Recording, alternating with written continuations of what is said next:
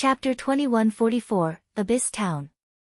Once Shifeng made his selection, another system notification rang in his ears. System, you have selected to transfer Stone Forest Town to the specified location. Transfer conditions met. System, Stone Forest Town will be closed off in 1 minute. Estimated transfer time is 30 minutes. Players will not be able to enter the specified transfer area during this time. You will automatically be teleported out of the transfer area in 10 seconds. Half an hour, huh? When Shifeng heard the system notification, he could not help his growing excitement. Nothing was more important to the various large guilds than resources and experts. As long as Stone Forest Town's transfer completed smoothly, it would become even more important than Zero Wing City. The guild town would even generate more profit than the city. While Shifeng considered his next step, he was transported out of the magic barrier. Meanwhile, back in Star Moon Kingdom's Stone Forest Town, the players in the town were in an uproar. What's going on? Stone Forest Town is moving to another location. Crap. I just got here to level up. What is Zero Wing trying to do? Stone Forest Town has just begun to recover, yet Zero Wing is moving it elsewhere. Does Zero Wing think the town will attract more players if it's in another location? This is a scam. We need to boycott Zero Wing. The guild's abandoning new players just to become more popular. I won't ever set foot in a Zero Wing town again. We'll see how long Zero Wing lasts if no one visits its towns. The players in Stone Forest Town fell into heated discussions when they received the system notification about the town's relocation. The players new to God's domain were particularly boisterous. Stone Forest Town was still a holy ground for players between level 30 and 50. Not only was the town next to a low-level Azura mode regional dungeon, but it also had everything low-level players could need or want. Not even NPC cities could rival Stone Forest Town's benefits for low-level players. However, before they had the chance to enjoy these benefits, the system had announced Stone Forest Town's transfer to another location. This meant the time they had spent trying to reach the town had been for nothing. Meanwhile, news of Stone Forest Town's relocation quickly reached Star Moon Kingdom's various major powers. What? Zero Wing is moving Stone Forest Town to another location. Stone Forest Town's popularity has only begun to recover. It's still earning a significant magic crystal profit each day, yet Zero Wing wants to relocate the town. Has the guild found a better location? I want this investigated immediately.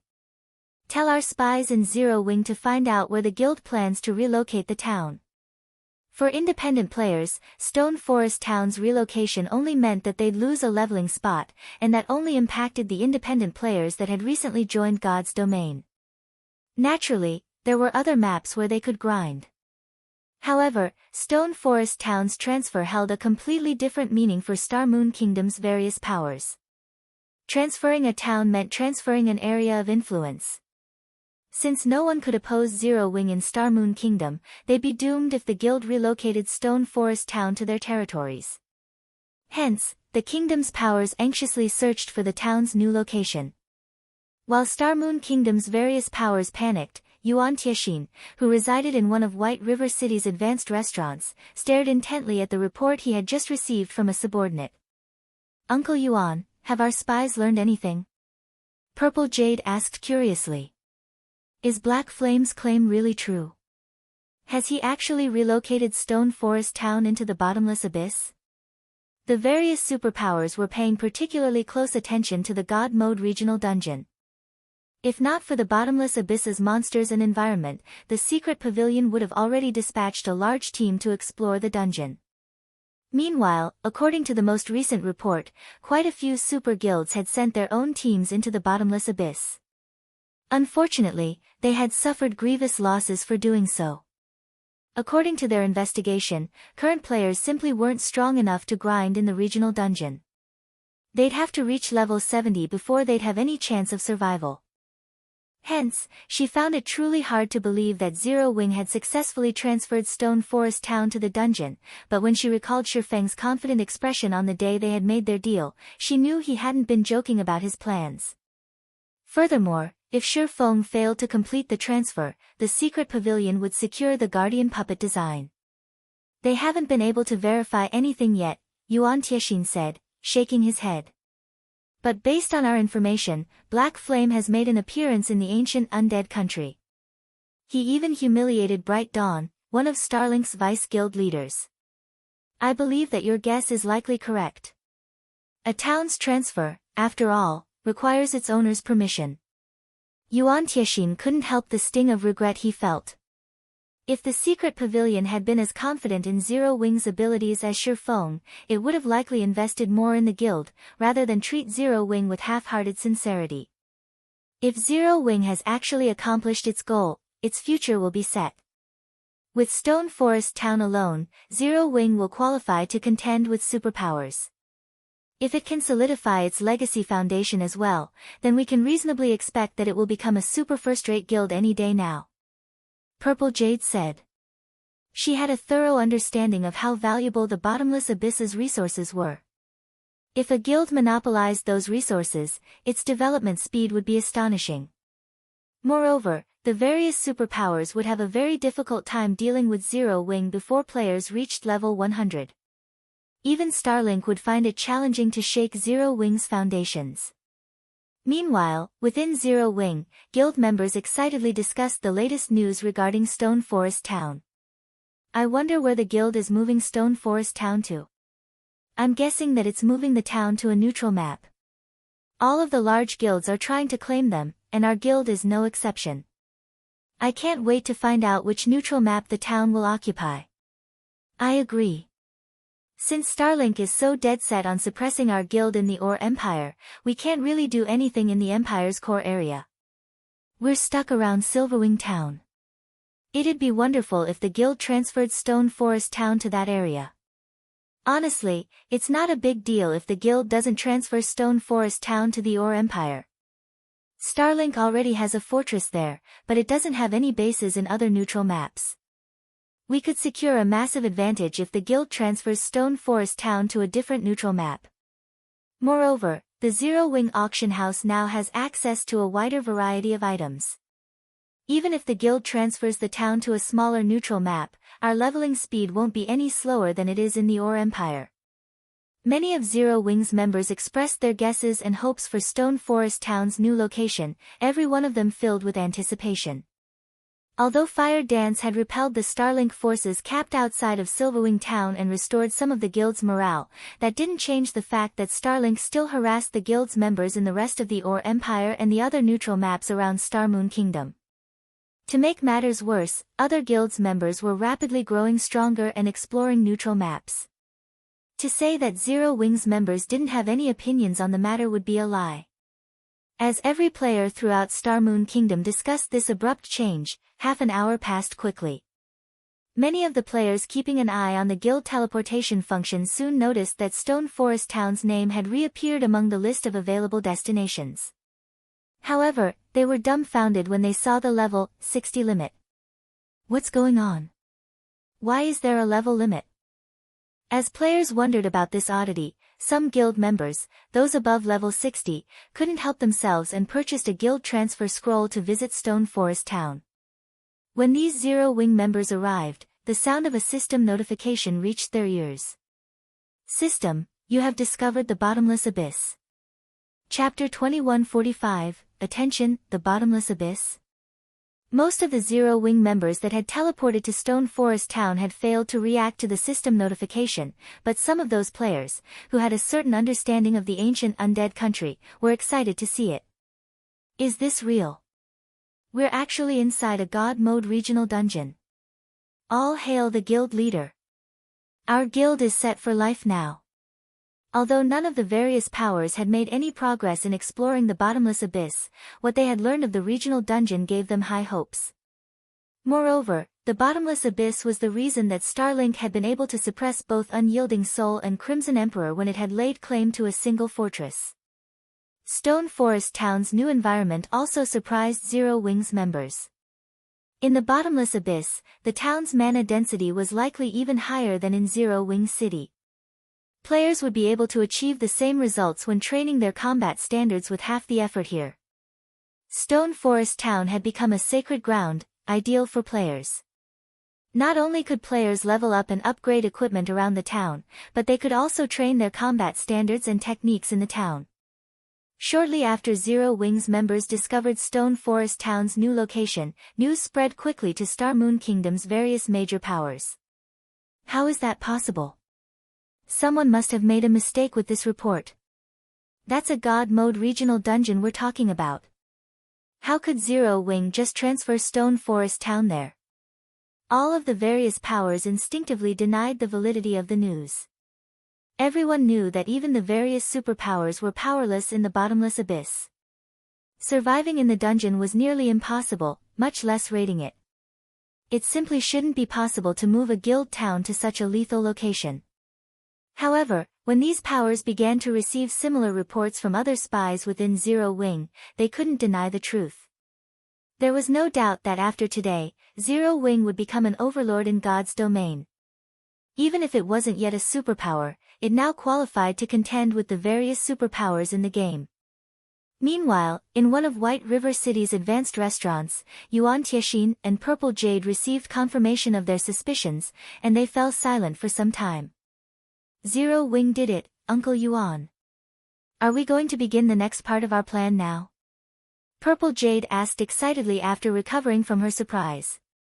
Although she had known that Shifeng hadn't lied to them, she couldn't help the surprise and admiration she felt once he had actually made good on his promise. Notify our subordinates and tell them to organize the necessary manpower to visit Stone Forest Town. We need to secure the bottomless abyss before the other superpowers have time to prepare, Yuan Tiexin nodded.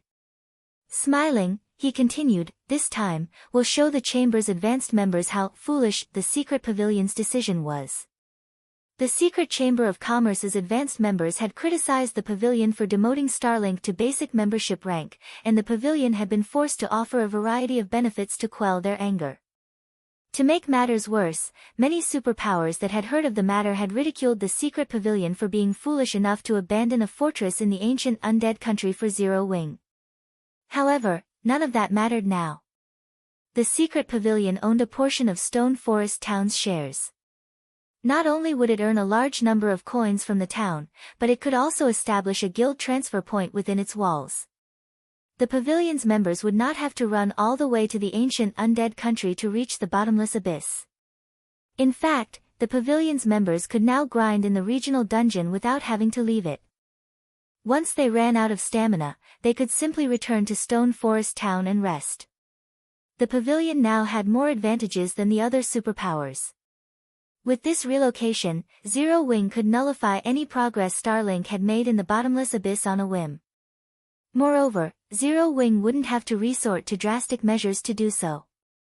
As long as the guild barred Starlink's members from Stone Forest Town, allowing others in, Starlink would fall behind. If the situation persisted, it would even affect Starlink's position in the Dark Knight Empire.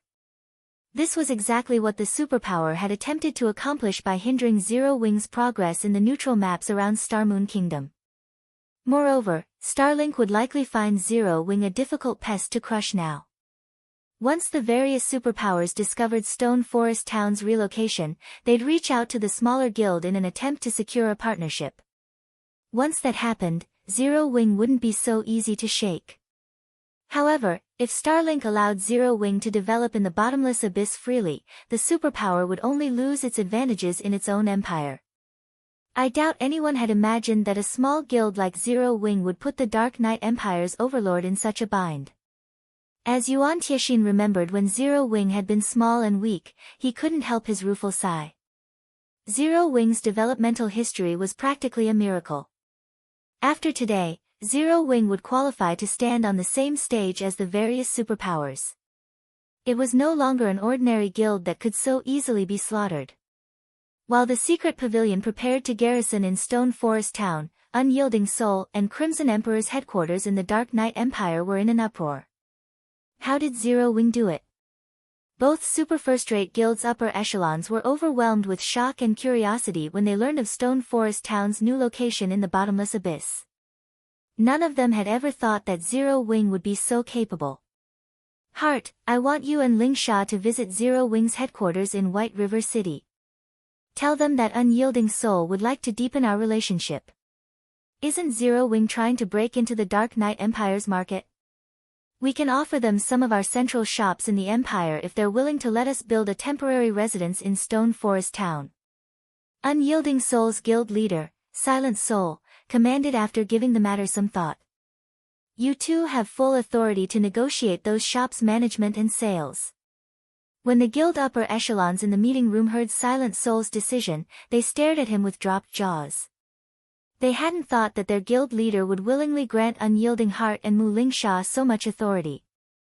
Financial strength was the most important aspect when running a guild as large as Unyielding Soul. The profits from the guild's shops were particularly crucial. Shops were a guild's lifeblood, and the fact that Silent Soul had given Unyielding Heart and Mu Lingsha control of the guild's lifeblood meant he had granted them the authority that was only second to his, the guild leader. Unyielding Soul wasn't the only superpower interested in cooperating with Zero Wing. Superpowers throughout God's domain promptly made their way to Star Moon Kingdom's White River City as well. Chapter 2146, General Trend. Ancient Undead Country, Psychedelic Forest. How can this be? Utter shock assaulted Bright Dawn as he read the latest report on Zero Wing. It had only been a few hours since his encounter with Black Flame, yet in that time, the swordsman had relocated Stone Forest Town into the Bottomless Abyss. No matter how he looked at it, the situation felt like a dream.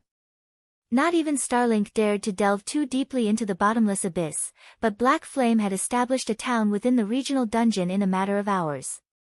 Starlink had invested an astronomical amount of manpower and resources to secure a fortress in the ancient undead country, but none of its effort could even compare to Black Flame's alone. Many superpowers had already begun to make their way to White River City to negotiate with Zero Wing due to the guild's latest success. Needless to say, they all wanted a cut of Stone Forest Town's shares and a temporary guild residence within the town. If Zero Wing agreed and accepted these superpowers' help, Starlink wouldn't be able to continue its assault against the enemy guild. Moreover, Starlink's development would descend into the pits of hell due to Stone Forest Town's prosperity.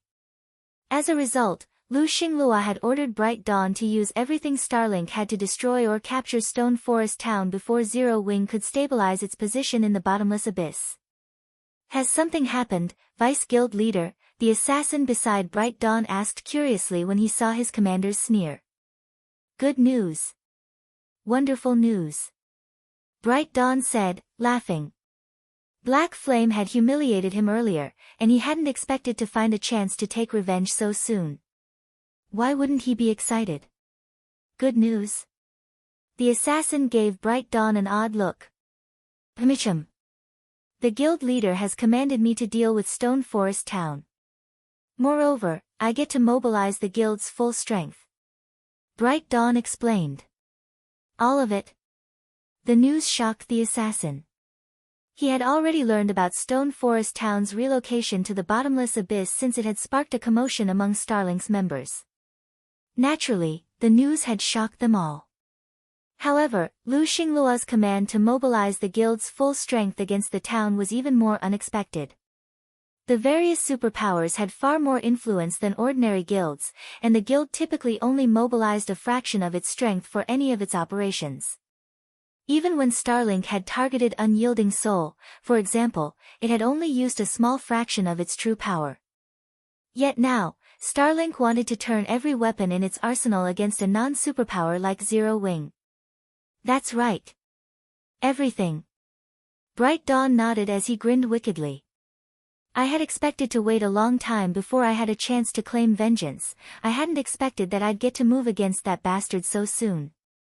Hopefully, Black Flame doesn't run from me too quickly. Dealing with an established town was normally even a headache for superpowers like Starlink. But if Starlink employed the guild's full power, taking down a guild town would be a piece of cake. Not even advanced towns would pose much of a challenge. Furthermore, Stone Forest Town had just completed its transfer. Its defenses weren't as strong as usual since hardly any players currently occupied the town. Although not a lot of players could traverse the bottomless abyss's complex terrain at once, destroying or capturing a town didn't require a full army. A sufficient number of peak experts and powerful tools would be enough to complete the task. Notify the fortress and have them deliver this list of items. I also want you to summon our old monsters and all of the peak experts in the fortress. Bright Dawn commanded. The assassin's eyes glowed as he began to contact the necessary personnel. Although Bright Dawn was responsible for handling the guild's affairs in the ancient undead country, the peak experts and old monsters in the fortress weren't under his control, not to mention the tools within the fortress. Every one of those tools would be a strategic missile on an open battlefield. They simply shouldn't be used unless absolutely necessary. Meanwhile, a team of 100+ players used the undead forest's trees as cover while they observed Stone Forest Town. Boss, you really are impressive. Sparing and following the Purple Shadow Adventurer team actually led us to Zero Wing's Stone Forest Town.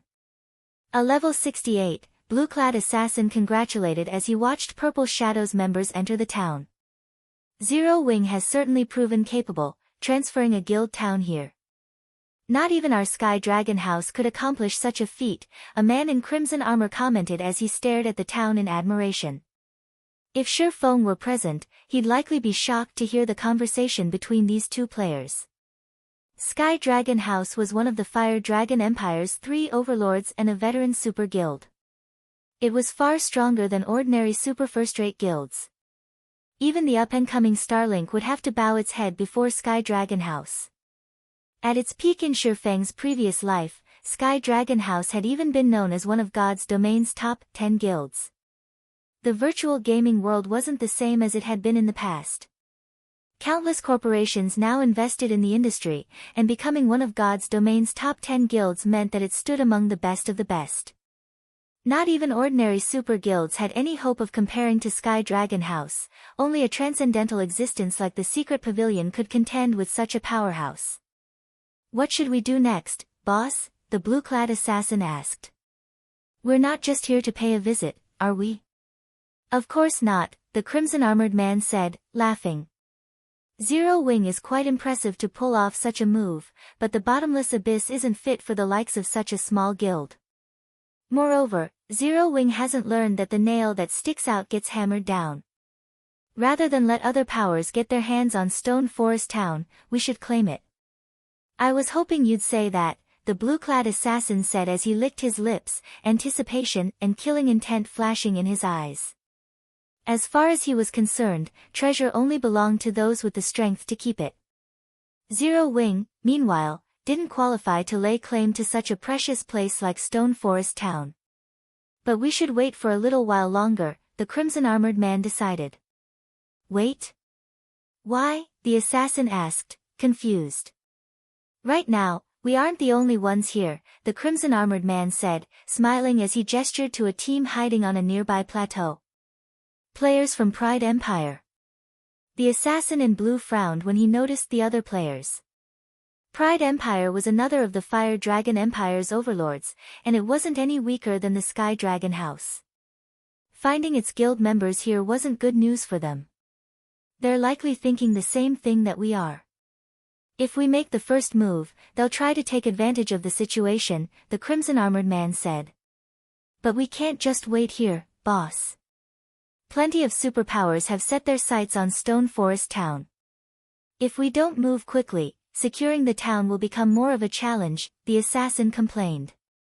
Before the man in crimson armor could reply, he received a message. Sure enough, they've discovered us, the crimson-armored man reported, chuckling as he read the message. Moreover, they're taking the initiative to ask for our help in securing Stone Forest Town. What? They actually want to cooperate? The assassin was surprised to hear it. The Sky Dragon House and Pride Empire were rivals. Although their two guilds had very few public confrontations, they constantly fought in secret. This could work, too. Rather than waste each other's time, we might as well work together to claim the town before more competitors show up, the crimson-armored man said after giving the matter some thought. Tell everyone to get ready. Understood. Although the blue-clad assassin didn't like the idea of working with his guild's rival, he had no choice but to obey his commander's orders. Under the crimson-armored man's command, the team from Sky Dragon House snuck towards Stone Forest Town while the Pride Empire's members did the same. Chapter 2147, Stone Forest Town Promoted. When the Purple Shadow team followed Shifeng into Stone Forest Town and saw the large number of level 70+ monsters wandering outside of its walls, they were flabbergasted. Experts like Late Autumn and Colorful Fruit were especially stunned since they knew far more than the adventurer team's ordinary members. They recognized how amazing it was to establish a guild town in the bottomless abyss. With this advantage, Zero Wing would likely become the leading force in the God Mode regional dungeon. As they entered the town, the mana density within surprised them further. It was simply unprecedented. Moreover, Stone Forest Town's mana wasn't nearly as chaotic as it was in the rest of the bottomless abyss. Not only did the mana soothe their spirits, but it also made them feel far more agile. They felt that they could easily exhibit even greater combat power than outside of the regional dungeon. If they could train their combat techniques, skills, and spells here, their efforts would yield far better results than normal. Weapons and equipment might be very important, but these external factors weren't nearly as integral to expert players as internal strength. Commander, the mana in this town has sharpened my senses by at least 10%. If we could train here, out-adventurer team's overall strength could reach a whole new level in less than a month. Colorful Fruit exclaimed. Generally, high mana density only allowed players to clear their minds and remain calm under pressure, but once it was dense enough, it could sharpen players' senses as well, although not by much. The fact that Stone Forest Town's mana was so dense that players' 5 senses were 10% more acute than normal was astonishing. Naturally, sharpened senses would be a massive help to players.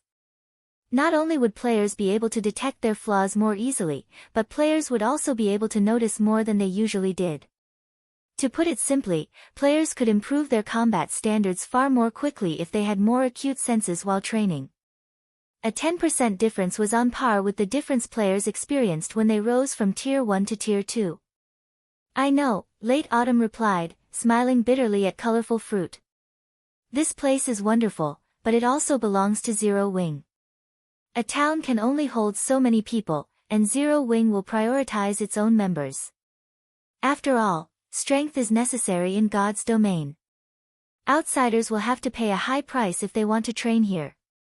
With our adventurer team's current strength, I'm afraid that.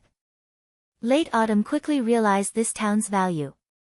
Of all the towns and cities he had seen before, Stone Forest Town was undoubtedly the best place for training.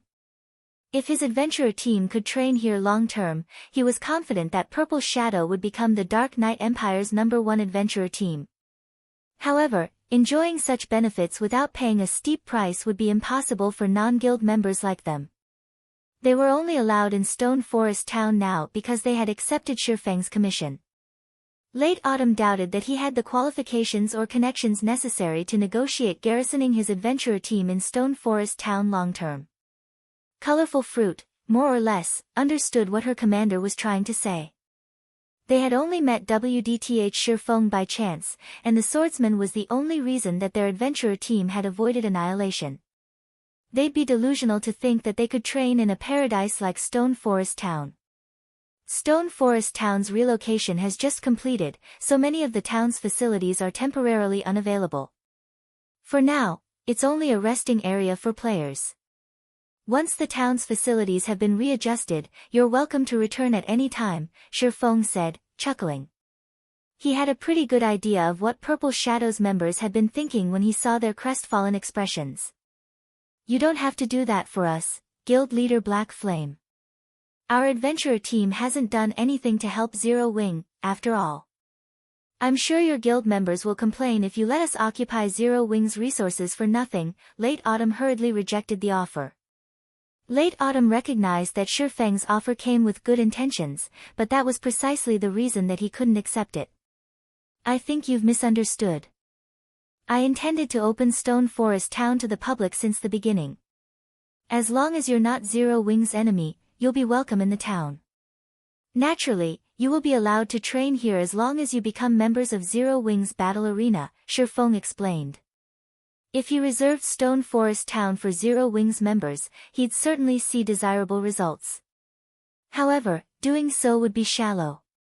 First, level 100 wasn't the maximum level in God's domain, and second, the town's growth was far more important than monopolizing its benefits. Are you serious, Guild Leader Black Flame? Colorful Fruit could not help but ask. None of the various major powers would share such a paradise with outsiders, but based on Shifeng's claim, he even planned to cater to ordinary players in the town. This was simply madness. Of course. Why would I joke about something like that? Shifeng asked, chuckling. Shifeng's response rendered Purple Shadow's members speechless. He acted as if such a crucial matter were insignificant. Late Autumn couldn't help his budding admiration for both Shifeng and Zero Wing as a whole. Not even the various superpowers would likely be so this generous. While Purple Shadow's members rested in Stone Forest Town, Zero Wing's members began to flood in. Yuan Tianxin and his entourage arrived shortly after. Due to the agreement with Shifeng, the secret pavilion established a temporary residence in Stone Forest Town, allowing the pavilion's members to teleport to the town freely. However, it was only temporary. After multiple system updates, the main god system had placed many restrictions on temporary residences.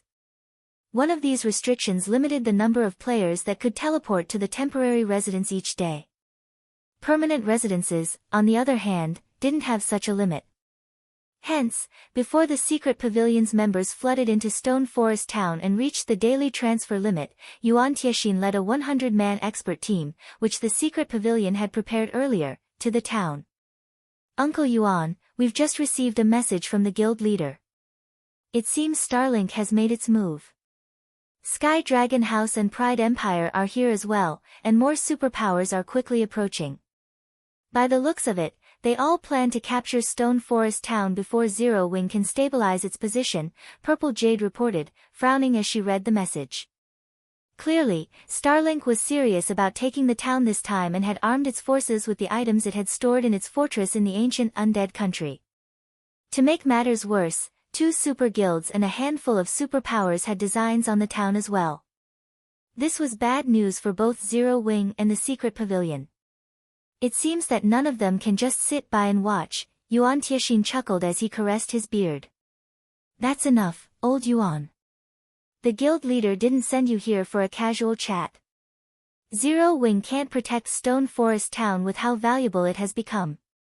We'll have to contribute the most to its defense. Notify Black Flame and inform him that we'll have to renegotiate Stone Forest Town's shares, a white-haired old man reprimanded Yuan. I understand, but I believe it's too soon to discuss that with Zero Wing. We should wait and let Zero Wing realize its predicament. Then, I'll have an advantage in the negotiations, Yuan Tianxin said, sighing as he gazed at the distant Zero Wing residence.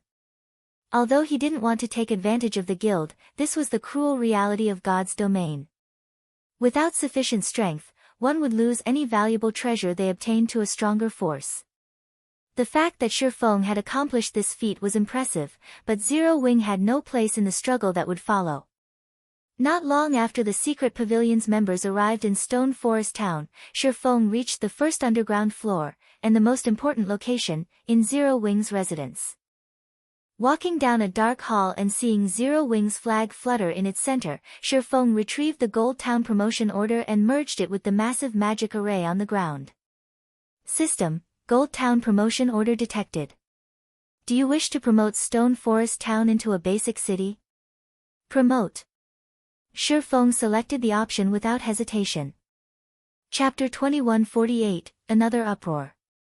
Inside Zero Wing's residence in Stone Forest Town. After Shifeng chose to promote Stone Forest Town, 2 gigantic magic arrays suddenly appeared, one in the air and the other on the ground, enveloping the entirety of the town. The players inside Stone Forest Town could not help but grow nervous at the sight. What's going on? Yuan Tianxin looked in confusion at the magic array above him. Although he did not have a great understanding of magic arrays, the one above him was no doubt the largest he had ever seen. Moreover, the mana flowing around it was actually visible. The intensity of its aura also greatly surpassed that of mythic monsters. While everyone was panicking over this sudden development, a system notification suddenly entered the ears of every player inside Stone Forest Town. System: Stone Forest Town has been promoted to a basic city. You will be teleported out of Stone Forest Town in 30 seconds. Everyone in Stone Forest Town immediately fell into a daze upon receiving the system notification, wondering whether or not they had heard wrong. How? Stone Forest Town actually got promoted into a city? No one could believe this was true. The Secret Pavilion's members, in particular, were dumbfounded by this situation. Impossible. To become a city, a town needs not only sufficient defensive structures and an astronomical amount of popularity but also a large number of permanent residents. Stone Forest Town just transferred to this place, so how could it possibly get promoted to a basic city? The white-haired old man from the Secret Pavilion yelled in denial. Everyone else from the Secret Pavilion very much agreed with this old man's words. After all, only a handful of people in the Secret Pavilion was more knowledgeable than this old man about the promotion of a guild town. Moreover, this old man was also one of the publicly acknowledged top 5 master town architects in God's domain, Easy Wind. A master town architect was, basically, a master architect. Although the architect subclass did not seem that amazing and was far from comparable to the forger and alchemist subclasses in terms of popularity, as players progressed in God's domain, the various major powers gained a greater understanding of the purpose of master architects. As a result, they also started placing greater importance on the architect subclass. This was because the development of guild towns often required advanced constructions. Moreover, the planning of a town was also extremely important. If carried out properly, it could accelerate a guild town's development substantially. Meanwhile, the guild towns built using Easy Wind's designs developed 30% faster than guild towns that used the default designs. Moreover, Easy Wind had even designed an advanced construction before. Due to Easy Wind's ability and accomplishments, his position in the Secret Pavilion was superior to even Yuan Tiexin's, who was constantly conducting negotiations and leading expeditions for the guild. When it came to discussing the development of guild towns, Easy Wind held more authority than even the Secret Pavilion's vice-guild leaders. In fact, the main reason why the Secret Pavilion had dispatched Easy Wind to Stone Forest Town was to help the town develop much more efficiently and become a guild city a little sooner. Now, however, it was obvious that Easy Wind had just wasted a trip in visiting Stone Forest Town. Before everyone could react to the system notification, they were already outside Stone Forest Town. Meanwhile, after snapping out of their daze, Zero Wing's members promptly burst out in enthusiastic acclamation. The second city. Our guild has a second city. Even super guilds don't have a guild city established in a neutral map right now. At this point, God's domain still didn't have that many guild cities. Moreover, practically all of these guild cities were owned by top-ranking superpowers. Now, however, Zero Wing actually possessed 2 guild cities. More importantly, Zero Wing's second city was established in the Bottomless Abyss, a God mode regional dungeon. Zero Wing could earn a fortune just by collecting entry fees in Stone Forest Town. After all, a guild city had much more space than a guild town. Let alone accommodating 1 million players, even accommodating 5 million players wouldn't be a problem. Previously, everyone from Zero Wing was still worried about whether Stone Forest Town could accommodate all the guild members who wished to grind in the Bottomless Abyss. Now, however, that no longer seemed to be a problem. Meanwhile, outside the forest, some distance away from Stone Forest Town, the members of Sky Dragon House and Pride Empire automatically halted their advance when they saw the 2 gigantic magic arrays enveloping Stone Forest Town and a large number of players suddenly materializing outside the town. Old Sheng, any information on your side? So many people actually got teleported out of the town. Is Stone Forest Town off limits to players? A tall, middle-aged man with short hair from Pride Empire's team asked as he looked at the crimson-armored man standing beside him. How would I know? Not to mention, since when is Pride Empire's information network slower than Sky Dragon House's, the crimson-armored man replied, rolling his eyes at the short-haired man dressed in exquisite mage robes.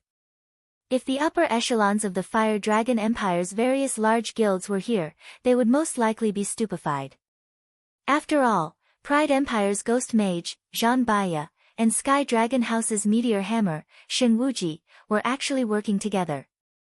If news of this matter spread, it would definitely shock the entire Fire Dragon Empire. Ghost Mage and Falling Meteor were both capable generals of their respective guilds.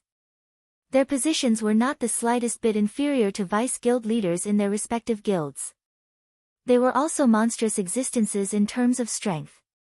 If these two monsters cooperated, even superpowers would have to be extremely careful of them. Meanwhile, shortly after their exchange, both of them received a message at the same time.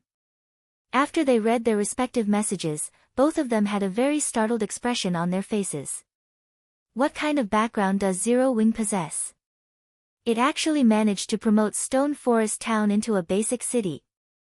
Jean Baya could not help but gaze at the distant Stone Forest Town in puzzlement. According to the information that Pride Empire acquired, Stone Forest Town had definitely been promoted into a basic city. Pride Empire had a guild city of its own, so it knew just how difficult promoting a guild town to a guild city was. Pride Empire had mobilized all its resources in order to attain its guild city. Yet, now, Zero Wing had actually succeeded in promoting Stone Forest Town into a guild city. Old John, what does your side plan to do? Shen Wuji asked after he finished reading his own message. They gave me only 4 words, Jean Baya replied. No matter the cost. Mine said roughly the same thing too, Shen Wuji said, a bitter smile on his face. However, a basic city is different from an advanced town. The difficulty of capturing Stone Forest Town is many times greater than before. Only powers that owned a guild city would understand just how formidable it was. It was not only a gigantic ATM but also an impenetrable fortress. Just the city's built-in defensive magic array was already enough to render current players utterly powerless, not to mention the large number of high-tiered NPC soldiers inside the city. Fortunately, promoting a town did not grant a protection period.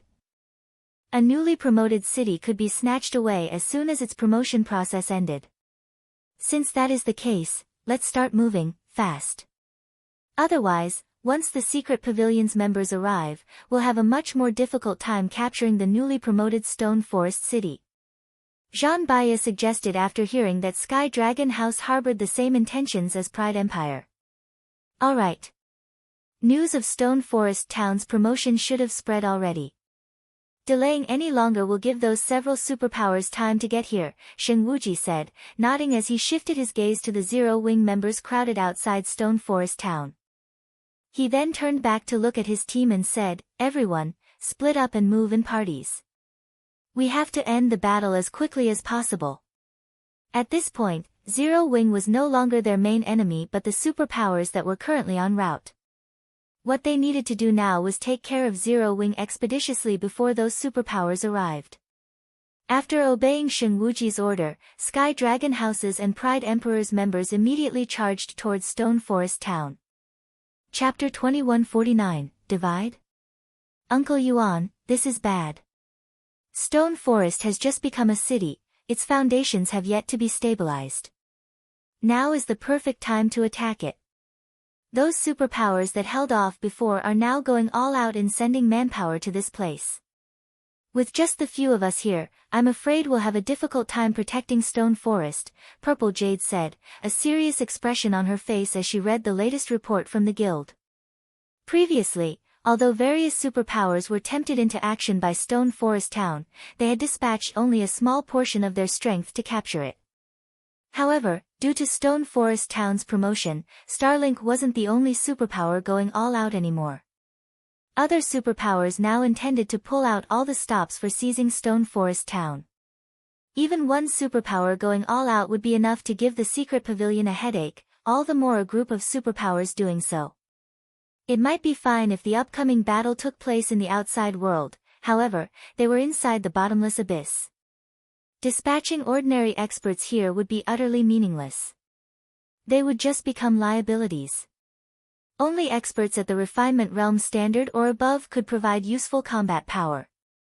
However, the total number of refinement realm experts the various superpowers had easily surpassed that of the secret pavilion. This black flame. Why didn't he inform us of this promotion beforehand? We are in a tight spot now. At this moment, Yuan Tiexin was also suffering a huge headache over this matter. Prior to Stone Forest's promotion, the town provided Zero Wing with a significant number of advantages in the Bottomless Abyss, but it did not put the guild in an absolutely advantageous position. After all, a town could accommodate only a very limited number of players. However, with Stone Forest Town's promotion, Zero Wing now essentially held full control over the entire Bottomless Abyss. How could this situation not make the various superpowers desperate and force them to go all out to capture Stone Forest Town? With this, even the secret pavilion would not be absolutely certain of defending Stone Forest Town. Uncle Yuan, the scouts we dispatched into the periphery have discovered Sky Dragon House's and Pride Empire's members. They're moving in our direction and will arrive in less than 5 minutes, Purple Jade said anxiously as she read her subordinate's report. They've finally appeared. Do you know who's leading them? Yuan Tiexin was not particularly surprised by this revelation. After all, the secret pavilion had long known about the presence of these two super guilds in the Bottomless Abyss. Otherwise, the secret pavilion wouldn't have sent a team to Stone Forest Town as soon as teleportation to the town became available. There's Xing Wuji and Zhan Baya. By the looks of it, the two of them are working together, Purple Jade said, her complexion darkening. Xing Wuji and Zhan Baya were well-known monster-level experts in God's domain. Moreover, the teams they led were only second to their respective guilds' main forces. Even the team that the secret pavilion sent to Stone Forest Town would have trouble dealing with just one of these teams, let alone both at the same time. Why is it them? Yuan Tiexin's face sank when he heard the names of these two people. We don't have a choice. Jade, relay this matter to the guild leader immediately and have him send over as many players as possible. Also, go and stop those two. I'll meet with Black Flame to notify him about the severity of the matter. Hopefully, he'll make the correct decision quickly. The situation was now out of the secret pavilion's control. The only way left to defend Stone Forest Town was to get Shifeng to hand over more of Stone Forest Town's shares and use these additional shares to recruit other superpowers into their alliance. Otherwise, only death awaited them. I'll head over immediately. Purple Jade nodded. She then led the secret pavilion's team to stop Xing Wuji and Zhan Baya. Meanwhile, under Xing Wuji and Zhan Baya's command, Sky Dragon House's and Pride Empire's members were like fierce tigers that had just been released from their cages. Unlike the combat methods usually employed by players fighting in teams, Sky Dragon House's and Pride Empire's members split into 6-man parties, which moved independently of each other as they traversed the undead forest. They did not try to focus their strength on a single point to break through Zero Wing's defenses. From an outsider's perspective, this method of combat would look very silly, as it allowed others to exploit it very easily. However, those who were aware of these two teams' history would understand that these teams were not executing such a combat method out of foolishness at all. Instead, their doing so was due to their absolute confidence in their strength. Moreover, when traveling through a forest, players could move much more quickly in small parties instead of large teams. This was especially true for the players Xing Wuji and Zhan Baya led. They were akin to lively monkeys as they traversed the undead forest, moving very swiftly and leaving no traces behind. When these two teams got within 500 yards of the city and were about to exit into the clearing that surrounded it, Purple Jade's 100-man team halted their advance. Little Missy, although you are the secret pavilion's prodigy, do you really think you can stop both our teams with just these few people? Xing Wuji, who currently perched atop a tree, asked as he looked down at Purple Jade. He did not hurry to take action. Instead, he quietly observed the young woman standing in the clearing before him. I have constantly been hearing that the secret pavilion has produced an amazing genius recently. After getting a look myself, you really are extraordinary. You're already a peak expert at such a young age. Unfortunately, I'm afraid you're still not enough to stop the both of us, Zhang Baiya said as he walked out of the forest.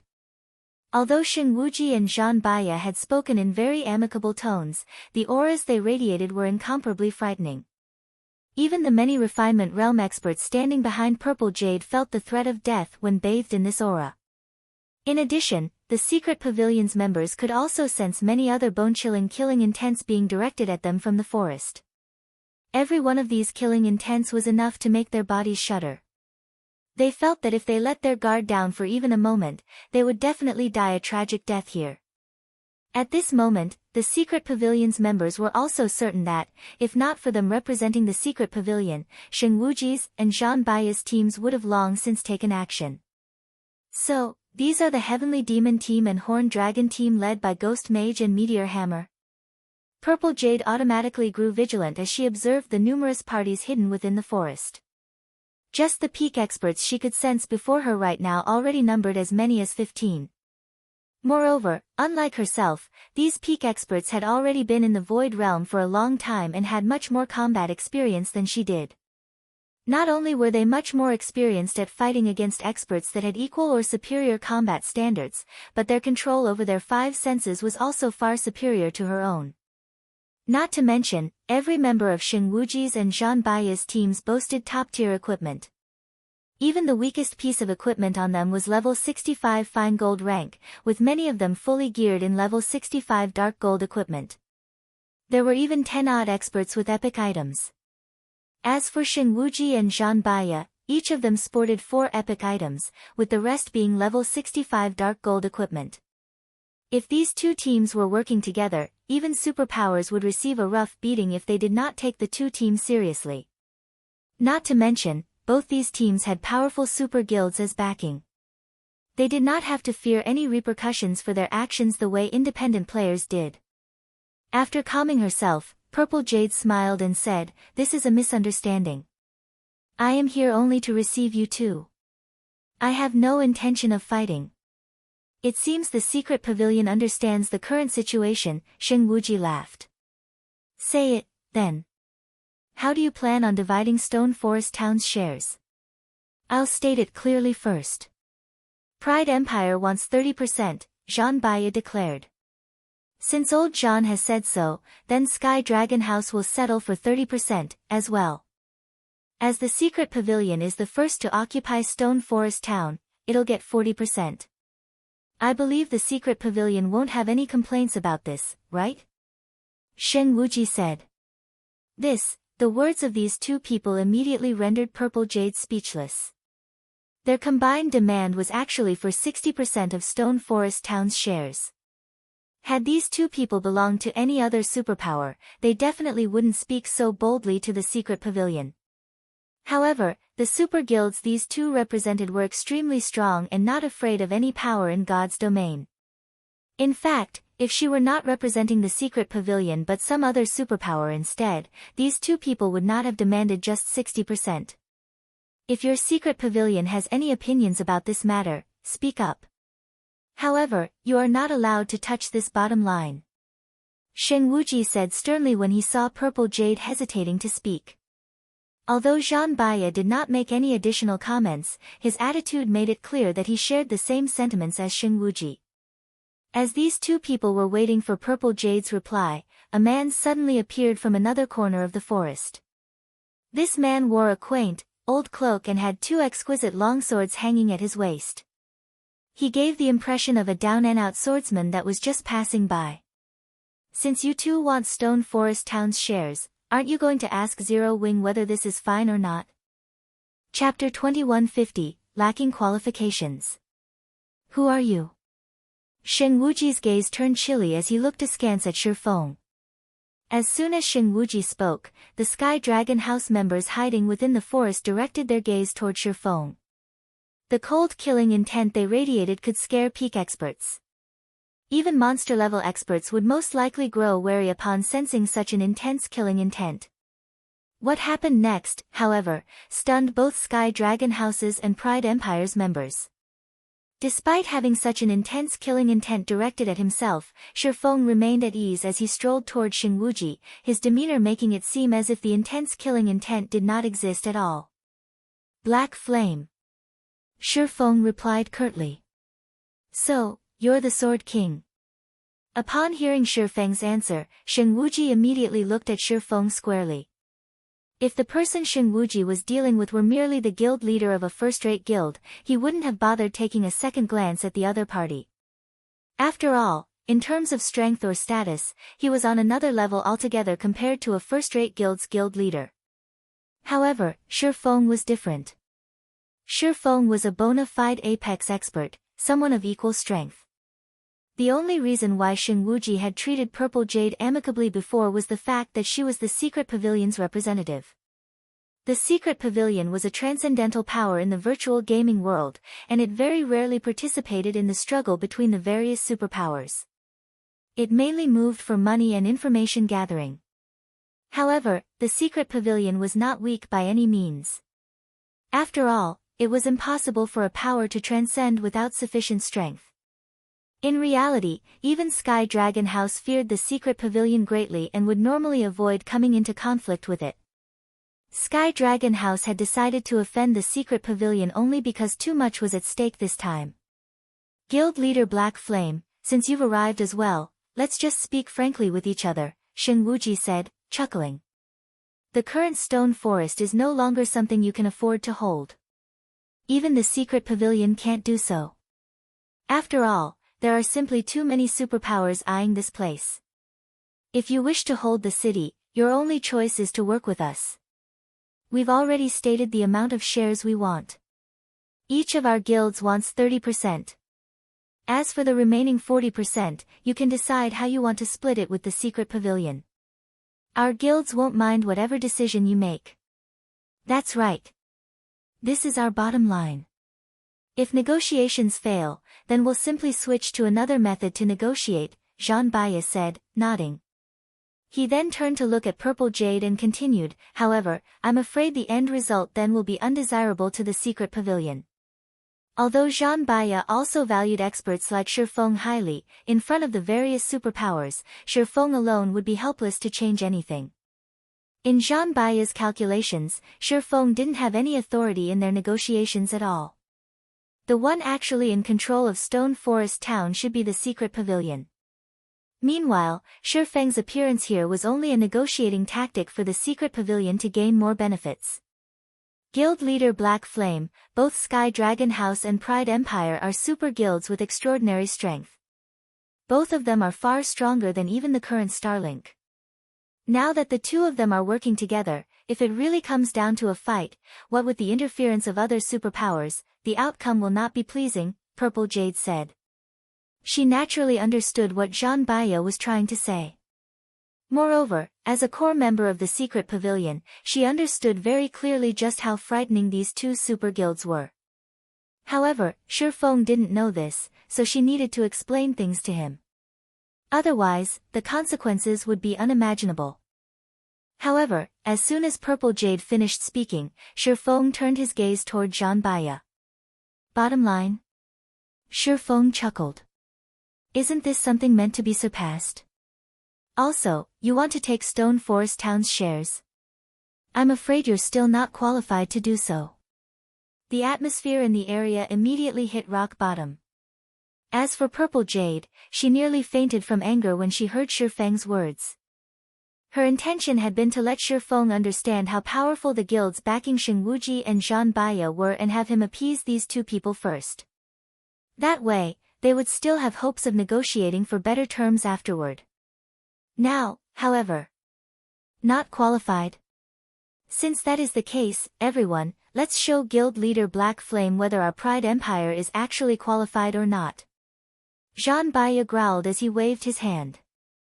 Immediately, the Heavenly Demon team members hidden in the forest sprang into action. Over 20 level 66 plus melee experts instantly surrounded and attacked Shifeng. The coordination between these melee experts was excellent. They evenly split their attacks into 4 stages, with every member taking on a specific role in the assault, some focused on executing defensive maneuvers, and some focused on offense. As veterans of the battlefield, their assault was void of any flaws that could be taken advantage of. Even domain realm monsters would have a headache dealing with such a coordinated attack. It seems he is still too young. He must think that nobody can stop him, now that he has reached the domain realm. Sheng Wuji sent Shifeng a look of pity when he saw the coordinated assault of Pride Empire's experts. It was very rare for someone to reach the domain realm at Shifeng's age. Hence, those that did manage to accomplish such a feat would generally feel that they were invincible existences and would not put anybody in their eyes. Unfortunately, Shifeng's opponent this time was the Heavenly Demon Team, a team that constantly fought monster-level experts. It was entirely different from the expert teams of other superpowers, which possessed only extraordinary combat power but not experience fighting monster-level experts. The Heavenly Demon Team's members understood very clearly not only the combat methods of domain realm experts but also how to counter such combat methods. Moreover, the leaders of the 20-plus melee players attacking Shifeng right now were 2 peak experts that were just 1 step away from reaching the domain realm. Either of them was more than capable of fighting domain realm experts to a standstill for quite some time. If they coordinated with each other and received aid from other teammates, they were fully capable of taking down a domain realm expert. Hence, whenever the Heavenly Demon Team succeeded in surrounding a domain realm expert, the fight generally ended with the domain realm expert's defeat. If a monster-level expert from the older generation came across the Heavenly Demon Team, they would generally pay attention to their positioning. They definitely wouldn't allow the Heavenly Demon Team to surround them. However, Shifeng was far too young. Furthermore, he was someone that came from a minor power that had no background whatsoever, so it was normal for him to be ignorant of the Heavenly Demon Team. Otherwise, he definitely wouldn't have committed such a low-level mistake. Meanwhile, when Purple Jade saw that Shifeng was surrounded, her complexion darkened immediately. She was well aware of just how powerful the Heavenly Demon Team was and the team's many exploits. Hence, she knew that Shifeng was now in an extremely precarious situation. She immediately unsheathed her sword, intending to reinforce him. However, before she could even take a step forward, she suddenly felt a chilling gaze directed at herself and the threat of imminent death. Her body froze up on instinct. "Little Missy, I advise you not to take action. This matter is between Zero Wing and Pride Empire. If you make a move, then I'll have no choice but to take action as well," Sheng Wuji warned slowly. Upon hearing this, Purple Jade had no choice but to abandon her thoughts of helping Shifeng. Judging by Sheng Wuji's phrasing, she deduced that there was still ground for recovery. This fight was being regarded as only a small friction between Zero Wing and Pride Empire. If she were to intervene, however, the fight would take on a whole different meaning. The secret pavilion would be standing in direct opposition to both Sky Dragon House and Pride Empire. Then, there would no longer be any room for negotiations. When Purple Jade resumed her previous stance, Sheng Wuji nodded in approval before returning his gaze to Shifeng. He was eager to see just how far Shifeng had progressed in the domain realm. At their standard, strength could no longer be determined using common sense. Even if Shifeng was killed multiple times today and lost a significant amount of progress, he could still climb back up to prominence one day. After all, opportunities that ordinary experts found hard to attain could be easily secured by experts of their standard. In fact, domain realm experts could almost certainly secure any opportunities they came across. Their levels and equipment standard wouldn't pose a hindrance to them. This was also the reason why the various superpowers abhorred dealing with domain realm experts. In the next moment, 2 peak experts and 6 flowing water realm experts from the Heavenly Demon Team launched a pincer attack on Shifeng. The 2 peak experts focused only on offense while the 6 flowing water realm experts divided their roles between offense and defense. As for the other melee players, they focused on preventing the swordsman from escaping the encirclement. They were all ready to trade blow for blow with him. When dealing with a peak expert that abandoned defense and focused solely on offense, even domain realm experts would have to tread carefully.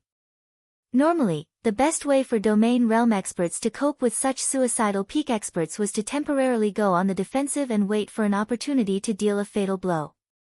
Now, however, Shifeng had to deal with not only 2 Void Realm experts and 3 Flowing Water Realm experts, all of whom were attacking him, hell-bent on mutual destruction, but also 3 Flowing Water Realm experts defending these 5 suicidal experts. However, contrary to everyone's expectations, even when the great swords of the 2 peak experts were about to land on Shifeng's body, the swordsman still showed no signs of wanting to dodge the attacks at all. Instead, he brandished his 2 swords and greeted the incoming attacks in battle. 2 bright flashes entered everyone's eyes, followed by 2 loud metallic clangs.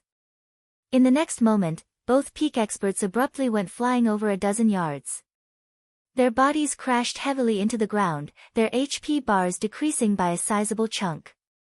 The arms of both peak experts also trembled violently as they stiffened up. Chapter 2151, Slaying the Heavenly Demon Team. The instant the 2 peak experts went flying, everyone in the Heavenly Demon team was stunned. The 6 Flowing Water experts supporting the 2 peak experts even forgot to attack Shifeng. They simply stared at the man before them in utter disbelief. If the 2 players Shifeng had just sent flying were any other peak expert, the 6 would, at most, be a little surprised. However, they knew exactly how powerful those 2 peak experts were. The 2 peak experts' combat standards aside, their weapons and equipment alone were already considered the best among the best in the current God's domain. Not only were both peak experts fully geared in level 65 dark gold equipment, but both of them also wielded epic weapons. Moreover, both peak experts were berserkers. In a competition of strength, they could clash directly even with their guild's domain realm experts, who boasted 3 or 4 epic weapons and equipment. Despite all that, Shifeng not only sent both of these peak experts flying but even caused their arms to stiffen up. How is his strength so high? Zhang Baiya was also stunned as he stared at Shifeng.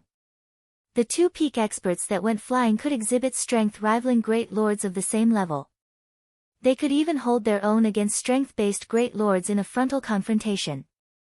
However, Shifeng effortlessly nullified the combination attack of the 2 peak experts, and sent both of them flying. Only Grand Lords of the same level could accomplish such a feat. A monster-level expert with the strength of a Grand Lord of the same level? After Zhang Baiya thought up to this point, his complexion turned incomparably grim. Before the Heavenly Demon team members could react to the unexpected development, Shifeng took a step forward, the 2 swords in his hands suddenly transforming into dazzling streaks of lights. In the next moment, a beautiful lotus of light bloomed around him. Swords Transmigration. 12 sword lights instantly cut through the 6 Flowing Water Realm experts standing idly around Shifeng. Although these 6 experts had sensed the attacks, the 12 sword lights were simply far too fast for them to react to. Moreover, the sword lights were accurately aimed at their defensive blind spots. In the end, they could only watch as the sword lights pierced through their bodies. A moment later, all 6 Flowing Water Realm experts collapsed at Shifeng's feet. The entire process had been so quick that the rear-line healers didn't even get a chance to start casting their healing spells. So strong. With this kind of speed and strength, even that old thing from our guild might be inferior to him, Xing Wuji exclaimed in astonishment. When Sky Dragon House's members heard Xing Wuji's comment, they could not help but stare at Shifeng in shock and horror. Xing Wuji was one of Sky Dragon House's main pillars. There were only 3 people in the entire guild that Xing Wuji would refer to as an old thing, and they were existences that even their guild leader had to treat with the utmost respect. As for the equipment these 3 people wore, all sorts of guesses were bandied about in the guild. However, the consensus was that each of these 3 people had at least 7 pieces of epic equipment on them. No doubt, they stood at the apex of God's domain in terms of equipment standards. Now, however, Xing Wuji actually said that Shifeng surpassed one of these 3 people in basic attributes. How could such a thing be possible? Nevertheless, these words had come out of Xing Wuji's mouth directly, so the Horned Dragon team's members had no choice but to accept them. After all, Xing Wuji was one of Sky Dragon House's monster-level experts. His insight and knowledge far surpassed their own. Since he said so, then there was a 90% chance that it was true. Only, they simply could not figure out how a small guild like Zero Wing managed to equip Shifeng to such an extent. Players needed to have compatibility with their weapons and equipment in order to wield them properly. Epic weapons and equipment were no exception to this. Players could strengthen their basic attributes by using weapons and equipment that were of a higher quality but had low compatibility. However, by doing so, they would not only fail to increase their combat power but even decrease it instead. From Shifeng's performance, it was evident that he was using weapons and equipment that were compatible with him. However, obtaining 7 or more pieces of epic equipment that had high compatibility was extremely difficult. The first reason was the rarity of epic items. The second reason was the high repetition rate of certain equipment parts. At this stage of the game, first-rate guilds might have 20 or 30 epic items, but the majority of these were for the head, top, and legs. Items for other parts of the body, such as capes, belts, and pauldrons, were in the minority. Some first-rate guilds might not even have epic equipment for these parts. Hence, players faced extreme difficulty obtaining 7 or more pieces of epic equipment that were compatible with them. Members of super guilds were no exception. Meanwhile, after Shifeng killed the 6 flowing water realm experts from the Heavenly Demon team, Zhan Baiya no longer dared to take the situation lightly. He immediately took out a bottle of purple gold potion. The potion's bottle was made out of mana stone, and the potion exuded dense mana that was palpable even from several dozen yards away. 4 other players from the Heavenly Demon team also took out the same potion and drank it. The instant the 5 players drank the potion, a purple gold divine rune suddenly appeared on their heads. The aura their bodies radiated also skyrocketed in intensity. What?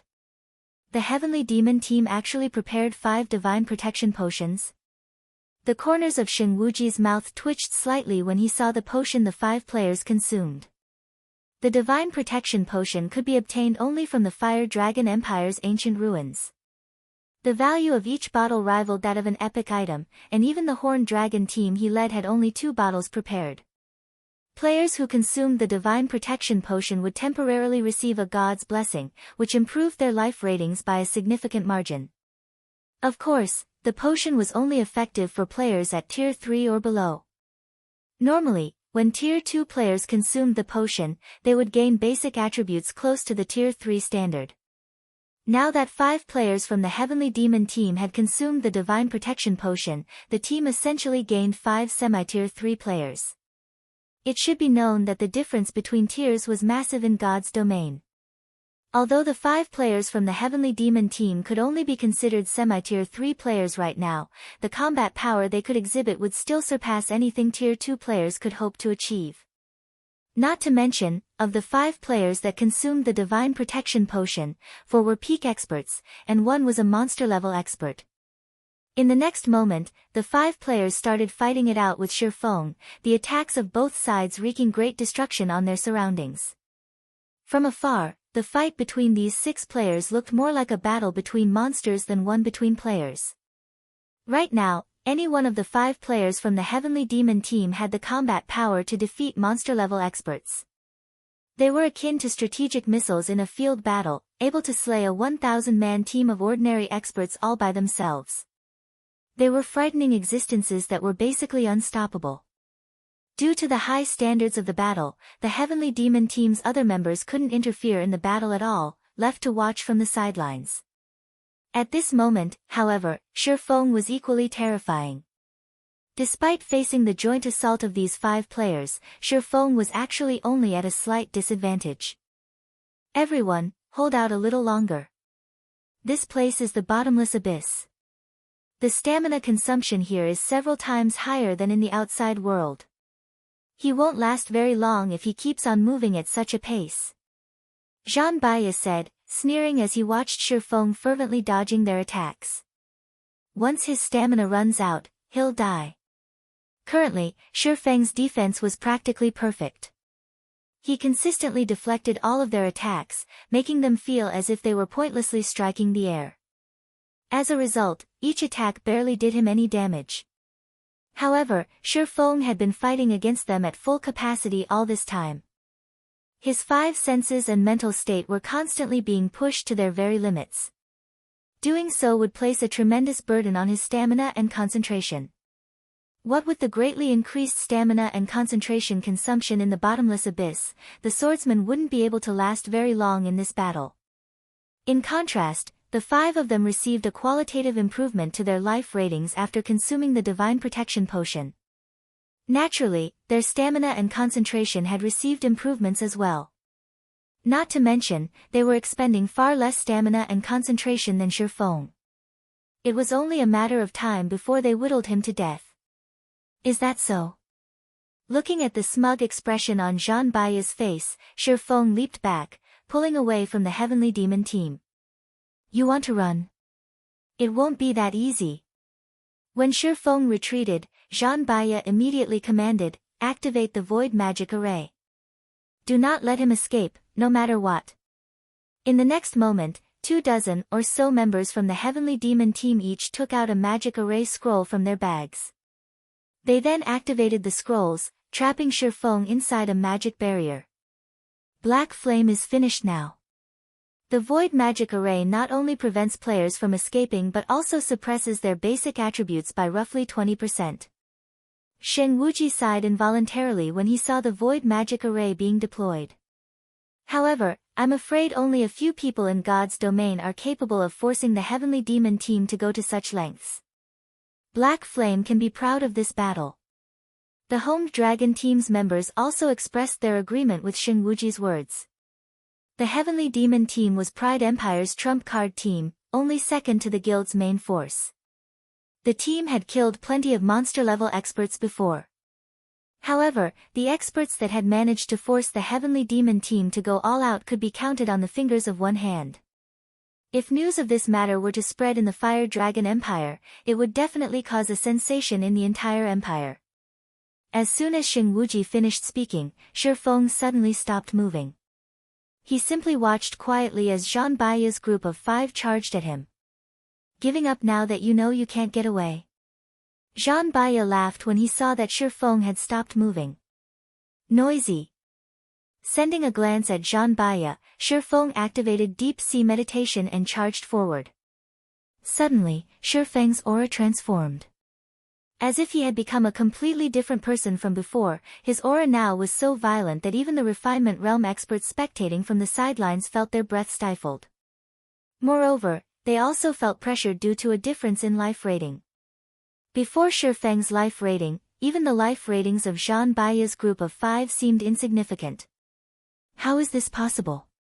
When Zhang Baiya felt Shifeng's aura, his gut actually warned him that he was no match for Shifeng.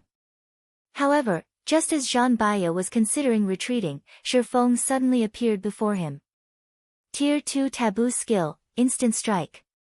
Swords Transmigration.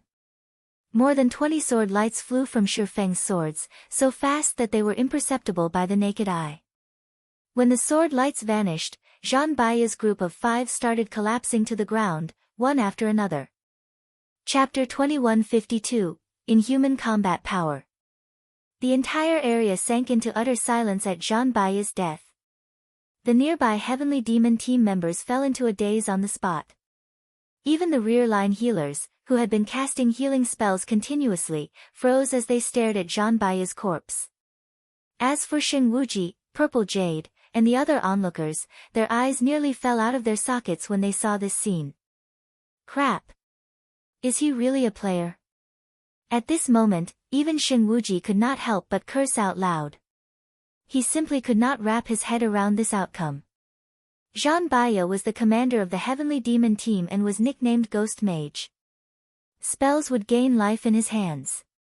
The way he connected and coordinated his spells was something even domain realm experts found difficult. Not to mention, he had also consumed the divine protection potion for this battle. Yet, Shifeng had still managed to kill Zhang Baiya in one hit. Moreover, he had struck so quickly that the latter didn't even have time to use any of his life-saving skills. What did he do? Purple Jade googled reflexively in utter disbelief as she looked at Shifeng, who was standing proudly on the battlefield. From start to end, the only thing she was certain of was that Shifeng had suddenly appeared before Zhang Baiya's group, followed by a dazzling flash crossing the distance between the two sides. Afterward, Zhang Baiya's group of 5 collapsed to the ground. Everything else that happened in between had escaped her 5 senses. It should be known that she had already reached the void realm. She could exert her 5 senses to their very limits and clearly perceive her surroundings. Even if an action was too fast for the naked eye, said action couldn't escape all of her senses. Even the old monsters of the secret pavilion couldn't accomplish such a feat. Nevertheless, she had actually failed to perceive Shifeng's actions. Meanwhile, back on the battlefield, after Shifeng killed Zhang Baiya's group of 5, he calmly shifted his gaze to the rest of the heavenly demon team and asked, "Do you still want to continue?" Although Shifeng did not speak very loudly, his voice carried, loud and clear, on the silent battlefield. Upon hearing Shifeng's words, the heavenly demon team members suddenly felt as if they had just received a death sentence, and all fell into despair. Even the 2 remaining peak experts of the team, who were originally preparing to take action, involuntarily lowered their heads. They avoided eye contact with Shifeng, lest he misunderstand and take it for a challenge. After all, if even a domain realm expert like Zhang Baiya was killed so effortlessly, what could the rest of them possibly do against Shifeng? Choosing to continue the fight now would only result in additional losses for the heavenly demon team. Immediately, the magic barrier enveloping Shifeng crumbled and disintegrated into countless particles of light. This scene stunned Yuan Tiexin, who had just arrived at the site of the battle, his mind unable to figure out what was going on. Previously, after Yuan Tiexin had explained the situation to Shifeng, Zero Wings Guild leader had rushed toward the location of Sky Dragon House's and Pride Empire's teams without hesitation. As Shifeng's speed was absurdly fast, Yuan Tiexin soon got left behind. While running toward the battlefield, Yuan Tiexin saw the magic barrier appear and immediately knew that the situation had gone south. Shifeng must have butted heads with the members of the 2 super guilds. Otherwise, a high-level magic barrier wouldn't have been used in such a place. However, only a few seconds after the magic barrier went up, it actually started disintegrating. Even Yuan Tiexin, with his bountiful experience, could not figure out what had just happened.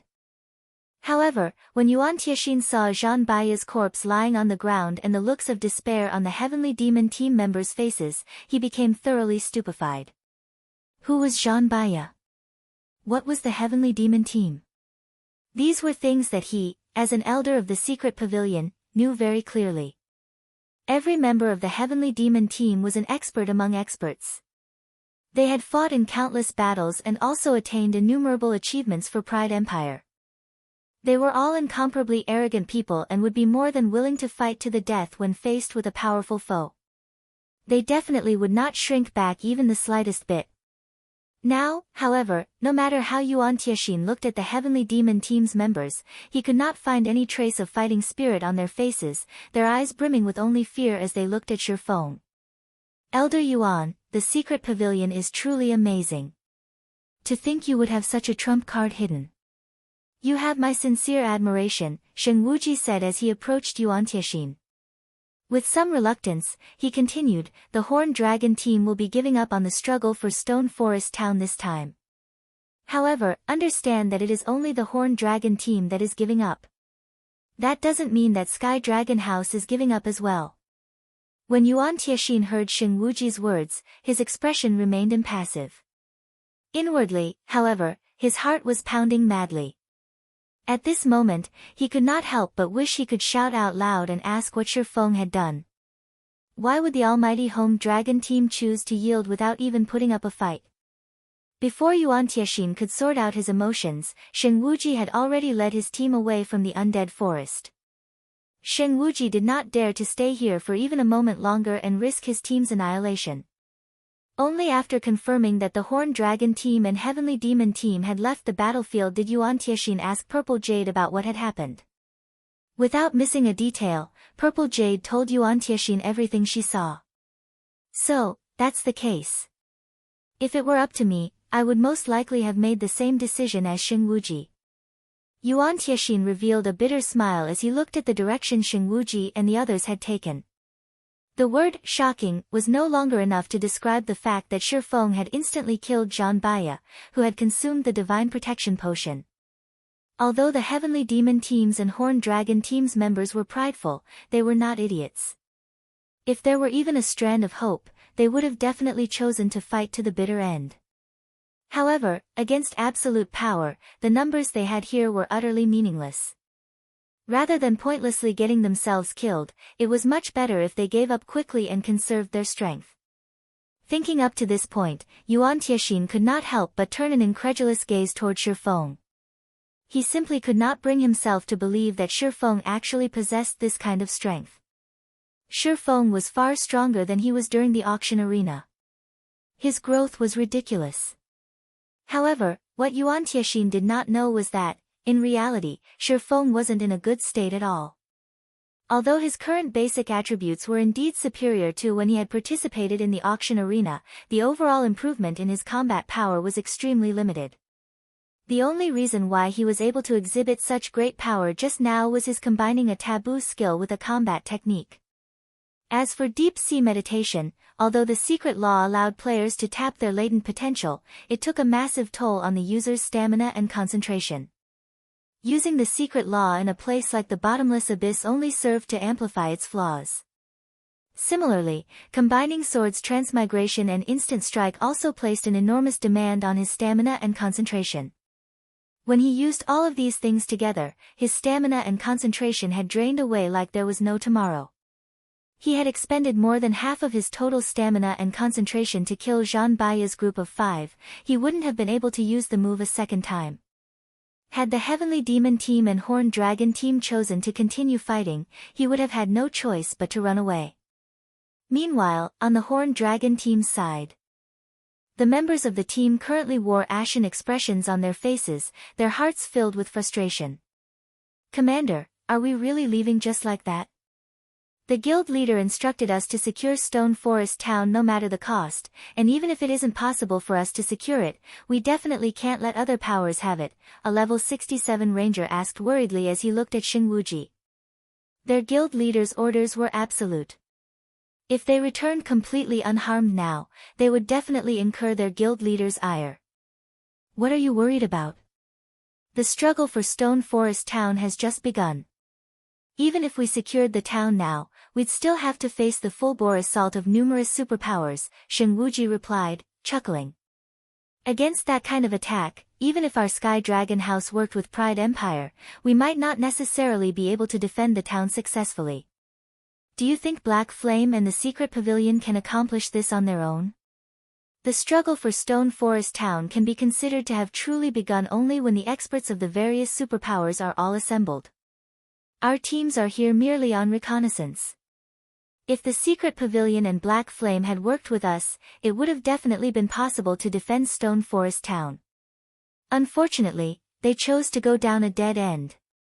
Now that Stone Forest Town had been promoted to a basic city, the number of superpowers vying for it had grown to a point where even the Sky Dragon House found capturing it worrisome.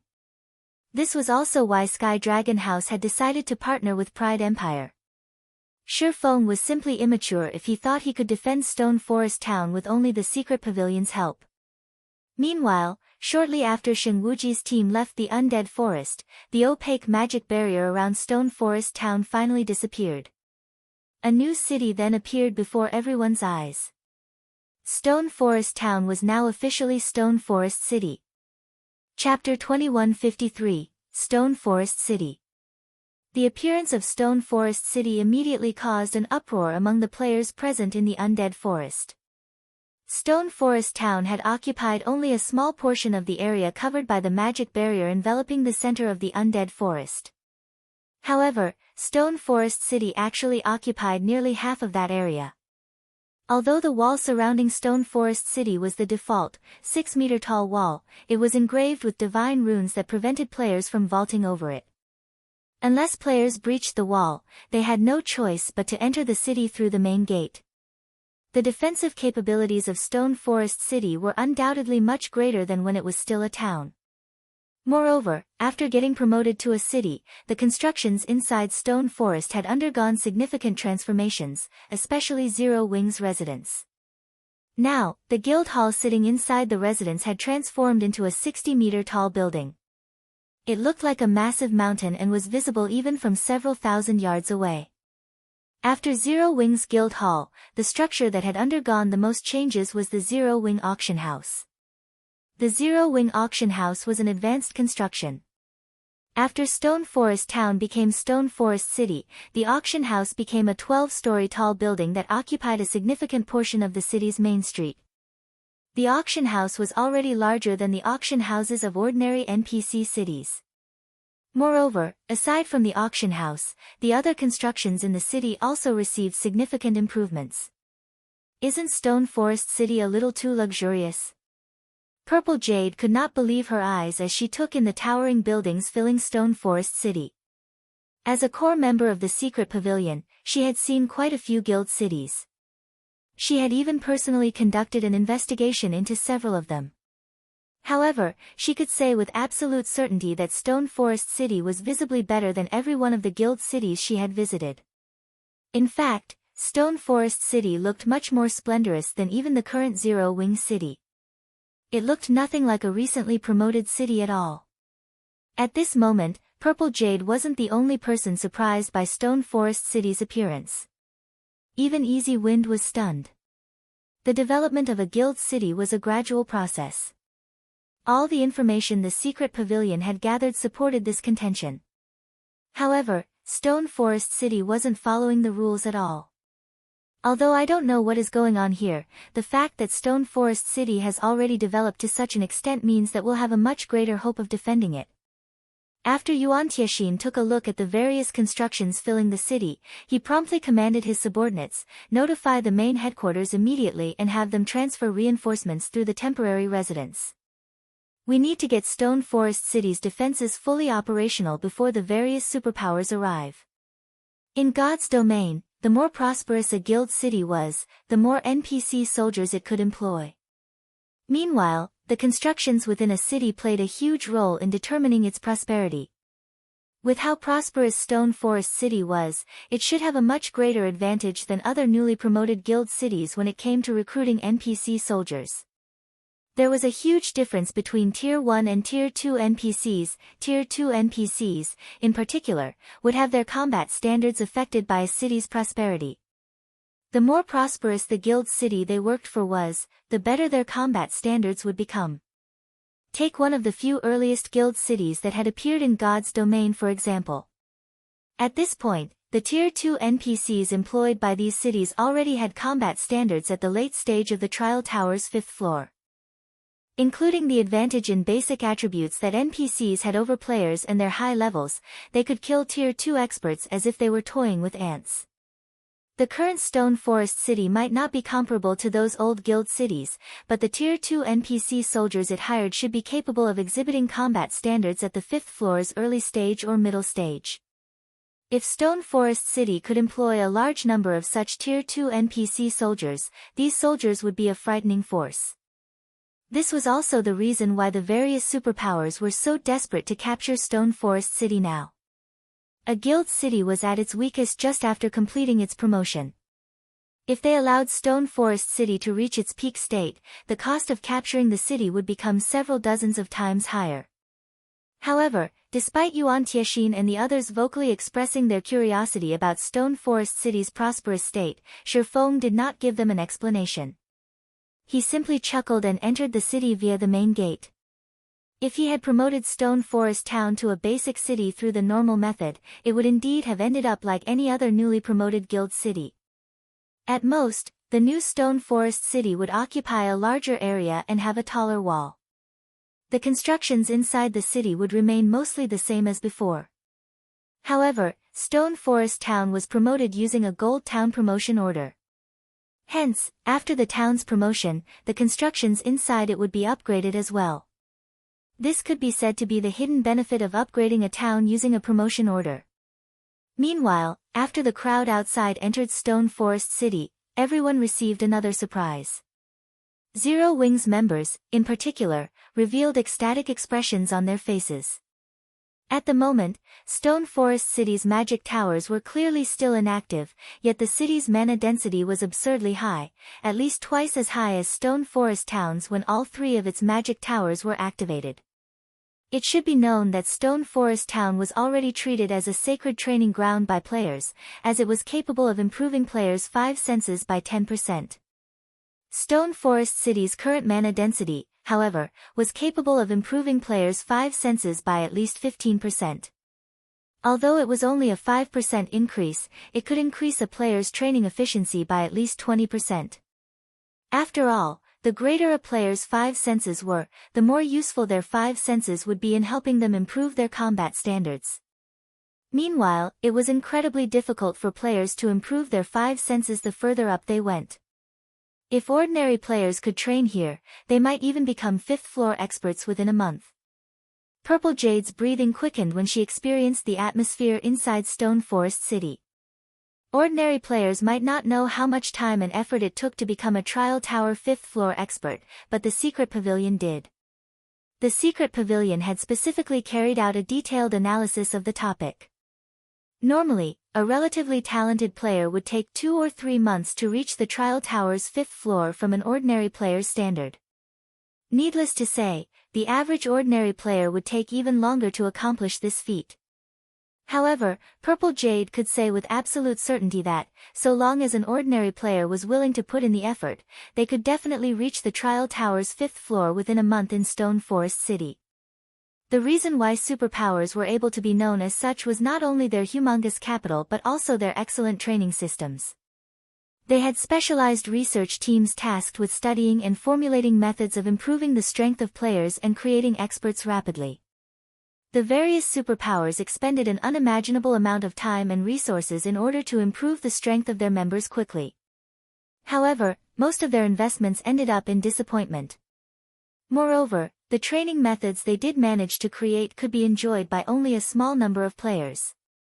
Stone Forest City, on the other hand, was a natural training ground. Not only did it yield amazing training effects, but it could also accommodate an astronomical number of players. When Purple Jade imagined a guild filled entirely with expert players, her scalp tingled. Most likely, even current super guilds would shudder at this thought. However, during the time the Secret Pavilions and Zero Wings members were enthusing over the benefits Stone Forest City offered, a huge commotion suddenly erupted in the forest a short distance from the city. The noise was so loud that it echoed throughout the undead forest. In the next moment, 3 gigantic, flaming elephants walked out of the forest, each one up to 100 meters tall. Their flaming bodies also caused the space around them to blur. Flaming War Elephant, Elemental Creature, Mythic, Level 85. HP 450 000 000/450 000 000. Aside from these 3 flaming war elephants, several thousand players also emerged from the forest. Every one of these players was level 66 or above, and they all wore Starlink's guild emblem. Meanwhile, leading these players was none other than Bright Dawn, one of Starlink's vice guild leaders. Chapter 2154, You Really Shouldn't Have Come Here. The 3 flaming war elephants loomed like mountains outside of Stone Forest City. Even the undead forest's monsters trembled at the sight. Both players and monsters could feel the war elephants' auras from several hundred yards away, recognizing that these creatures were even stronger than ordinary mythic monsters. How did they get here so quickly? Yuan Tiexin watched Starlink's army from Stone Forest City's walls in confusion. Although Starlink had mobilized a massive army, it should have needed several more hours to reach Stone Forest Town, according to the Secret Pavilion's information network. While several hours might not be enough time for the Secret Pavilion to set up an impenetrable defense, it should have been enough time to get Stone Forest City's defensive measures online. It also would have given the city time to recruit plenty of NPC soldiers. With those defensive measures in place, capturing Stone Forest City would have been considerably difficult. The city could have dragged the fight with Starlink out while it waited for more reinforcements. Unfortunately, not only had Starlink's forces arrived a lot sooner than expected, but the guild had also brought 3 mythic monsters with it. All 3 flaming war elephants were covered in glowing divine runes. They had obviously been enhanced by some kind of power, and it was clear they weren't ordinary summoned creatures. However, the flaming war elephants weren't the only problem right now. Hundreds of magical class experts escorted the summoned monsters. These experts had gathered and pooled their mana into several dozen, dazzling energy stones. As these magical class experts filled the energy stones with their mana, magic arrays began to manifest around the stones, devouring the ambient mana from up to 1,000 yards away. To an ordinary guild expert, it would only seem as if Starlink were preparing to cast a powerful spell, perhaps a Tier 4 large-scale destruction spell. However, Yuan Tianxin was no ordinary expert, and he knew that wasn't a run-of-the-mill Tier 4 large-scale destruction spell. Rather, it was the Tier 4 curse-ranked ancient spell, Elemental Destruction. As far as he knew, Starlink regarded the spell like a family heirloom. The guild could use the energy stones to collect its players' mana, feeding the ancient spell. The energy stones could be used indefinitely. When cast, Elemental Destruction's power would depend on the number of energy stones used. The ancient spell required a minimum of 12 energy stones, and every additional 12 stones would qualitatively transform the spell. With 12 energy stones, Elemental Destruction would have the power of an ordinary Tier 4 spell. If the casters used 24 energy stones, the spell would display the power of a Tier 4 curse. Of course, the stronger the ancient spell became, the more it would require of its casters, and the cooldown would become longer. The last time Starlink had used the energy stones, it had destroyed a heavily fortified town under the Dark Force's control. The guild had only used 17 energy stones in that attack. Now, however, Starlink's magical class experts concentrated their mana into 29 energy stones. When they released the spell, Elemental Destruction would undoubtedly have the power of a Tier 4 curse. The ancient spell's destructive power would only be slightly weaker than a Tier 5 spell, more than enough to destroy a basic city's defensive magic array, which could only block ordinary Tier 4 attacks. At this stage of the game, a city's most impressive defensive measure was its magic barrier, which players were still helpless against. Not even a full day's assault from an army of 100,000 players could shatter a city's defensive magic array. They wouldn't even put a dent in its energy reserves. However, if the defensive magic array shattered, the city's remaining defenses would only be slightly stronger than a town's. Starlink's army had also used an epic-ranked defensive orb to protect its members. Although an epic defense orb's magic barrier was no match for a city's defensive magic array, it could withstand a few Tier 4 attacks. Unless Stone Forest City's defending forces could deplete the defense orb's mana, they wouldn't be able to harm Starlink's players. Meanwhile, as the Home Dragon team departed from the Undead Forest, it noticed the colossal magic array that hovered near the cavern ceiling. Despite standing several thousand yards away, the team's members could feel its domineering aura. Amazing! So, this is Starlink's rumored elemental destruction spell. Sheng Wuji watched the mana fluctuations above grow stronger in shock. They must have originally prepared this to capture another undead fortress. It seems Starlink is really desperate to deal with Stone Forest City. Sky Dragon House had some understanding of the elemental destruction spell since it had obtained a few energy stones of its own. However, as the guild hadn't yet reached the minimum requirement to use the ancient spell.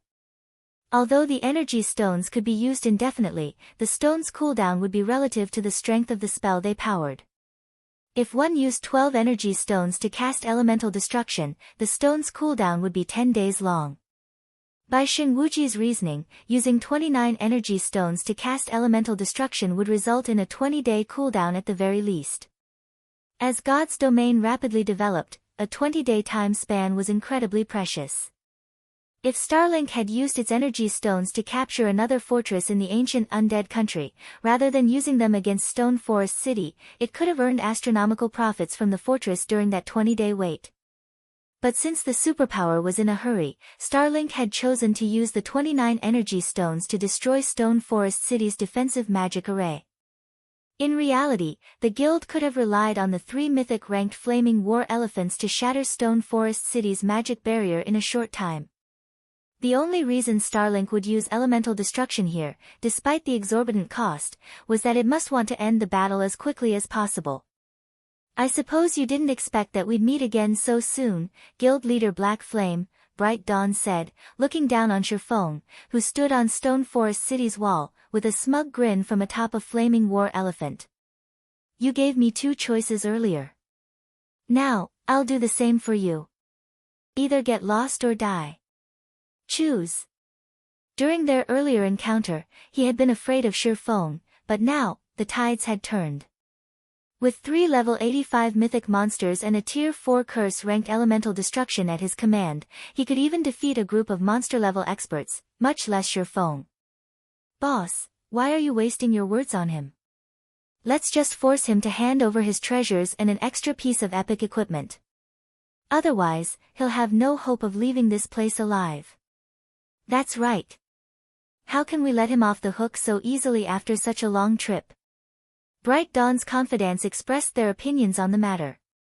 They all wanted to tear Shurfeng to shreds to satisfy their resentment for the swordsman. Of course, the conditions they'd stated were a bluff. They were merely toying with Shurfeng. Even if he handed over his treasure and epic equipment, they couldn't afford to let him escape with his life. Their guild leader, Lu Xinglua, had personally ordered this man's death. Yuan Tiexin and the others were livid when they heard the clamor Starlink's experts were making. Although they wanted to teach these fools a lesson, facing off against 3 mythic monsters and several thousand experts with so few on their side wouldn't be wise. They could only buy as much time as possible or be forced to watch as Starlink destroyed Stone Forest City. You barely survived our last meeting. You really shouldn't have come, Shurfeng calmly replied, giving Bright Dawn a condescending look. Black Flame. Bright Dawn bellowed, his eyes glowing with a chilling light. Immediately, he commanded, ready elemental destruction and destroy Stone Forest City. I want him to, __. Before Bright Dawn could finish his statement, however, Shurfeng revealed the Tier 4 magic scroll he had obtained from the Lord of Fire, empowering it with an elemental source. He activated the scroll without hesitation. Suddenly, a humongous magic array appeared above Starlink's force, gathering mana far faster than Starlink's elemental destruction. The mana fluctuations even destabilized space around it. Before anyone could react, a streak of blue-purple lightning descended. Boom! The lightning bolt easily pierced through the magic barrier protecting Starlink's army and struck the players below. Every player within the lightning bolt's range vaporized instantly. The attack also tore space as it passed. After the lightning bolt dissipated, silence dominated the battlefield.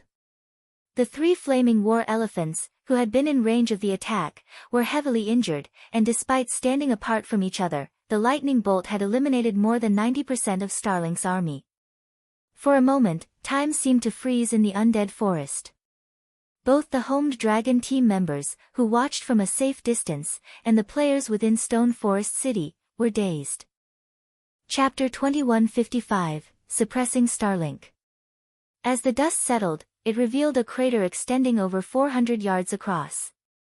Thousands of weapons and equipment filled the newly formed pit. Moreover, even the most inferior item in the crater was level 65 fine gold rank.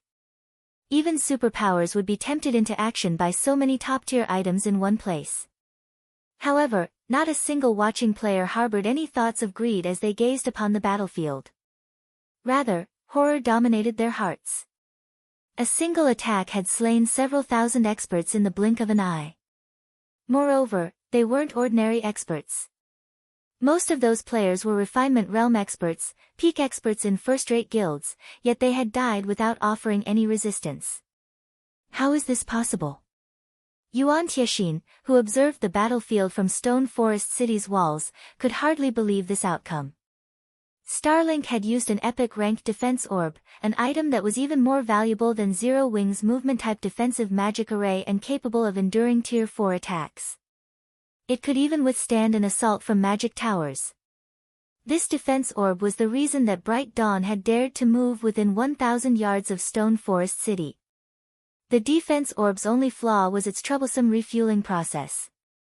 Players would have to wait a long time before they could sacrifice more magic crystals to restore the defense orb's energy after a use. Even so, Starlink had relied on this defense orb to crush unyielding Soul's army and foiled the guild's plans to capture one of the ancient undead country's fortresses. And yet, Shifeng had shattered the defense orb's magic barrier in an instant. The barrier hadn't even given the lightning bolt pause. Once the barrier had shattered, the lightning bolt had continued, killing thousands of Starlink's experts and injuring 3 mythic monsters. Just how much strength has Black Flame hidden? Sheng Wuji, who watched from a safe position, gaped at the swordsman's figure through a magic mirror. Shifeng's success in slaying the heavenly demon team had already been frightening, but it paled in comparison to the power he had just revealed. Had Shifeng used this move earlier, neither the Horned Dragon team nor the Heavenly Demon team would have walked out of the undead forest alive. He would have turned them all to ash. Shortly after Shifeng's attack, Bright Dawn, who had been a pile of ash, began to reform in his previous position on the back of the flaming war elephant. When he saw the destruction before him, shock and rage flashed in his eyes. Black Flame! I want you dead! Bright Dawn screamed, his eyes becoming bloodshot. As one of Starlink's vice guild leaders, the guild had given him an ancient resurrection scroll, which would grant him a second life without the usual death penalties. Unfortunately, the ancient resurrection scroll was incomparably precious, so obtaining another was practically impossible.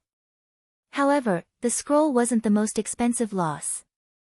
The deaths of several thousand experts were far more important. These experts weren't some random nobodies in the guild. The guild had handpicked and trained them all, and even the weakest of them was capable of reaching the trial tower's 7th floor. Furthermore, Lu Xinglua had granted Bright Dawn the right to mobilize a large number of the guild's Refinement Realm experts to ensure Stone Forest City's capture. Refinement Realm experts. All of these players were the guild's lifeblood. Yet, Shifeng had killed over 200 of these experts with just one move. Since joining God's domain, Starlink had never suffered such a severe loss, yet not only had the guild lost so many experts, but it had also happened under Bright Dawn's supervision. Bright Dawn immediately commanded the 3 flaming war elephants to attack. With a furious roar, the 3 mythic monsters charged towards Stone Forest City's defensive magic array. Starlink's surviving members also responded, bombarding the city with every trump card they had. For a time, the undead forest became a world of spells and explosions. Although the 3 flaming war elephants were heavily injured, they were still mythic monsters. Every one of their attacks devoured a significant portion of the magic barrier's energy reserves. Meanwhile, Starlink's members, who could exhibit Tier 3 strength, attacked the city with everything they had. With nearly 1,000 players attacking as one, they caused quite a bit of damage to the defensive magic array, as well. After one round of attacks, Stone Forest City's defensive magic array began to shudder violently. Seeing this, the players in the city began to retaliate. They attacked with either their own spells and arrows or with miniature ballistas and defense turrets. One of the city's magic towers also activated, bombarding Starlink's members. However, the guild survivors were all experts, and aside from the magic tower's attacks, they dodged most of the incoming strikes with relative ease. Furthermore, they took advantage of the longer intervals between each magic tower attack, and only one magic tower was active at the moment. Unfortunately, the city's NPC soldiers could only attack from a distance, using spells and other long-range attacks. Not many of these NPCs were able to exhibit their full strength due to the 3 mythic monsters outside. Sending these NPC soldiers outside of the city would be no different than sacrificing their lives for nothing. Only Shifeng, the secret pavilion's peak experts, and the pavilion's dozen or so Tier 3 summoned creatures were strong enough to stand a chance on the other side of Stone Forest City's walls. Although this wasn't a large-scale battle, ordinary experts and Refinement Realm experts would be nothing more than cannon fodder on the front lines. Die! Die! Black Flame! Die! Bright Dawn downed a berserk potion and activated his berserk skill without hesitation. He and his surviving subordinates then charged at Shifeng. The three old monsters that had followed Bright Dawn to the undead forest joined the charge, as well, and Shurfeng recognized them all. They were Sword Demon, Wind Demon, and Heart Demon of the four Shadow Demons. When these three domain realm experts worked together, they could even defeat the Heavenly Demon team and Horned Dragon team. After consuming Berserk potions and activating their Berserk skills, their basic attributes rose to the Tier 4 standard. For a short time, these old monsters could even solo mythic monsters of the same level. Against Bright Dawn and three of the four Shadow Demons' coordinated assault, Shurfeng, who had activated Heavenly Dragon's power, was at a disadvantage, continuously losing HP. Of course, this fight wasn't a walk in the park for Shurfeng's opponents either.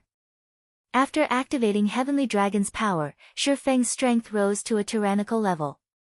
With his ability to counter his opponent's attacks, he steadily chipped away at his enemies' HPs. Furthermore, Heavenly Dragon's power gave Shurfeng superb defense, and although he lost HP, he didn't lose it quickly. As time passed, the battle grew more intense.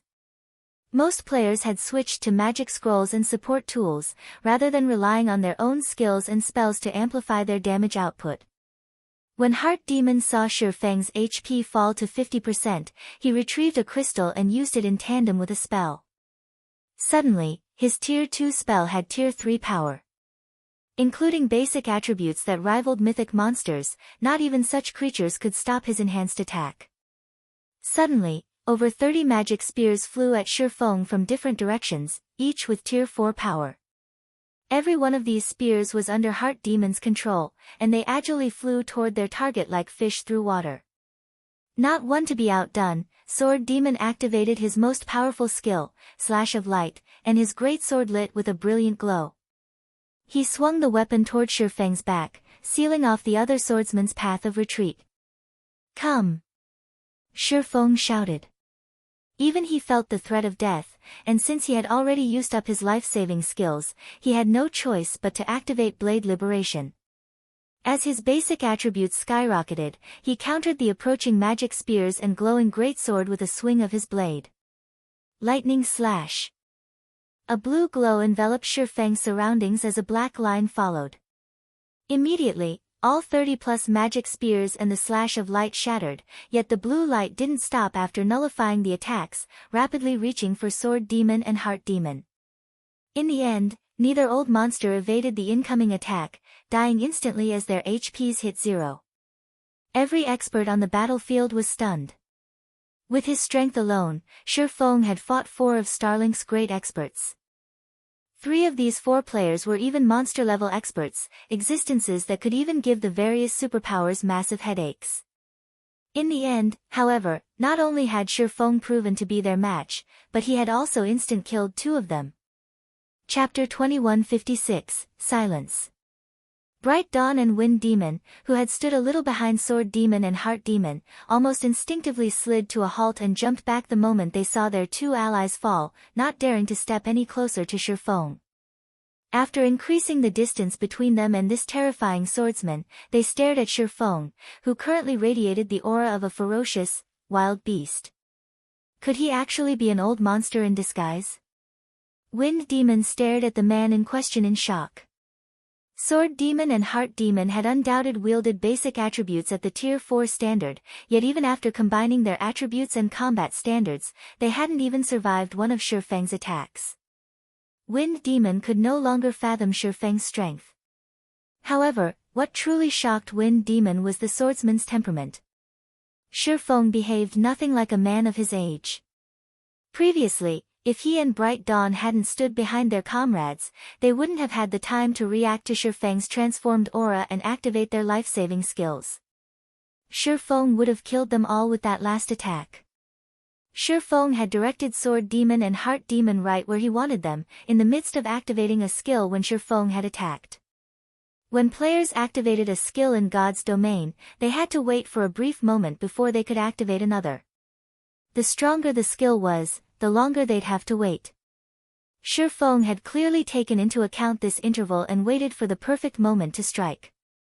He fought like an assassin, waiting for the perfect moment to land a fatal blow before revealing himself.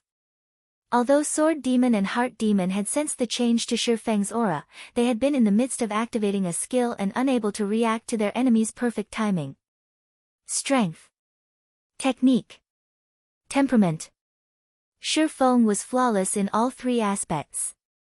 Normally, younger fighters, like Shifeng, were eager to reveal all of their strength, wanting the world's admiration. However, that was not the case with Shifeng. Like a veteran fighter with decades of experience, Shifeng didn't reveal his cards until the very last moment. Moreover, he played every card perfectly. Wind Demon wasn't the only one with such thoughts. Even Yuan Tianxin, who watched from afar, was astonished. Since Yuan Tianxin had met Shifeng, the swordsman had revealed one trump card after another. Even with the experience he had accumulated over his many years, Yuan Tianxin couldn't predict Shifeng's limits.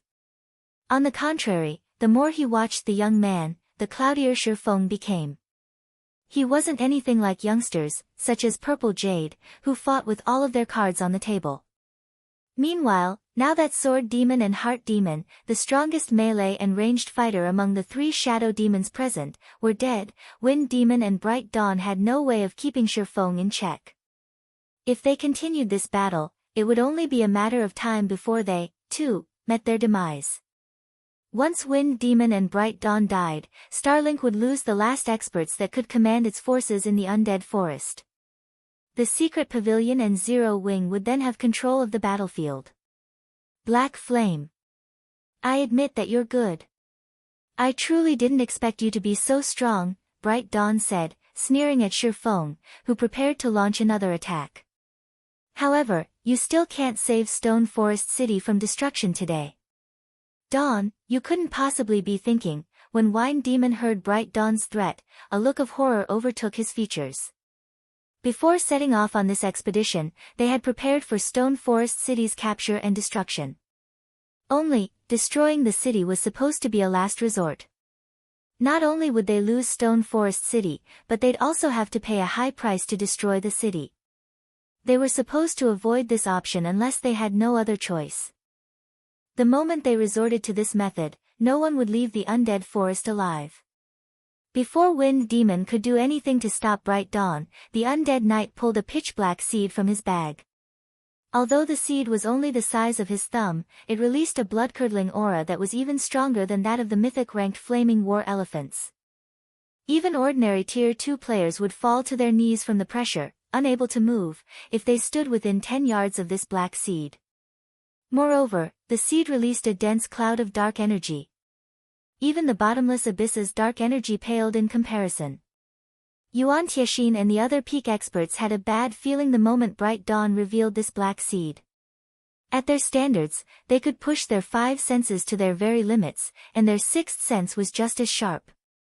This was why experts like them could avoid dangerous situations when exploring God's domain. Meanwhile, their instincts screamed a warning when they saw the black seed, insisting that they flee.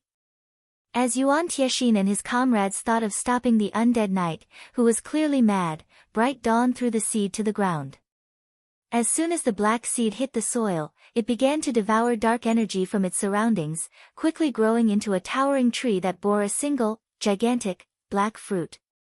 As the fruit fell to the ground, it cracked open and released an aura of death and destruction. Even the 3 flaming war elephants, which had been attacking Stone Forest City's magic barrier, froze in fear. Players over 1,000 yards away felt their bodies become heavy as the intense pressure washed over them. Even space seemed to freeze. A goat-headed demon with a snake tail then emerged from the split fruit. It bore 3 horns that were enveloped in emerald fire and wore a full set of pitch-black armor.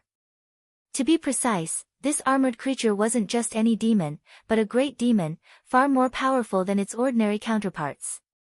Malphins, Marquis, demonic creature, great demon. Level 87. HP 640,000/640,000,000. Black Flame. Aren't you such a skilled fighter? Now, you can have your fill of combat. Bright Dawn laughed maniacally as he watched the great demon spawn from the dark seed. The Dark Seed was the final trump card Starlink had prepared to protect its fortress in the ancient undead country, but rather than protect it, this demon would ensure mutual destruction. This Dark Seed would summon a great demon, but not just an ordinary great demon. It summoned a great demon noble, which was even more terrifying. However, players couldn't control this great demon. Once it had been summoned, this great demon would slaughter every player in sight. It would also call forth a demon gate, calling forth a demonic army to the continent of God's domain. Hence, the Dark Seed was akin to a seed of destruction. Bright Dawn hadn't originally planned to use the Dark Seed, but Shifeng had foiled his plans yet again, and he had suffered a painful defeat in Starlink's name. After such a tremendous loss, he couldn't care less about what would happen if he used the Dark Seed. No matter what, Bright Dawn wanted Shifeng to watch the city he had built meet its destruction and throw Zero Wing into hell. When Yuan Tiexin saw the great demon Malphins, his expression became indescribably grim. Unlike ordinary monsters, demonic creatures were segregated by their bloodlines. Demons' ranks depended on the purity of their bloodlines, and the purer a demon's bloodline was, the higher its noble rank would be. Similarly, purer bloodlines meant stronger demons. Based on the information the secret pavilion had gathered, a Viscount demon could rival an archaic species of the same level. However, Malphins was a Marquis, 2 ranks higher than a Viscount. Yuan Tiexin had no idea how powerful this great demon truly was. A Dark Seed. Shifeng could not help but shake his head at Bright Dawn, who had clearly gone mad. Vice Guild Leader Bright Dawn, I told you that you shouldn't have come here. Since you refuse to listen to my advice, you'll stay here indefinitely. Shifeng then pulled out the Bible of Darkness and activated Divine Providence before shifting his gaze toward Malphins, who hovered in the air. He then began to chant an incantation. Demon Ruler. Suddenly, pitch-black chains appeared out of thin air and bound the great demon. Panicking, Malphins struggled against the chains, but Shifeng wielded the official copy of the Bible of Darkness. Not even a great demon could resist its power. After struggling for a moment, Malphins' eyes dulled as he lost his will. The great demon Marquis then flapped his leathery wings twice and descended toward Shifeng, positioning himself behind the swordsman out of respect. When they saw this, everyone on the battlefield fell silent. Chapter 2157, Great Demon's Might. Impossible. When Bright Dawn saw Malphins respectfully standing behind Shifeng like a servant, shock and confusion quickly replaced his crazed expression. The great demon Malphins was a disaster once summoned through the Dark Seed. In God's domain, anything that was considered a disaster was capable of devastating an entire country. As a Tier 4 Marquis, Malphins was practically invincible among opponents of the same tier. Some Tier 4 NPCs would even be forced to flee from the great demon. Yet, such a terrifying existence accepted a player's control, just like that. Bright Dawn wasn't alone. Everyone watching was in utter shock over the great demon's subservience. In 1 second, everyone had given in to their hopelessness and despair over the undead knight's final move, but in the next, Shifeng had shown them how laughable that move truly was. What did he do? As Wind Demon stared at Malphins, obediently standing behind Shifeng, he felt his entire world flip upside down. Not even Bright Dawn, the Dark Seed's user, Cloud control Malphins once the great demon had been summoned, yet Shifeng accomplished the feat so easily. No matter how Wind Demon looked at this situation, it definitely felt like a dream. However, Malphins proved to the crowd that this was no dream. It was, in fact, a despair-inducing nightmare. Under Shifeng's command, Malphins charged at the 3 flaming war elephants. The several hundred yards between the demonic Marquis and its prey were practically non-existent to Malphins, and he appeared before one of the mythic monsters in the blink of an eye. Roar! The flaming war elephant responded to the great demon with an enraged roar, instinctively raising a front foot to flatten the creature. Although the flaming war elephant was heavily injured, its basic attributes were far higher than ordinary mythic monsters as a Tier 4 summoned creature. Hence, even though its injuries limited its combat power, its stomp carried Tier 4 strength. The 4-meter-tall Malphans looked like an ant in comparison to the war elephant's gigantic foot, but despite the size difference, Malphans continued to hover in place, simply raising a hand to greet the descending foot. Boom! The explosion echoed throughout the undead forest, its resulting shockwave throwing the surrounding Tier 2 players off their feet. None of these players would forget what followed for the rest of their lives. Malphans had actually stopped the flaming war elephant's mountain-sized foot. What was even more unbelievable was the fact that the great demon had accomplished the feat by using a single finger. No matter how much the flaming war elephant pushed, it was no stronger than a powerless infant. With a light push, Malphans forced the mythic monster to stumble several steps backward. The difference between their strengths was obvious. Malphans and the flaming war elephant were on entirely different levels. Crap! How powerful is that demon? Yuan Tianxin could not help but curse as he watched the scene play out. As an organization that mainly focused on information gathering, the Secret Pavilion had gathered far more data on God's domain than any other power. Naturally, the pavilion hadn't failed to study demonic creatures. According to the Secret Pavilion's research, demons weren't so powerful simply due to their extraordinary basic attributes, but because of the many skills and spells in their possession and their particularly high combat standards. Although Yuan Tianxin knew that a marquis-ranked great demon was extremely powerful, he hadn't thought that Malphans would be this powerful. That one exchange had made it clear that Malphans' strength was leaps and bounds above the flaming war elephants. Even without skills, spells, or combat techniques, the great demon could easily slay the Tier 4 summoned creature. However, Yuan Tianxin didn't know that Shifeng controlled the demonic marquis with the Bible of Darkness. Due to demon ruler's effects, Malphans' current basic attributes were far higher than when he had initially been summoned. Originally, Malphans, at most, was slightly stronger than the flaming war elephants. The difference between the monsters only grew to such extremes after including the demon ruler's effects. However, Malphans had also lost his free will and intellect as a result, which significantly reduced his combat standards. Overall, Malphans' current combat power was slightly weaker than when the great demon had his free will. Of course, that was only true when Malphans against players. Against monsters, Malphans' current strength was more than enough. While the watching players were stunned by the great demon's overwhelming performance, Bright Dawn fell to his despair. The Dark Seed had been Starlink's final trump card, reserved to defend its fortress in the ancient undead country. But not only had that trump card failed Bright Dawn, but Shifeng had also claimed its power for himself. How was he supposed to continue this fight? Although Bright Dawn still had 3 flaming war elephants on his side, they were utterly meaningless before Malphans. With a simple attack, Malphans had inflicted over -5 million damage to the flaming war elephant. The great demon could likely finish off the summoned creature's 450 million HP in less than 2 minutes. In total, Malphans could end all 3 war elephants in less than 6 minutes. In its current state, Starlink's army had no hope of destroying Stone Forest City's defensive magic array in such little time. The moment the 3 flaming war elephants died, Starlink's army would be powerless against the city's magic barrier, becoming living targets for the city's players. Retreat! The word echoed in Bright Dawn's mind.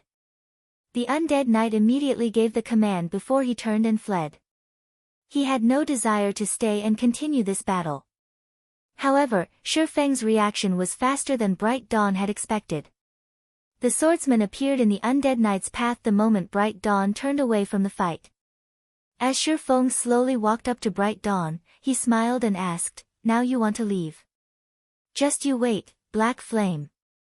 You may have stopped Starlink's assault, but you won't stop the various superpowers once they arrive. Even if you can control that demon, its time is limited here. Once the summoning's duration ends, you'll have to stand by and watch as your city is destroyed," Bright Dawn snarled with a mad glint in his eyes.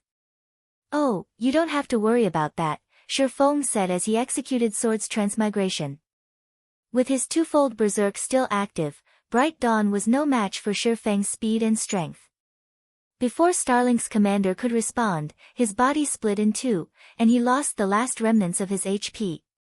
The moment Bright Dawn died, Starlink's army lost its commander. Stone Forest Town's defenders then had the advantage.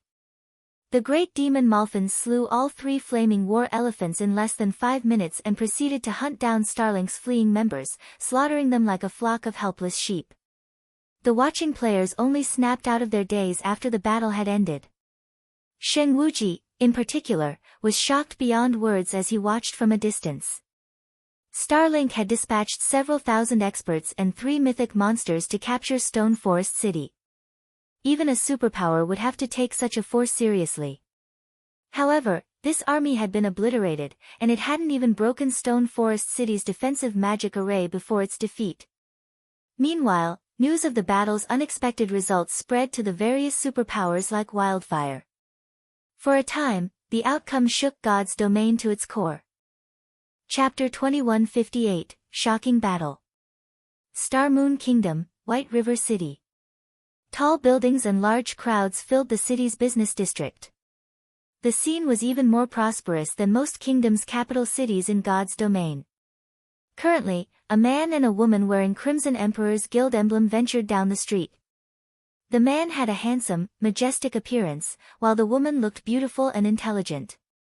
Both players had already reached level 68, and if they hadn't concealed their levels with their black cloaks, they would have been the center of attention wherever they went.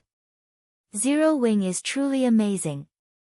It has actually nurtured White River City into such a powerhouse. Even if Zero Wing loses Stone Forest City, it'll still have a good chance of becoming an overlord in God's domain, Illusory Words commented as she observed the players wandering about the business district. After Zero Wing had taken control of White River City's auction house, White River City's popularity and growth had skyrocketed. The city practically changed with each passing day as players surged through its gates. While most of the NPC cities with player-controlled auction houses had significantly improved as well, White River City's growth was far more pronounced. White River City's impressive development wasn't due to an influx of new players, but the arrival of well-known adventurer teams, merchant players, and high-ranked lifestyle players. Since new players hadn't spent much time in God's domain yet, they lacked both individual and financial strength. They wouldn't be able to contribute much to a city or its ruling guild. However, the same wasn't true of adventurer team members, merchant players, and lifestyle players with relatively high standards. Expert players could become usable combat power the moment they joined a guild, and merchant players could increase a city's economic prowess. As for lifestyle players, they would bring with them merchandise that supported the city's combat players, which, in turn, would increase the development speed of the city's players. New players could neither compete with the benefits veteran players brought to a city, nor could they increase the ruling guild's profits. Crimson Emperor controlled 2 NPC auction houses, both of which were located in kingdom's capital cities. The guild had invested plenty of resources in these 2 cities' development since the auction arena had ended, but both paled in comparison to White River City. Now, only an empire's imperial capital could surpass White River City's development speed. Become one of God's domain's overlords. The majestic man, Crimson Gate, lightly snorted at Illusory Words' comment. Illusory, you think too highly of Zero Wing. Do you think it is that easy to become an overlord? Not only would one need sufficient experts and legacies, but they'd also require enough financial strength. Even if Zero Wing holds Stone Forest City, its future of becoming an overlord isn't guaranteed. Besides, there's no way Zero Wing will keep Stone Forest City. Although, the guild still has some hope. As long as Zero Wing acknowledges its place and behaves accordingly, it may retain some of the city's profits. Acknowledges its place, huh? Illusory Words did not try to rebuke Crimson Gate's words. As she glanced at the various other Superpowers members on the street, she shook her head and sighed. I'm afraid that even if Zero Wing concedes Stone Forest City, it'll only retain negligible profits. Too much was at stake in Stone Forest City, and many superpowers were keeping a close eye on the city. Even the superpowers that had planned to ally with Zero Wing had changed their minds, now intending to force the guild to relinquish the city's shares. This was even true of Crimson Emperor. To claim a share of the profits, the various superpowers had dispatched representatives to negotiate with Zero Wing. According to Crimson Emperor's investigation, more than 10 superpowers had already gathered in White River City. This situation had already become a living nightmare. Even the most valuable empires in God's domain had no more than 7 or 8 competing superpowers, but now, more than 10 superpowers had gathered to fight for Stone Forest City. They were still waiting for the various superpowers' armies to gather around Stone Forest City, which was the only reason they hadn't entered Zero Wing's residence yet. Zero Wing's opinion on the outcome doesn't matter. It no longer has any say. Not even the secret pavilion can change this. Sneering, Crimson Gate continued, if Zero Wing refuses our offer, it will only find destruction in its future. Not even Stone Forest City will survive. As one of the few transcendental powers in the virtual gaming world, the secret pavilion was quite powerful. Not even ordinary super guilds dared to provoke it. However, after all was said and done, the secret pavilion didn't have a monopoly over the virtual gaming world, which was especially true after God's Domain's launch. Not even a ferocious tiger could defeat a pack of wolves. The secret pavilion definitely understood this. When the time arrived, the pavilion would abandon Zero Wing. While Crimson Gate and Illusory Words conversed and patiently waited for the various superpowers' armies to surround Stone Forest City, a commotion broke out among the superpowers' representatives, who loitered around the business district. What's wrong with them? Crimson Gate watched the representatives with an odd look as their expressions changed drastically. Are the armies already in place? No. Illusory Words abruptly exclaimed as she finished reading a message she had just received. With a complex look, she turned to Crimson Gate and said, I've just received news that Zero Wing has fended off Starlink's assault on Stone Forest City. Starlink's been defeated? Crimson Gate asked, surprised by the news. Starlink was one of the up-and-coming superpowers in the virtual gaming world. Aside from its slightly undeveloped legacy, the guild was even stronger than Crimson Emperor overall. It seems Zero Wing is stronger than expected to stop Starlink's all-out attack. It's no wonder why those people seem shocked. No, that's not all. According to our insider information, the army Starlink sent to Stone Forest City has been annihilated. Illusory Words informed her companion with a grim expression. Annihilated? Impossible. Crimson Gate said incredulously. Someone must have made a mistake with the report. Let me have a look. As someone who had been fighting Starlink for quite some time, he knew how powerful the guild was. If Starlink went all out, it would even defeat Crimson Emperor. If Zero Wing had merely stopped Starlink's assault, Crimson Gate would, at most, be surprised. That victory would still be somewhat believable. After all, not only did Zero Wing have the defender's advantage, but it also had the secret pavilion's support. However, claiming that Zero Wing had annihilated Starlink's army was simply nonsense. Even though Starlink had sent a hastily organized army, 2,000 or 3,000 of the guild's experts should be quite formidable. If Crimson Emperor had been in Zero Wing's place, it would have been fortunate to slay half of Starlink's forces if it used everything in its arsenal. Starlink hadn't sent ordinary experts, after all, and if those players focused on their retreat, chasing them down and killing them would be extremely difficult. Hence, Starlink's annihilation must be a joke. However, the man's arrogant expression froze as he finished reading the message his companion had received. One man had scared the Heavenly Demon team and Horned Dragon team into a retreat. One man had suppressed 4 great experts from Starlink. One man had controlled a great demon marquis, slaughtering Starlink's army. Everyone that had received the news, including Crimson Gate and the various superpowers' upper echelons, was speechless. Could Shifeng even be considered human at this point? Chapter 2159, Death's Reward. The various superpowers representatives in White River City fell silent for a time, their expressions twisting, after receiving news of Shifeng's battle. Black Flame is truly a monster. He's not even here, and he's still capable of influencing the situation in White River City, Illusory Words said, smiling bitterly as she looked around. She was surprised to learn that one person was so powerful. I admit that he is amazing, but the various superpowers are far more afraid of that great demon Marquis than they are of Black Flame himself, Crimson Gate said after recollecting himself.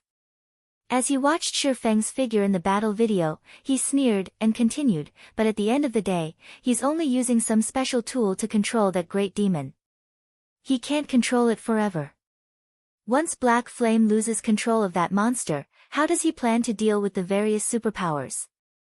In God's domain, the stronger a monster was, the harder it would be to control. A player's control of such a being wouldn't last long either. Controlling a great demon Marquis for several hours would be heaven-defying. However, how much could Zero Wing and the secret pavilion possibly fortify Stone Forest City in just several hours? Developing guild towns and cities was a gradual process. Not even a dozen hours would be long enough to alter Stone Forest Town's defenses significantly. Normally, a guild city would need several days before it could become fully operational, and the various superpowers' armies didn't need that long to surround the city. Shifeng might be able to contend with one superpower by himself, but what about the rest of them? In Crimson Gate's opinion, all Zero Wing had achieved by defeating Starlink was gaining some more time. This wouldn't change the end result. Indeed. Although Zero Wing appears to have the initiative, that's only an illusion. Illusory words nodded in agreement. However, I'm sure that the guild understands that. Zero Wing needs a partner more than anything else right now. If we try to negotiate with Zero Wing now, we should be able to secure a fortune. I'm afraid you are mistaken, Illusory. Zero Wing is too arrogant to negotiate with us right now. It has, after all, just defeated Starlink. However, as time passes and the great demon's duration reaches a close, I'm sure Zero Wing will grow nervous and desperate for partners to reinforce Stone Forest City's defenses, Crimson Gate said, chuckling. We just need to wait for the opportune moment to approach the guild. Once the guild is desperate enough, it'll accept any of our demands. Even though Shifeng's performance had been impressive, he was still a pest before so many superpowers. He had only bought his guild a little more time. Crimson Gate wasn't the only one to bide his time. The other superpowers' representatives waited quietly, as well. It seemed as if they were all waiting to watch Zero Wing make a fool of itself. Meanwhile, Yuan Tiexin, who had just received a report regarding the various superpowers' actions, could not help but frown. Sure enough, these superpowers aren't so easily fooled. None of them are taking action. Gritting his teeth, Yuan Tiexin turned to look at Shifeng and hurriedly asked, Guild Leader Black Flame, do you really plan to wait? The battle with Starlink had ended more than an hour ago, but none of the various superpowers moving towards Stone Forest City had attempted to make contact with Zero Wing or the secret pavilion. Although Yuan Tiexin was confident of the secret pavilion's strength, he knew that a tiger had no hope of beating a wolf pack. If they did not secure enough help to defend Stone Forest City, they'd likely struggle to get past the next hurdle. Yet, despite Zero Wing's growing disadvantage, Zero Wing hadn't attempted to recruit allies over the last 2 hours. Yuan Tiexin had no idea what the swordsman was thinking. Once the great demon Malphins disappeared, they'd be fish on the chopping block. Of course not, Shifeng answered. That is reassuring. The secret pavilion has spies in the various superpowers. It shouldn't be difficult to discover their intentions. When do you plan to make your move, Guild Leader Black Flame? Yuan Tiexin asked, inwardly breathing a sigh of relief. He had worried that Shifeng would hold on to Stone Forest City's shares, refusing to sell them for any price. If that were the case, both Zero Wing and the secret pavilion would face the worst-case scenario. However, if Shifeng could rope in 2 or 3 more allies, their situation would be easier to handle. At the very least, they'd be able to defend Stone Forest City. The only problem would be assigning shares. But Shifeng shifted his gaze to the great demon beside him and calmly stated, we should be able to move once he dies. When Shifeng finished his statement, the atmosphere around them froze. Yuan Tiexin couldn't help but glare at the man. This isn't the time for joking, Black Flame. Yuan Tiexin was nearly speechless as he glowered at Shifeng. The great demon Malphins was the only reason the various superpowers were afraid of Zero Wing right now. Once Malphins died, Zero Wing would lose its advantage from defeating Starlink. The guild might even be in a worse position for wasting the various superpowers' time. Yet, this swordsman had just told him that they were just waiting to watch Malphins die. Had anyone else made such a statement, Yuan Tiexin would likely have flown into a rage and beat them to a pulp. "I'm not joking," Shi Feng said, chuckling at the bubbling elder before him. The dark seed was on par with a natural disaster in God's domain. It was a powerful enough tool to ruin kingdoms and devastate empires. Any power in the past that had obtained a dark seed had reserved the item as a final trump card, ensuring that it would defeat its enemies, even if it had to endure mutual destruction. However, there was one thing that current players did not know about the dark seed. Although the dark seed was a disastrous item, it was also a golden opportunity. Once the demon summoned with the dark seed died, it was guaranteed to drop the Dark Tower design. Constructing the Dark Tower was quite simple. In fact, it was more of a summoning than blueprints. Although the Dark Tower was not a peak construction, it was as close as possible. Not even the 4 towers of elements were as powerful. The moment Shi Feng fell silent, Malphins cried out in anguish as silver fire began to devour its body, leaving nothing but ashes. Malphins' death stunned the Zero Wing and Secret Pavilion members watching. They all stared, as horrified as if they had just received the death penalty. Once Malphins was gone, a golden-rimmed tome appeared on the ground in its place. The dark energy the tome exuded was no weaker than the dark seeds. The closest players felt incredibly uncomfortable as the dark energy touched them. The words, "Dark Tower Design," graced the tome's cover. Chapter 2160, Dark Tower. What a powerful book. Its aura is strong enough to make my heart skip a beat. Purple Jade was astounded as she stared at the Dark Tower design that had appeared in the great demon Malphins' place. Normally, God's domain's items didn't possess an aura, but those that did were extraordinary. As one of the Secret Pavilion's core members, Purple Jade had seen many items that exuded auras. That being said, she could count the number of items she had encountered that could make her heart skip a beat on one hand. Moreover, those items were generally tools left behind by some ancient god. Until today, she had never seen a book with such a powerful aura. "I'm afraid this will push the various superpowers into making their move," Yuan Tiexin commented with a grim expression after watching Malphins disappear. Unlike Purple Jade, he was in no mood to pay attention to the tome the Great Demon had dropped. The Great Demon Malphins had been Stone Forest City's protection charm, deterring any power from attacking. None of Zero Wing's enemies were confident of defeating a monster that was practically invincible among Tier 4 beings. It didn't even matter if the various superpowers mobilized every member. However, without Malphins, the various superpowers would no longer fear attacking the city. Not even 3 summoned mythic monsters would give the various superpowers pause. Now that Malphins was gone, the superpowers spies within the Secret Pavilion and Zero Wing would rush to their guilds to report the matter. It wouldn't be long before the superpowers' armies gathered around Stone Forest City, and the Secret Pavilion and Zero Wing hadn't acquired any more allies yet. If only 3 to 5 superpowers were targeting the city, they might be fine. The Secret Pavilion would have a chance of defending the city, although the battle would be a tough one. Unfortunately, more than 10 superpowers were marching toward the city, and some of them were almost as powerful as the pavilion. This was no longer a fight the Secret Pavilion and Zero Wing could win by themselves. Furthermore, the Secret Pavilion had only transferred an additional 5,000 experts to Stone Forest City within the last 2 hours.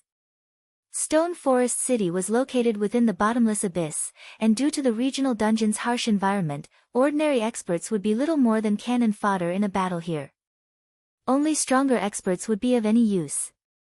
However, the Secret Pavilion had assigned these experts various locations throughout God's domain to maximize their use, and every one of them was busy with their own important tasks.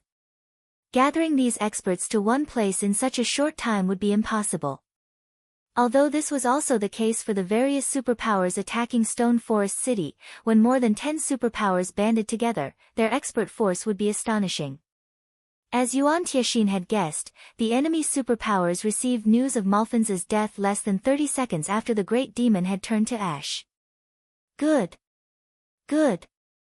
Good. Black Flame, let's see if you can back up that arrogance now. Bright Dawn, who had resurrected in Starlink's fortress, revealed a maniacal grin when he received the news. Starlink's army had been annihilated in the initial battle for Stone Forest City. As the army's commander, escaping persecution for his failure would be quite difficult. Although Starlink wouldn't kick him out of the guild due to his individual strength, his days as a vice-guild leader were likely numbered. The fact that he'd now get to watch Zero Wing lose Stone Forest City soothed his frustrated heart. Based on the latest report, 12 superpowers were marching their armies towards Stone Forest City. The two strongest forces among them were the Sky Dragon House and Pride Empire. The rest were on par with Crimson Emperor. In total, the 12 superpowers had dispatched around 50,000 experts for this battle. Every one of these 50,000 players was an expert among experts. In a first-rate guild, they'd all be members of the guild's trump card legions. Furthermore, quite a few of them were refinement realm experts. Not even Starlink's forces in the ancient undead country would stand a chance against this army, not to mention Stone Forest City. Meanwhile, the various superpowers representatives in White River City's business district were stunned when they heard of Malphon's death. What's wrong with Zero Wing? It hasn't contacted a single superpower since the great demon fell. Has Black Flame lost his mind? Illusory Words commented incredulously after reading the latest report. If Zero Wing had allied with another 3 or 4 superpowers, the matter would be settled. Although the guild would lose a significant portion of Stone Forest City's shares, it would still keep a cut of the city's profits. Zero Wing had already proven its strength to the various superpowers, and they wouldn't push too far in their negotiations. However, Zero Wing still refused to reach out to a single superpower, which had led to the tentative alliance between the slighted guilds. Now, Zero Wing had no hope of retaining any power within Stone Forest City. It seems Black Flame's ego has grown out of proportion after his victory over Starlink, Crimson Gate said indignantly. He shouldn't blame us for being merciless since he wants to keep the city for himself. Crimson Gate had assumed Zero Wing would rush to sign contracts with the various superpowers before losing the great demon Malphon's. He had planned to leave the guild hanging for a while before presenting the price for Crimson Emperor's assistance. Unfortunately, his patience had been in vain. Since Zero Wing had refused to act, Crimson Emperor was left with no choice but to participate in the struggle for Stone Forest City. 12 superpowers were marching toward the city, and after including the secret pavilion, Crimson Emperor wouldn't gain a large percentage of the city's shares. Every superpower upper echelon in White River City shared Crimson Gate's sentiments. They were all furious over Zero Wing's behavior, almost inclined to contact their guild's armies and order their forces to head to Stone Forest City at full speed. In contrast, when Yuan Tianxin received the report on the superpowers' movements, he paled to a sickly white. Even with Zero Wing's members, there were only a little over 100,000 players in Stone Forest City, but most of Zero Wing's members present were ordinary experts and elite players. Compared to the various superpowers' joint army of 50,000 experts, the difference between the two sides' strength was massive. Yet, despite their impending doom, Shifeng leisurely drew a magic array on the ground. He did nothing to recruit NPC soldiers or summon some of Silverwing Town's experts.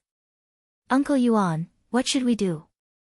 The guild leader is mobilizing every expert he can and has even abandoned some of the guild's operations to ensure our experts can get here as quickly as possible. However, even with those experts, I'm afraid that we're still no match for our enemy's combat power, Purple Jade said, frowning as she informed her superior of the latest report. The secret pavilion had a little over 6,000 experts in Stone Forest City thus far, which was nothing in comparison to the superpowers' joint forces. To make matters worse, the secret pavilion's forces weren't as high quality as their enemies. We have no choice but to fight, Yuan Tianxin said as he shook his head. At that moment, Shifeng finally made the final stroke, completing his magic array. The array activated immediately, and another magic array, as large as Stone Forest City itself, appeared above the city. It glowed with a silver light, and the violet mana it contained made the experts in the city uneasy. As this array completed, pitch-black darkness, like a moonless night, swallowed the undead forest. After 5 seconds, a steadily growing spatial tear appeared above the city. After another 3 seconds, the tear transformed into a colossal black hole. The black hole swallowed all light, and no player could see anything within. However, they could feel an intense aura emerge from the phenomenon. As if time and space had frozen, every player in the city stared in shocked silence as a 100-meter, 5-story tower dropped into the city's center. What is that? How can dark energy be so dense? Yuan Tiexin was astonished, unable to tear his eyes away from the tower that now graced Stone Forest City. Even he struggled to move while under the influence of the tower's aura. He'd be lucky to exhibit 10% of his combat power. In such a state, even an ordinary expert could defeat him. Its name is the Dark Tower, Shi Feng announced with a satisfied smile. Of course, you can refer to it by its other name. The Tower of Death. Chapter 2161, Suppressing with a Snap. Shi Feng was quite excited to have successfully summoned the Dark Tower. He had only ever heard of the tower in the past, he had never actually seen or experienced one. The Dark Seed was extremely rare in God's domain, even rarer than fragmented legendary items. Hence, Shi Feng had been quite surprised when Bright Dawn had revealed the item. To summon a Dark Tower, players first needed to defeat the demon summoned with a Dark Seed. However, killing that particular demon was easier said than done. Players had often relied on NPCs to suppress and defeat these summoned demons during Shi Feng's previous life. Killing one without such help was extremely difficult. Although the NPC's participation wouldn't interfere with the Dark Tower design's drop rate, NPCs wouldn't allow the construction to exist.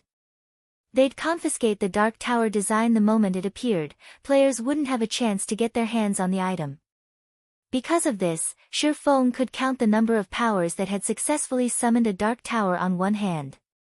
Moreover, outsiders weren't allowed within a tower or city that contained a Dark Tower.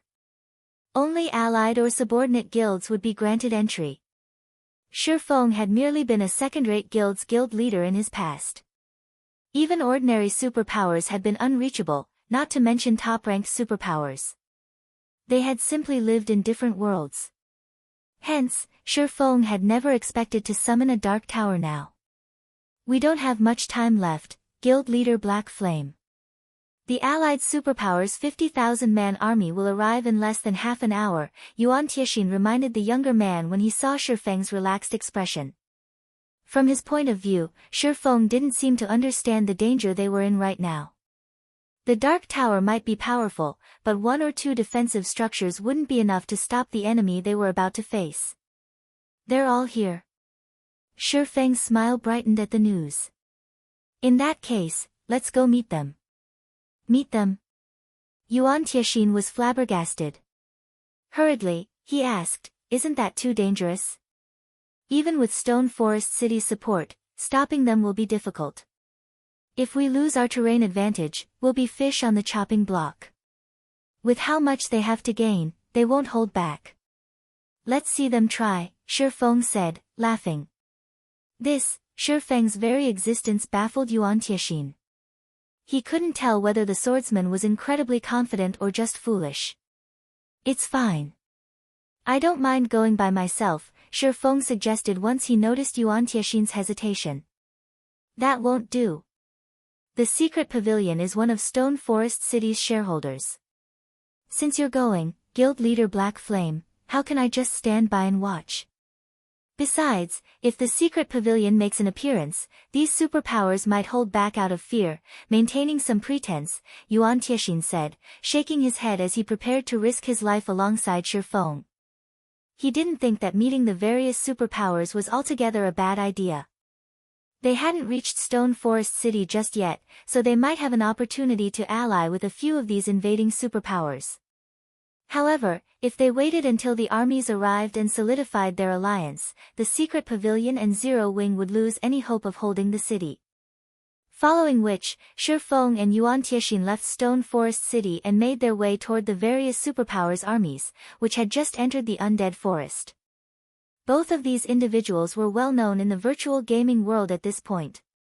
Even if the various superpowers members weren't familiar with Zero Wing, they had heard of Black Flame. Why are they here? By the looks of it, they've come to negotiate. You're probably right. After all, we have 50,000 top-tier experts on our side. How could a recently promoted guild city possibly stop us? The various superpowers forces were surprised to see Shifeng and Yuan Tiexin approach, discussing the matter amongst themselves. What is Black Flame trying to do? He actually wants to negotiate now.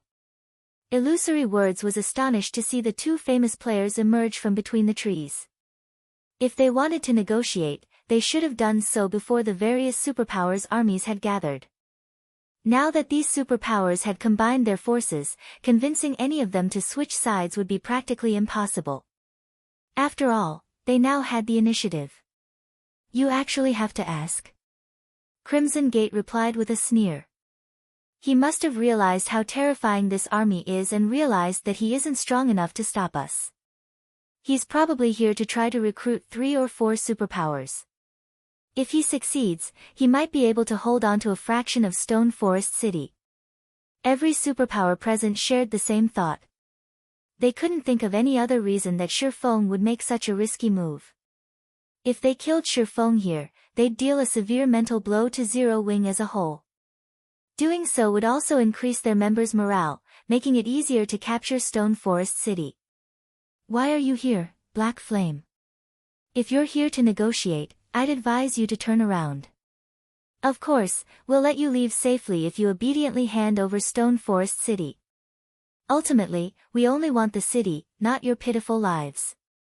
That's right. Give us Stone Forest City, and we'll let you leave with your lives.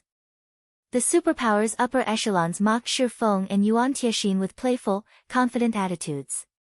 Naturally, the idea that they'd let Zero Wing's members escape if Shifeng handed the city over was nothing more than a joke. Every player in God's domain had already heard of Zero Wing's provocation. If they did not make an example of the offending guild, how could they protect their reputations? Hand over Stone Forest City. Shifeng could not help but laugh. Aren't you quite full of yourselves? Every player fell silent when they heard Shifeng's comment. Even Yuan Tiexin stared at the swordsman, dumbfounded as he felt his stress peak. They weren't here to negotiate an alliance. What was going on? He even began to wonder if Shifeng understood their current predicament. They stood before an army of 50,000 players, all of which were experts among experts. If they worked together, killing a monster-level expert would be child's play. Yuan Tiexin's scalp tingled just from being the center of these experts' attention. He didn't even dare imagine what would happen if they started a fight with these players. Illusory Words, who stood among the joint army, was just as flabbergasted. She had seen many courageous people before, but this was the first time she had encountered anyone as bold as Shifeng. He had just openly provoked 12 superpowers with a simple comment. Only death awaited him now. Is this guy stupid? Does he really believe he's invincible? He's only defeated Starlink. He better not run once the battle truly begins. As the superpower's fury grew, Shifeng snapped his fingers. In response, Stone Forest Town's Dark Tower used its dark energy to manifest a vast darkness domain that enveloped the undead forest. All players within the domain, both friend and foe, felt an immense weight drag at their bodies, losing more than half of their combat power. Chapter 2162, No Different from Ants. Everyone panicked as the abrupt pressure swept through the undead forest. What's going on? Why have my attributes decreased? It's so hard to move. What did he do? After noticing the change, everyone focused on Shifeng in fear and confusion. Even a fool would realize that Shifeng was responsible, but more than 50,000 players had gathered, easily occupying an area of several thousand yards. Not even a Tier 4 large-scale destruction spell could encompass such a large area. However, not only did a faint layer of dark gas collect around them, but it also covered the entire undead forest. Ordinary domain skills only reduced players' basic attributes by a small fraction, but this domain's suppression was extreme. Their movements were so sluggish that they were even less mobile than they had been at Tier 1. The various superpowers' upper echelons watched the man responsible with grim expressions. If only their basic attributes had been suppressed, they may have been able to adapt. However, it was an entirely different story if this domain suppressed their physiques as well. Experts were so powerful due to their quick reactions and extraordinary comprehension, which gave them far greater control over their virtual bodies than ordinary players. However, now that their bodies had reverted to their original, mortal state, they had lost their advantages. In other words, they were only as strong as ordinary players while inside this domain. The ability is just as effective as the rumors made it out to be. When Shifeng sensed the changes to his own body, he could not help his rueful sigh. As an advanced construction, the Dark Tower had two abilities. One of these abilities was Darkness Domain. The Darkness Domain did not differentiate between friend and foe, affecting every creature within its range, covering a 100,000-yard radius. Violent dark energy filled the domain. Not only would this dark energy affect creatures' basic attributes, but it would also impact their reaction speeds, neural response times, and 5 senses. While bathed in this dark energy, expert players would lose all of their advantages over ordinary players. It was just as effective as a death sentence. This was also why players in the past had referred to the Dark Tower as the Tower of Death. Yuan Tiexin's eyes nearly fell from their sockets. He was even more astounded than the invading Superpowers members. He had been following Shifeng around all this time, so he understood what the man had done perfectly. What is this construction? How is it so powerful? Yuan Tiexin could not help but turn, his gaze settling on the Dark Tower in the distance. Although he had recognized that the Dark Tower was extraordinary, he hadn't realized how truly horrifying it could be.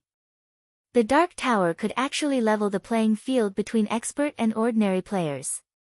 Ordinary players might not realize how amazing that was, but to the various superpowers, it was devastating. A large part of the reason for the superpowers' great strength was the number of quality of their experts, which far surpassed ordinary players. If one removed experts from the equation, then the various superpowers were simply wealthier and larger than their ordinary counterparts. The Dark Tower's ability would even allow an ordinary power to face off against a superpower. Although superpowers had more members than ordinary powers, they had to manage far more territory, and as a result, they could only station a limited number of players to each area under their control. There was also the fact that every location had limited resources. Even if a superpower wanted to, they couldn't afford to send all of their members to a single location. Doing so would negatively affect their development. Because of this, there really wouldn't be a major difference between superpowers and ordinary powers when it came to numbers. Do you still want to continue? Shifeng asked, casually sweeping his gaze over the players before him with neither joy nor sadness. It was as if this expert army was little more than grass on the roadside. They weren't enough to warrant a reaction. Before the Dark Tower, experts at Tier 3 and below were equal.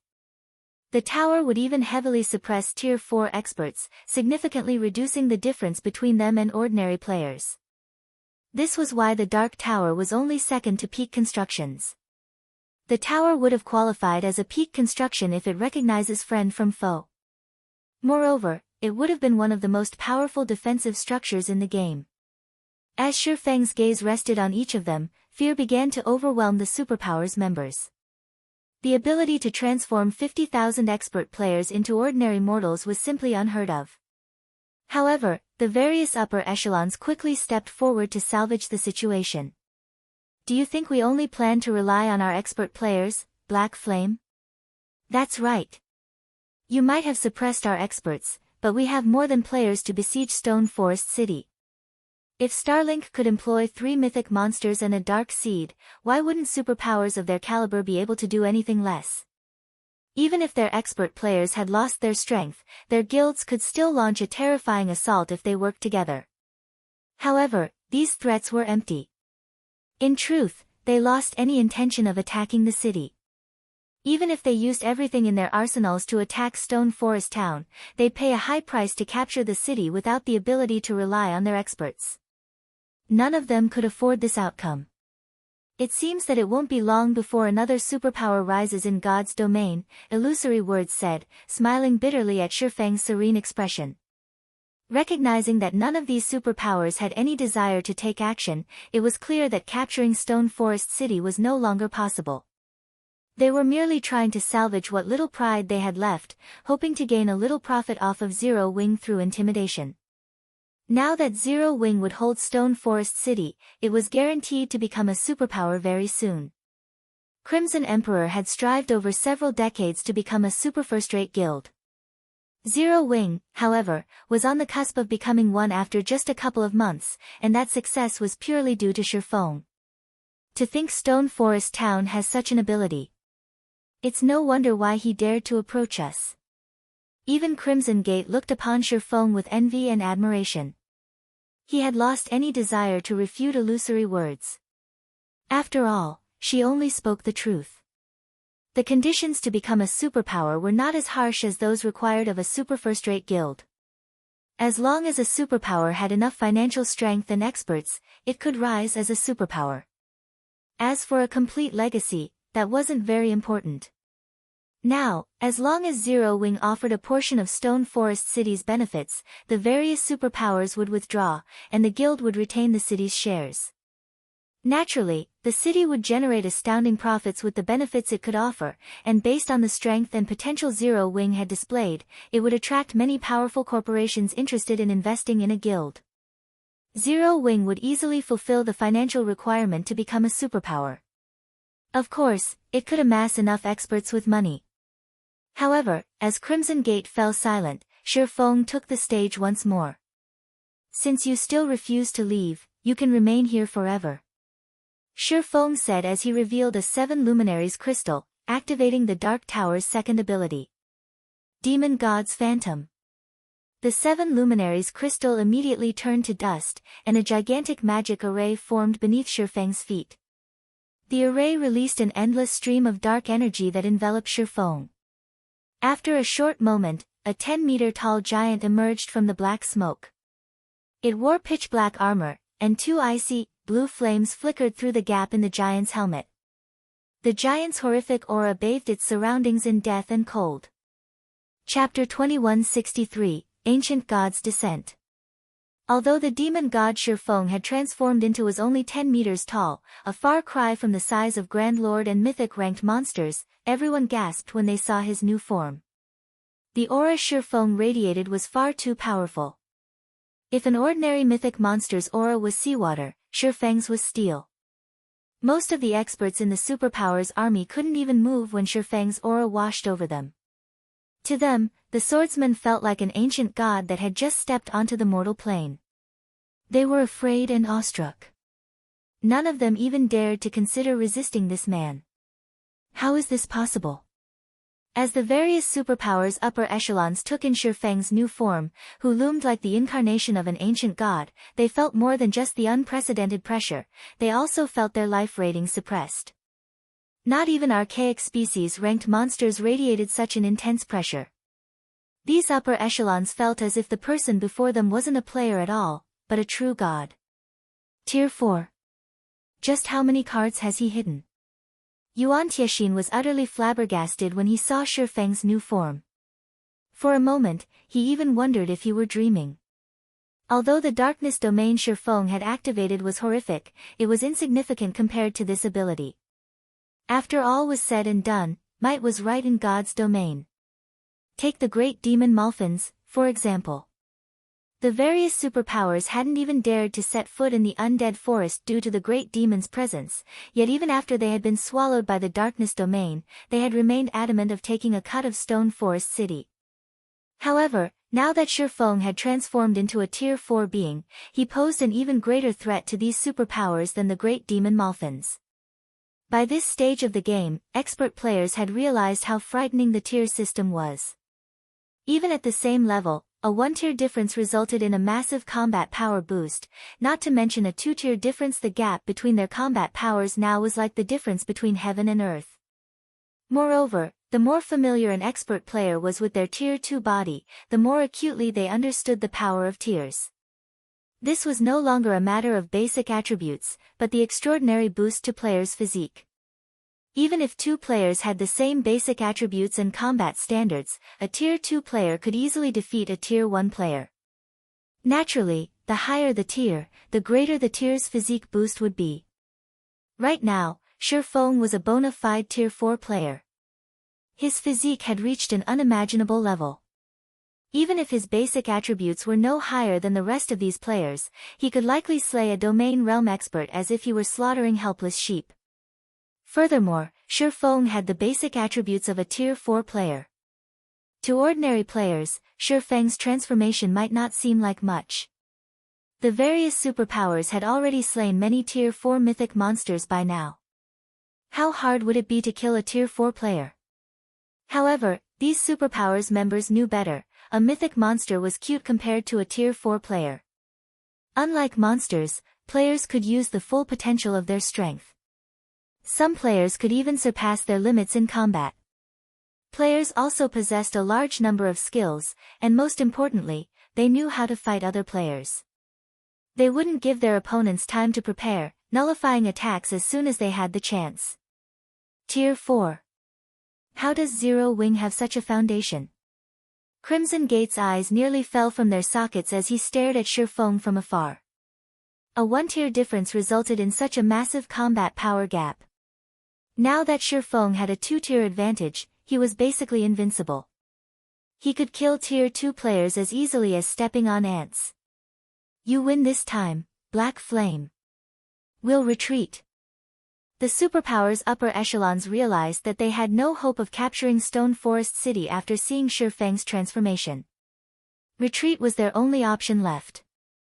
I gave you a chance to leave, yet you refused. Why would I let you walk away now? Sorrowful asked as he took a step forward, his massive body instantly appearing 30 yards away. He then dashed for the joint army. Don't push your luck, Black Flame. Although we aren't a match for you, we are also capable of dispatching Tier 4 mythic combatants. If we focus on assaulting Stone Forest City, neither of us will benefit. That's right. Moreover, do you really want our guilds as your enemies? Sorrowful's bloodlust enraged the various superpowers upper echelons. They were overlords in God's domain. Although Sorrowful's Tier 4 combat power was daunting, it was only a matter of time before they gained their own Tier 4 players. Sorrowful could only retain his arrogance for a short time. They were already expressing a lot of respect for Zero Wing with their willingness to withdraw. Yet, Sorrowful had no sense of propriety and wanted to kill them. So what if I do? Sorrowful said, sneering as he increased his speed. He would have feared the various superpowers' wrath if he hadn't acquired the Dark Tower for Stone Forest City. It was true that as time passed, these superpowers would find more treasures and grow stronger. However, with the Dark Tower's protection, no power could threaten Sorrowful's city before players reached level 100, and God's domain's rare resources were limited. The competition for these resources would only become increasingly intense. It was only a matter of time before Zero Wing had to face these superpowers. Since the various superpowers would become his guild's enemies sooner or later, he might as well kill some of their members now, weakening his enemies and strengthening his guild. Black Flame. You're courting death. The superpowers' upper echelons immediately retrieved the fruits of their respective guilds' labor, revealing one mythic combatant after another. These Tier 4 mythic combatants were either summoned creatures or came in the form of tools like the combat puppets. In moments, 15 mythic combatants had joined the battlefield. A force of this magnitude would be enough to intimidate any superpower. One could easily capture a guild town with just 5 or 6 of these mythic combatants, yet now, these superpowers had worked together to amass a force of 15 of them. Even destroying a superpower's nurtured basic city wouldn't pose much of a problem with such a force. Of the 15 mythic combatants, 6 moved to surround Sorrowful, while the remaining 9 charged towards Stone Forest City. The Zero Wing and Secret Pavilion members in the city paled as they watched these beings run toward them. 3 mythic monsters had been enough to shake Stone Forest City's defensive magic array, but now, 9 creatures with similar combat power were heading their way. Black Flame, you will pay for your foolishness. The various superpowers upper echelon sneered as they controlled their mythic monsters to charge at Stone Forest City at full speed. Are you so sure about that? Shifeng asked, swinging his sword at the 9 mythic combatants before they could split up to attack independently. Shadow Blade. 9 shadowy blades collided with the mythic combatants, effortlessly slicing through them, before the beings flew through the air and slammed into the ground some distance away. How is this possible? The Superpowers members gaped in shock. Those were mythic combatants they were talking about, and Shifeng had defeated 9 of them so easily. Despite how much they wanted the scene to be an illusion, they had no choice but to acknowledge the truth before them. After resolving the threat against Stone Forest City, Shifeng turned and swung his sword at the 6 remaining mythic combatants. Swords Transmigration. This time, 2 of the 6 mythic combatants, which had been thrown, sustained severe injuries, and their combat powers plummeted. Although the exchange had been brief, everyone understood that the 15 mythic combatants were no match for Shifeng. They couldn't even get past the swordsman, much less destroy Stone Forest City. They had sorely underestimated Shifeng's combat power. Chapter 2164, Devil. Every player was overwhelmed with shock and horror after watching Shifeng toy with 15 mythic combatants like they were infants. Although they had known that a Tier 4 player would be more powerful than a mythic monster, they hadn't expected Shifeng to be this strong. Logically, a Tier 4 player's combat power should only be slightly greater than a mythic monster's. Once they reached the Tier 4 standard, monsters' combat power rose to a new level. Including monsters' natural attribute advantage, Tier 4 players of the same level should have a hard time facing 3 or 4 mythic monsters at the same time. However, Shifeng had suppressed 15 mythic combatants with little to no effort. It was simply unbelievable. Of course, Shifeng wasn't particularly surprised. Activating Demon God's Phantom cost a 7 Luminaries crystal. Moreover, its user could only activate the skill once a day, and it only lasted 4 short hours. During that time, the skill would forcibly elevate the target player by 2 tiers to a maximum of Tier 4 peak rank. The skill also upgraded a player's life rating to Ancien Fiend at maximum. Because of Shifeng's normal tier and life rating, Demon God's Phantom could only elevate him to Tier 4 upper rank, which was still far from the skill's maximum. Normally, only Tier 3 players could exhibit the skill's full potential. Even so, a Tier 4 upper rank player's combat power was more than enough to take out 15 mythic combatants. God's Domain hadn't launched that long ago, and players hadn't yet reached Tier 3, so they had no idea what happened at that tier and beyond. Tier 4 players had still been considered peak experts even a decade after God's Domain's launch. Ordinary second-rate guilds hadn't even had any Tier 4 players in their ranks, and in first-rate guilds, Tier 4 players had been upper echelons, tasked with safeguarding the guild's neutral towns. Once players reached Tier 4, their combat power would undergo a qualitative transformation with each minor threshold they crossed. It was like the difference between ordinary monsters and ancient fiends. Although these superpowers had summoned quite a few Tier 4 combatants, all 15 of them were at the lower rank. They weren't even Tier 4 intermediate rank. How were they supposed to defeat a Tier 4 upper rank player? Purely comparing combat power, Shifeng was only slightly weaker than Malfin's when the Great Demon had been at his peak. Hence, killing 15 Tier 4 lower rank combatants wasn't an issue for Shifeng in this state. Because of the skill's limited duration, Shifeng had no plans to drag out this fight. He immediately and violently attacked one of the summoned mythic monsters. With the huge difference between their combat power, the mythic monster was utterly powerless against Shifeng, and every one of the swordsman's attacks obliterated a visible chunk of the monster's HP. The mythic monster's HP fell by 20% after a few seconds. At this rate, Shifeng would finish it off in less than a minute. Zero Wing's rise is guaranteed now. Illusory words sighed ruefully as she watched the mythic monster rapidly lose HP from a safe distance. 15 mythic combatants. Facing such a force would be a disaster to any superpower, yet they couldn't even pose a threat to Shifeng. Now, it was clear that capturing Stone Forest City was impossible for any superpower. With the city under its control, Zero Wing would have no issues acquiring resources or funds for its development. If Crimson Emperor hadn't been so greedy and negotiated with Zero Wing before Malphonse's death, it might not have secured Stone Forest City's shares, but it could have secured some discounts and shops within the city.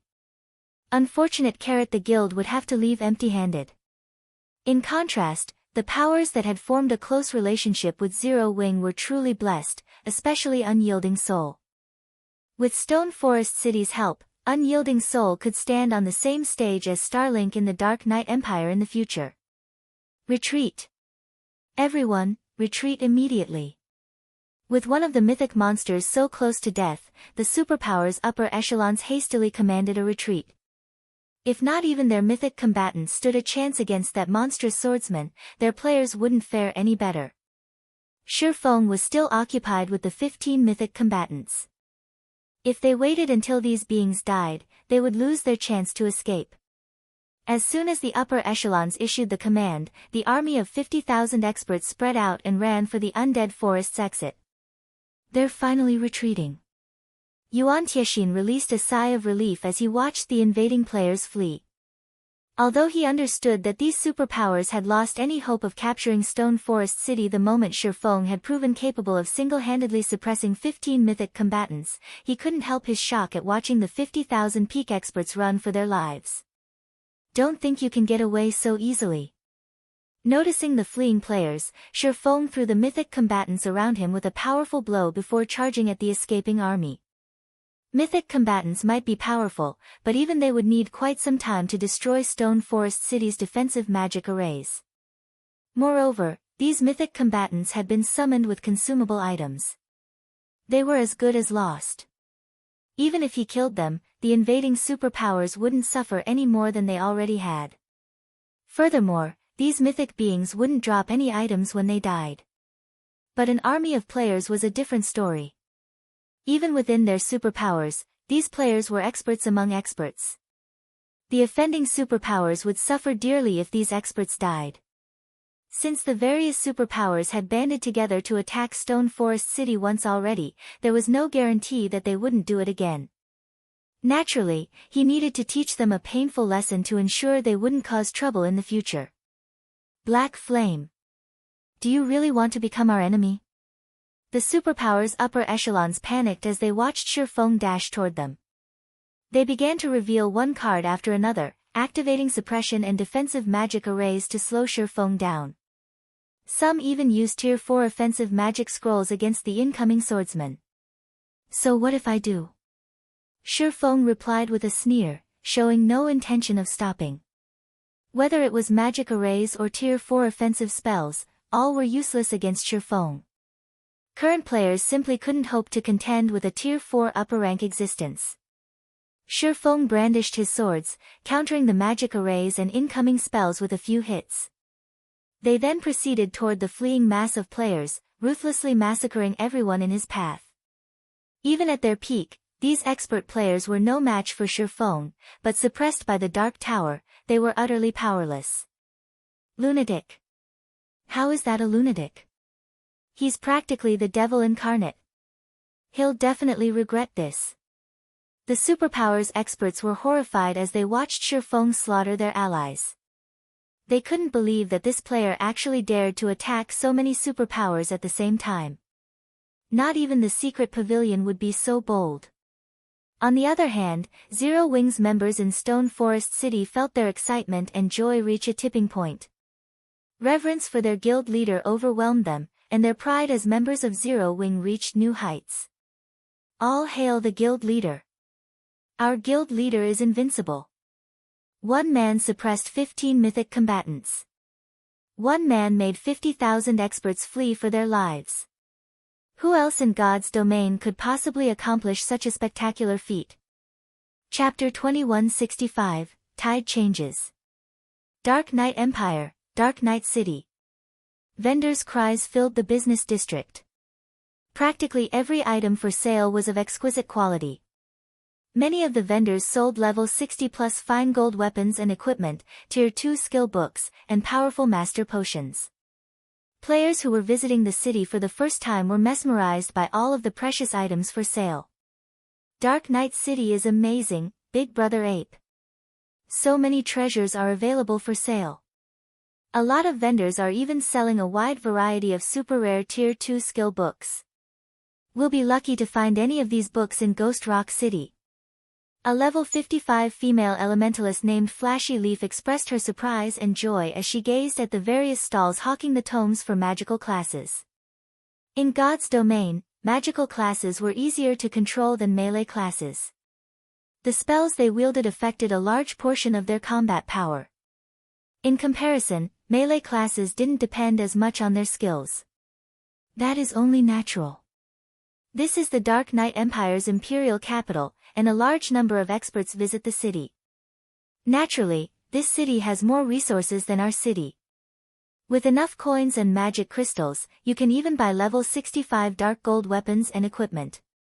There is simply no comparison between Dark Knight City and an ordinary NPC city. Sweeping Ape, a level 62 male guardian knight with a silver shield, replied, chuckling. You can even buy level 65 dark gold weapons here. Flashy Leaf muttered in shock.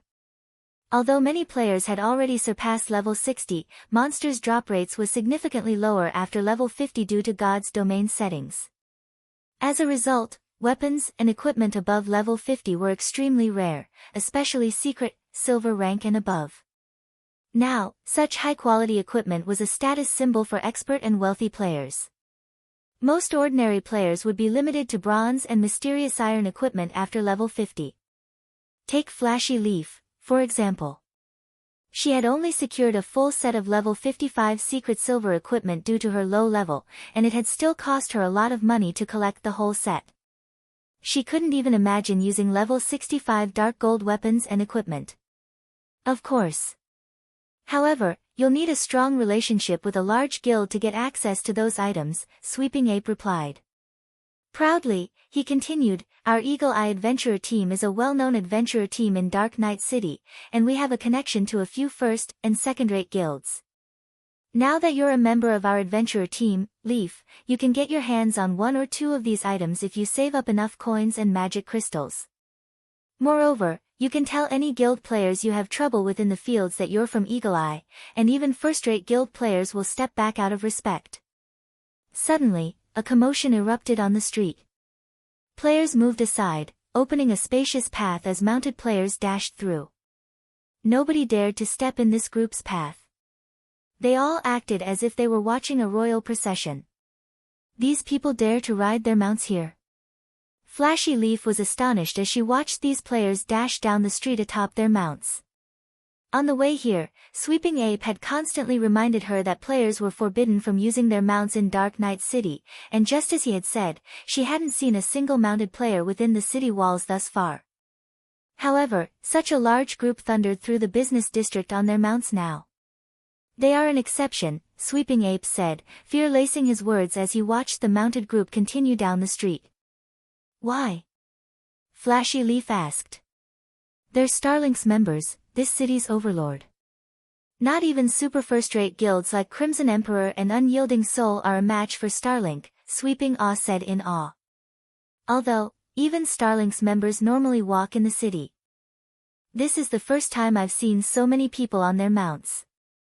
Starlink? Is the guild really that powerful? Flashy Leaf couldn't help the sliver of jealousy as she stared at the fading backs of Starlink's members. Other players new to Dark Knight City felt the same as they watched Starlink's members pass. Some even played with the thought of joining the guild. Starlink is that powerful. The guild is king in Dark Knight City. Sweeping Ape confirmed. However, a masked, level 65 ranger flashed the Guardian Knight a disdainful look when he saw Sweeping Ape's glowing excitement. King. Maybe it had been in the past, the level 65 ranger said, chuckling. Those players are in such a hurry because Zero Wing has successfully defended Stone Forest City. Starlink's status in the ancient undead country has been threatened. I doubt it will be long before Stone Forest City replaces Starlink's fortress as the most popular spot in the neutral map. Replace Starlink? How is that, Posse? Sweeping Ape instinctively tried to rebuke the masked ranger and mock the man for his ignorance, but when he saw the black tiger logo on the ranger's cape, he snapped his jaws shut. The Evil Tiger Adventurer Team? The Dark Knight Empire had countless adventurer teams, which rose and fell at a moment's notice. The Evil Tiger Adventurer Team, however, had survived in the Dark Knight Empire since God's Domain's launch. It was also the Empire's publicly acknowledged third-ranked adventurer team. Even first-rate guild leaders treated its members with respect. The Evil Tiger Adventurer Team was leagues above the Eagle Eye Adventurer Team. You'll find out if it's possible or not soon enough, but I'd advise that you begin to prepare. Major changes are coming to the Dark Knight Empire, the Masked Ranger said as he glanced at Sweeping Ape and Flashy Leaf. He turned away from the two and continued on his way.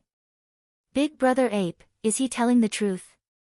Flashy Leaf asked, noticing how Sweeping Ape watched the Masked Ranger with awe. Evil Tiger is a peak adventurer team. There are rumors that quite a few super first-rate guilds have extended olive branches to the team. Many of Evil Tiger's members are also acquainted with players from super first-rate guilds, so its information network is far better than ours. I suspect he was telling the truth, Sweeping Ape said as he watched the Masked Ranger's departing figure. Zero Wing. What kind of guild is that, Big Brother Ape? If it's actually capable of making Starlink so afraid, could it be a super first-rate guild as well? Flashy Leaf asked curiously.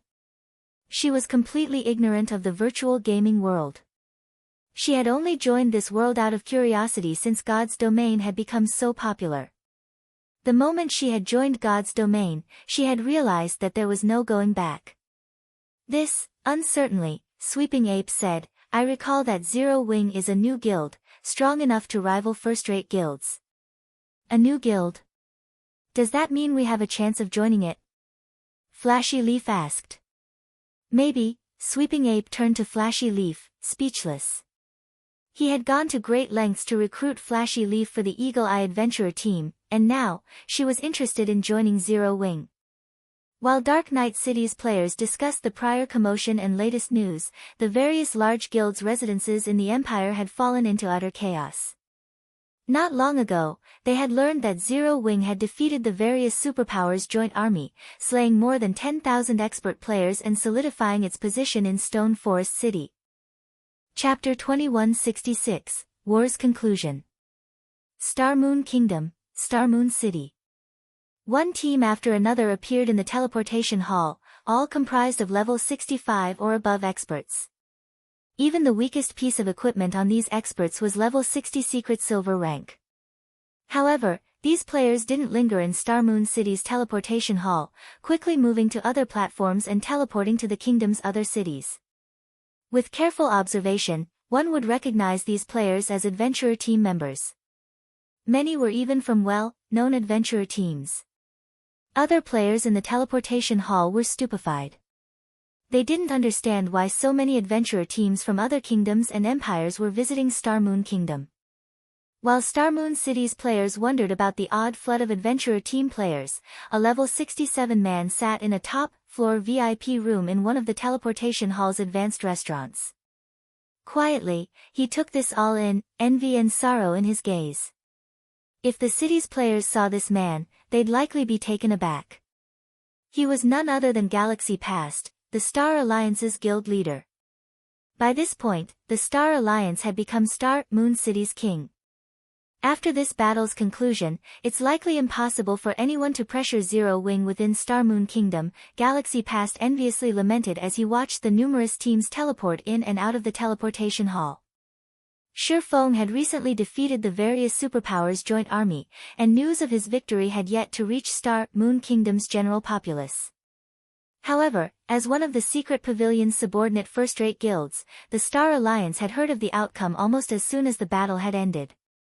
He certainly hadn't expected this outcome. He truly hadn't thought that Zero Wing would be capable of standing against such a force. Zero Wing's stone forest city was akin to a diamond mine. The troublesome guild would never have to worry about needing funds again. With the city's income, Zero Wing could easily support its current level of development, which meant it had resolved its sole weakness within Star Moon Kingdom. From now on, even the various superpowers would find it exceedingly difficult to pressure the guild in its own kingdom. Moreover, doing so wouldn't gain them much. At this point, he'd be hard-pressed to find a superpower that was willing to make such a trade. First-rate guilds like the Star Alliance dreamed of achieving such power, but now, a new guild, one that had only established after God's Domain's launch, had been the one to realize this dream. No one could have imagined that Zero Wing would have struck back as soon as Starlink had tried to hinder the guild's development in Star Moon Kingdom and successfully deal such a fierce blow. Starlink's fortress in the ancient undead country was basically crippled. Even if that is the case, guild leader, Zero Wing will have more problems to deal with now. Honestly, Starlink hadn't taken Zero Wing seriously, but now, with Stone Forest City in its way, Starlink will view the Zero Wing as a sworn enemy. Moreover, Zero Wing has provoked more than a handful of superpowers this time. I doubt the guild will find moving forward to be more difficult than expected, Purple Jade said. Galaxy Pass did not try to refute Purple Jade's logic. In his opinion, Zero Wing's retaliation against Starlink's bullying had been splendidly carried out. Even before Zero Wing had taken action, the two guilds had shed all pretenses. Increasing their hatred for each other wouldn't change things over much. However, the fact that Zero Wing had slaughtered the superpowers' joint forces would come back to bite it. Those superpowers might be helpless against Stone Forest City and Zero Wing, but the Undead Forest was a small fraction of the Bottomless Abyss. The God Mode regional dungeon had other areas, and exploring those areas would require particularly powerful experts. The various superpowers had both stronger and more experts than Zero Wing. Once Zero Wing's members left the forest, they'd find miserable deaths waiting for them. While the various powers in the kingdom discussed Zero Wing's victory, adventurer teams crowded the entrance to the guild's residence in White River City. Just entering and leaving the residence had become a struggle for Zero Wing's members. Aqua Rose, who was responsible for the guild's recruitment, was stunned. She had watched many expert players apply for membership before, but she had never seen this many apply at once. A rough estimate calculated more than 10,000 expert applicants. Moreover, quite a few of these experts were at the half-step refinement realm, and some were even refinement realm experts. The guild hadn't experienced such a thing before. Half-step refinement realm experts generally served as core team leaders in first-rate guilds. Most refinement realm experts were immediately promoted, becoming an upper echelon within the first-rate guild. Even Aqua Rose was only a refinement realm expert. However, despite knowing that they would, at most, start out as an elite member, so many refinement realm experts were adamant about joining Zero Wing. What kind of magic did you use, guild leader? Aqua Rose excitedly asked after contacting Sherfong. More than 300 well-known and 20 top adventurer teams have applied to join the guild. After a rough estimate, more than 200 half-step refinement realm experts and 15 refinement realm experts have applied, as well. Zero Wing didn't even have 15 refinement realm experts in total. Even so, the guild had far more than its first-rate competition. By accepting these 15 or so refinement realm experts into the fold, Zero Wing could double its total count. If it succeeded in doing so, no ordinary first-rate guild would have a chance against Zero Wing. Only the few top-ranked first-rate guilds would be able to rival the guild. Over 200 half-step and 15 refinement realm experts? It seems the battle's outcome has been quite effective, Sherfong said, smiling. He wasn't particularly surprised by the situation. His latest battle held extraordinary significance. Although, defeating the superpowers' joint forces wasn't the victory that lured all of these adventurer teams to Zero Wing, rather, they were attracted by his success in holding Stone Forest City. As long as Stone Forest City stood, Zero Wing would have a steady supply of resources and coins. This also made Zero Wing a far tougher opponent for the various superpowers. Moreover, to become a superpower, one needed a foundation of money and resources. Now that Zero Wing had that foundation, it was almost guaranteed to become a superpower in the future, and the guild had already proven capable of fending off the various superpowers. After hearing the news of these victories, it was only natural that a large number of experts would rush to join the guild and ride Zero Wing's coattails. Some top adventurer teams have also requested an alliance, committing to fight our enemies in the bottomless abyss.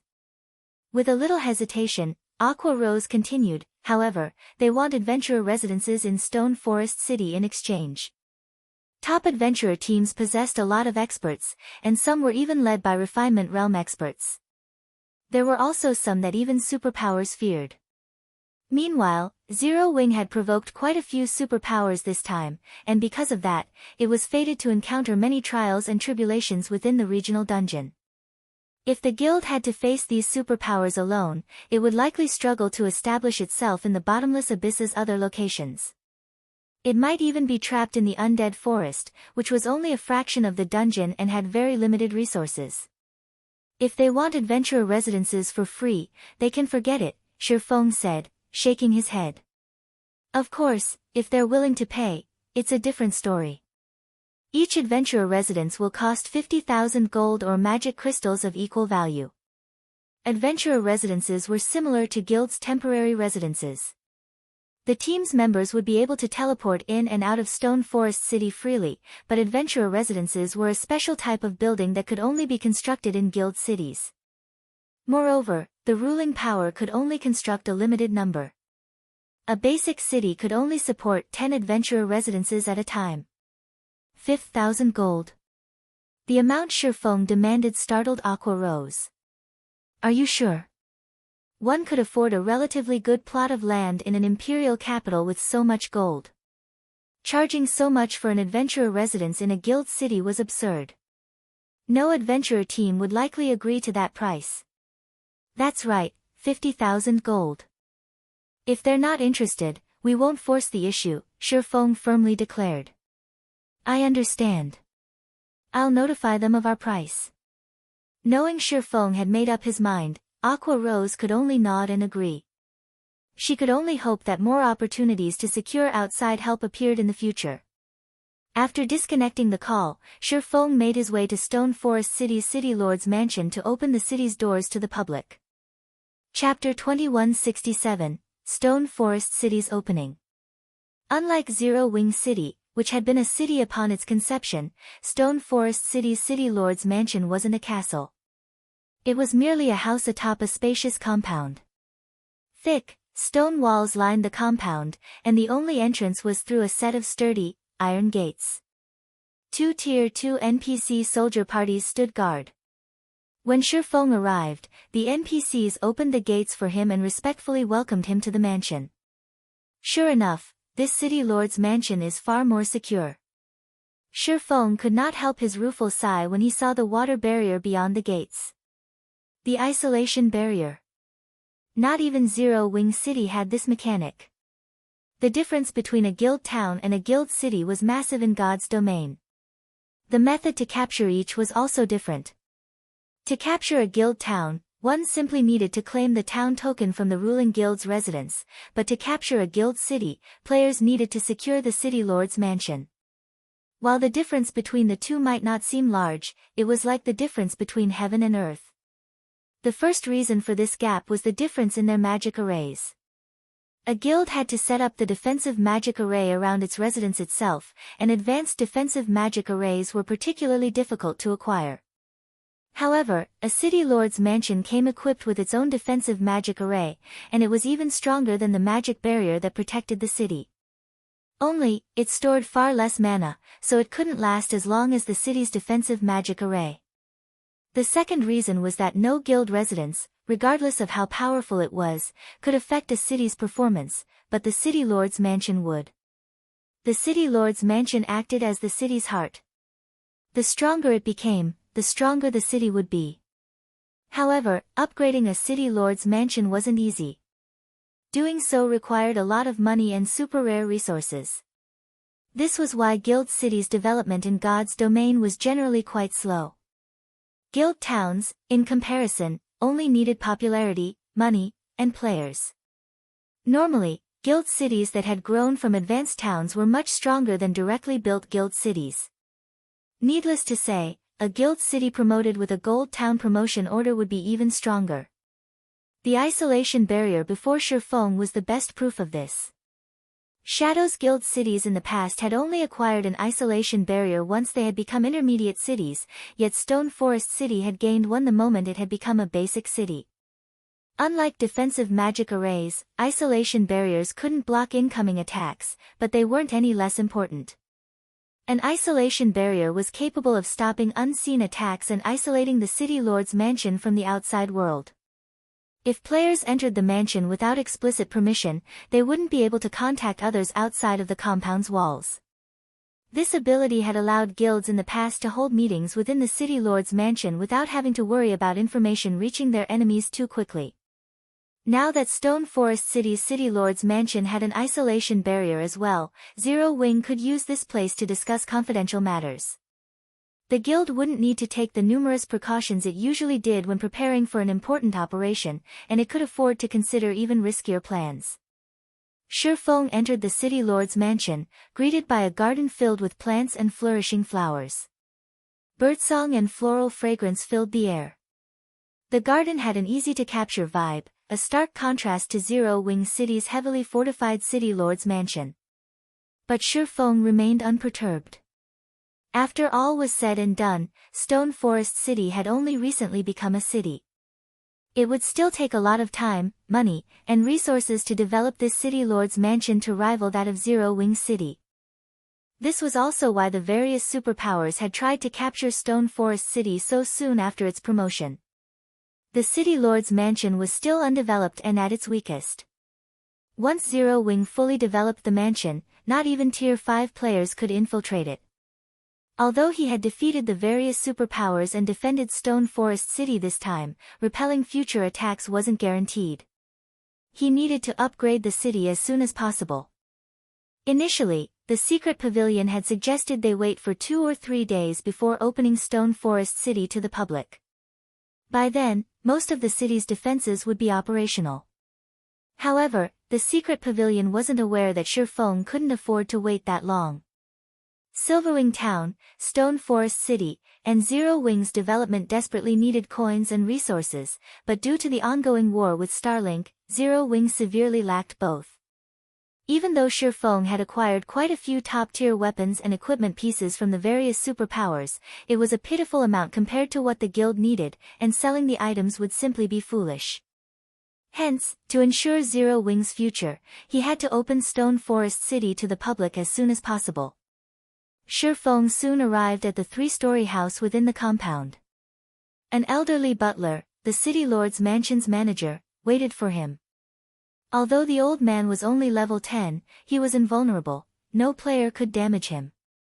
"City Lord, how may I be of service?" the butler asked as he greeted Shurfeng with a smile.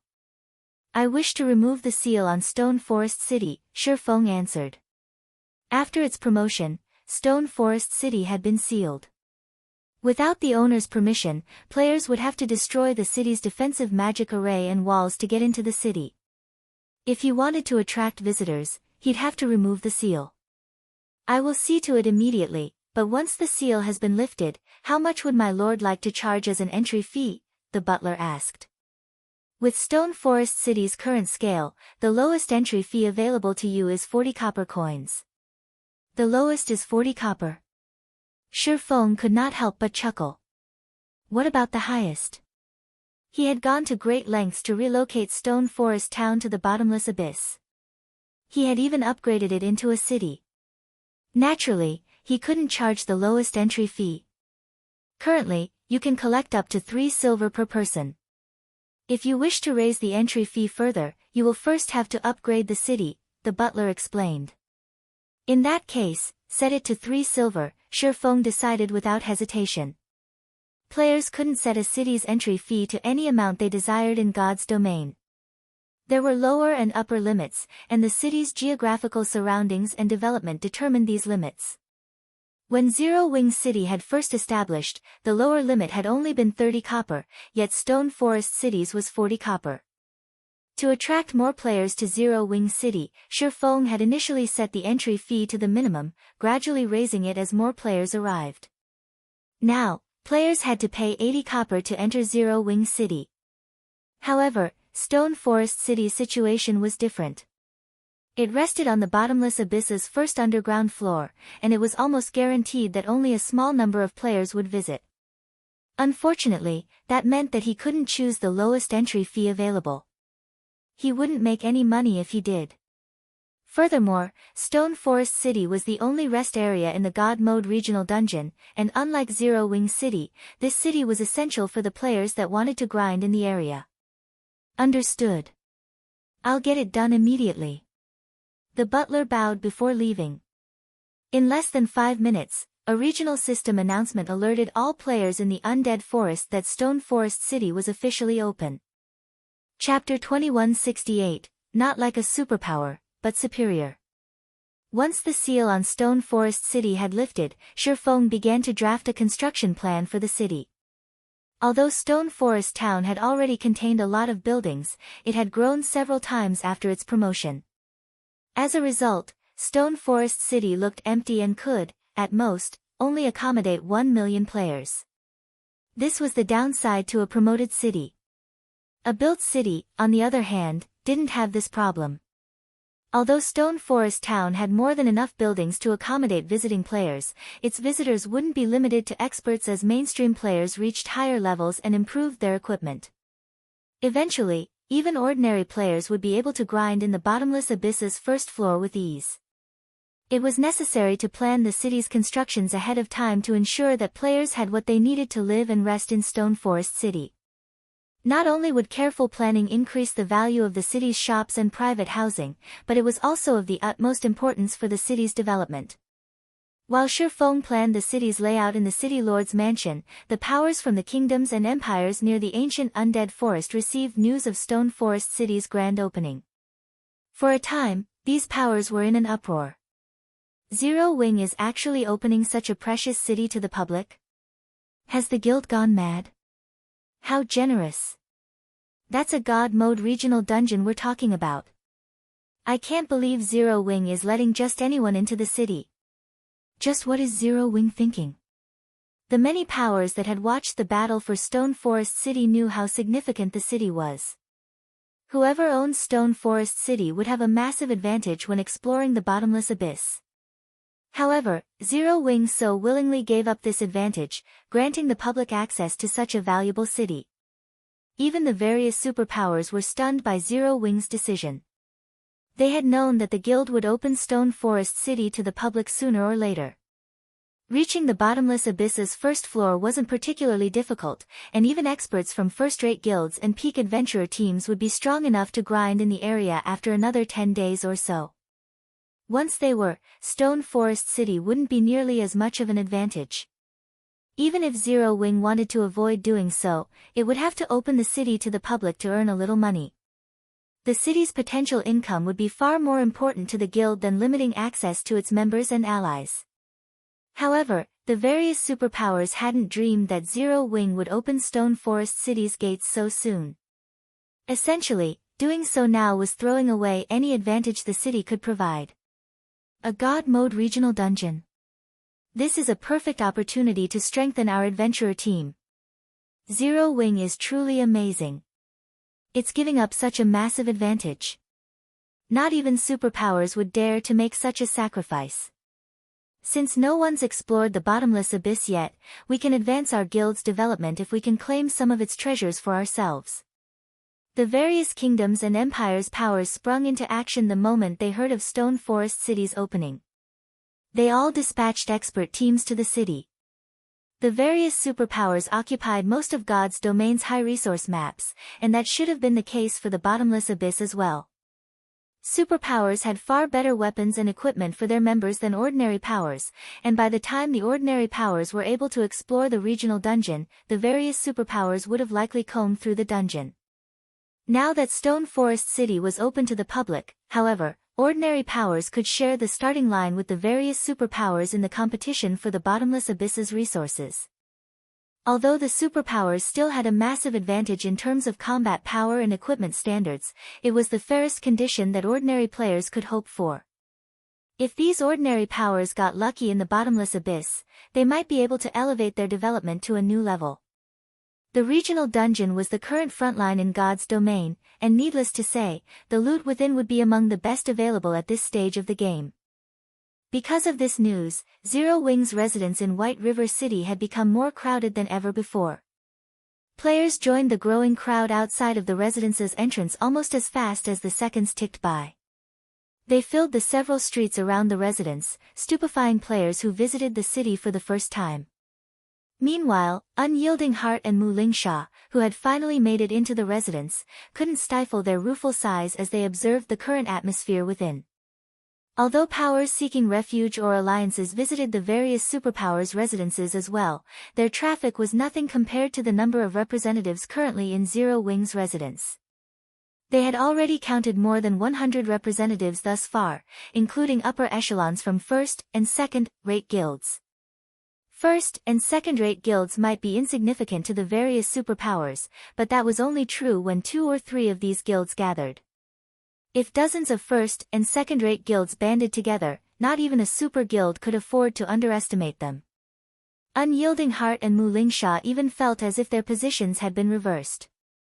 It felt as if Zero Wing were the superpower here, and Unyielding Soul was simply an ordinary power seeking refuge. Almost every first- and second-rate guild upper echelon in the residence felt the same. They had all assumed that they stood on equal footing with Zero Wing and that the guild wasn't yet a superpower, even if it were stronger than a first-rate guild.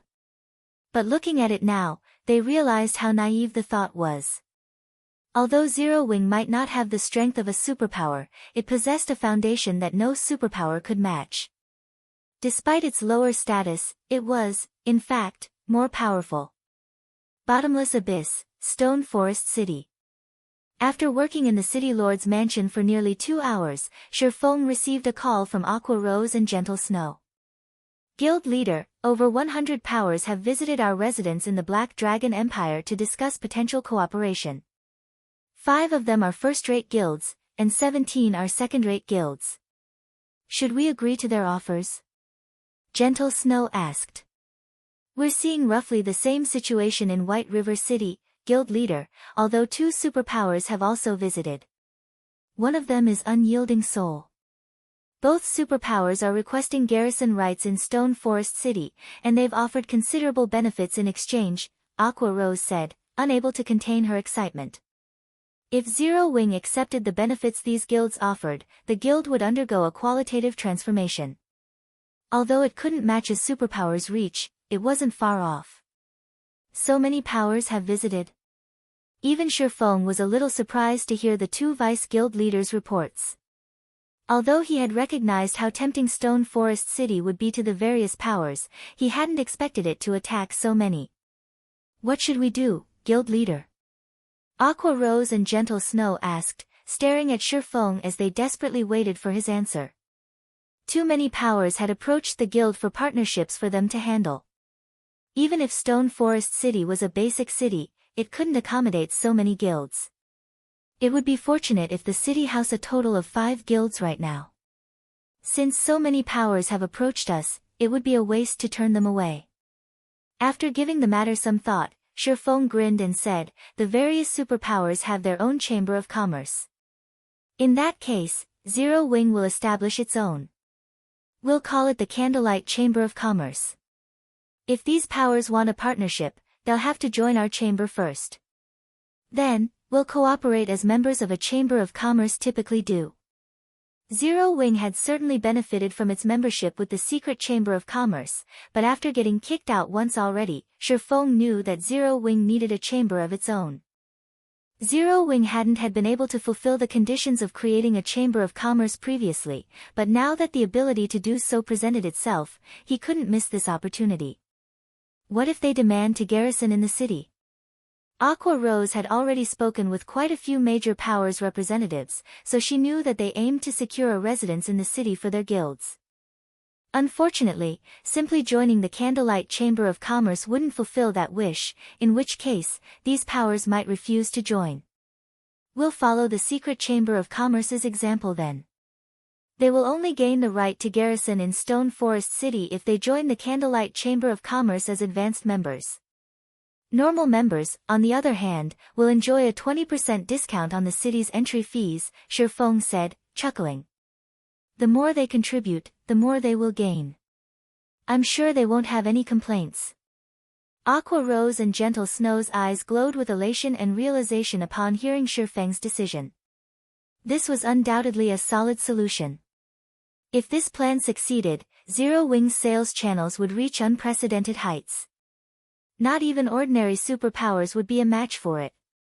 Even without Stone Forest City's profits, the guild would be able to develop smoothly by relying on the income from the Candlelight Chamber of Commerce. Chapter 2169, Gathering of Guilds. Shifeng's decision inspired Aqua Rose and Gentle Snow, sparking countless ideas as restless excitement filled their hearts. Guild leader, although I think it's a good idea to take advantage of a competition between these guilds for the garrison slots, I'm afraid that some of the smaller guilds will give up altogether knowing that they won't have any chance of winning. Most of the guilds that have approached us with partnership proposals are small guilds, and although they aren't powerful individually, their combined strength is even greater than that of the larger guilds who are interested in an alliance, Aqua Rose said, quickly pointing out the problem with Shifeng's suggestion. She was far more astute than Shifeng when it came to management and business. That's right. These smaller guilds don't share the same thought process as their larger counterparts. They aren't considering their future development, prioritizing immediate benefits over all else, Gentle Snow said as she nodded in agreement. We might find it challenging to lure them into the chamber if we only offer a 20% discount. The small guilds don't have many experts, to begin with, and they can only afford to send a small number of players to explore the bottomless abyss. The benefits of joining the Candlelight Chamber of Commerce aren't greater than the cost. They will definitely reject our offer. Aqua Rose and Gentle Snow's reasoning was sound. Although Shifeng had only suggested the idea a moment ago, both women had already found flaws in his plan. His other subordinates, such as Blackie and Liang Jing, simply couldn't compete with these two. You're both correct. A discount on the city's entry fee won't likely be enough to convince these small guilds, but this city isn't like others. This is Stone Forest City. Even if they wanted to, they'd find the offer difficult to refuse, Shifeng said, smiling confidently. Listening to his vice guild leader's suggestions, Shifeng recognized how both had developed their respective guilds into pseudo-super first-rate guilds in the past. To grow stronger, a guild needed more than just powerful experts, it also needed skilled managers with a sharp sense for business. If Shifeng hadn't relied on philosophies that were beyond the current time and knowledge of God's domain's future, not even he would have been a match for Aqua Rose and Gentle Snow's business sense. Both women gave their guild leader skeptical looks. These guilds want to negotiate a partnership deal, correct? In that case, we'll sit down with them in Stone Forest City's Candlelight trading firm, Shifeng declared, chuckling. All right. We'll lead them there now, then. Although these women were confused over Shifeng's decision, they were familiar with his typical antics. Since he had come up with the idea, he must have considered certain factors. Moreover, Stone Forest City was key to Zero Wing's development. As the guild's upper echelons, they had to visit the city and gain a proper understanding of what it had to offer. Disconnecting their call with Shifeng, the women contacted the various guilds' representatives and informed them that the negotiations would take place in Stone Forest City. What is Zero Wing trying to do? They could negotiate with us directly, but they want us to head to Stone Forest City for the discussion? Isn't this just a waste of time? A level 68 female elementalist in exquisite, light red robes snarled as she watched Aqua Rose in the distance. Over 200 guild representatives occupied the spacious hall, but aside from Unyielding Heart and Mu Lingsha, none of them dared to look this furious woman in the eye. They lowered their heads and avoided her gaze, afraid of attracting her ire.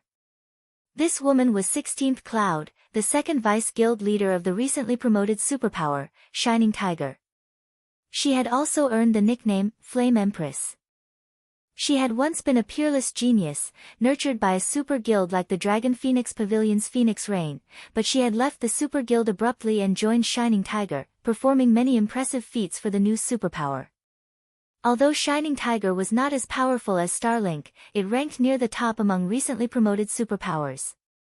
The guild currently controlled 4 kingdoms and had built a solid foundation in the Glory Empire.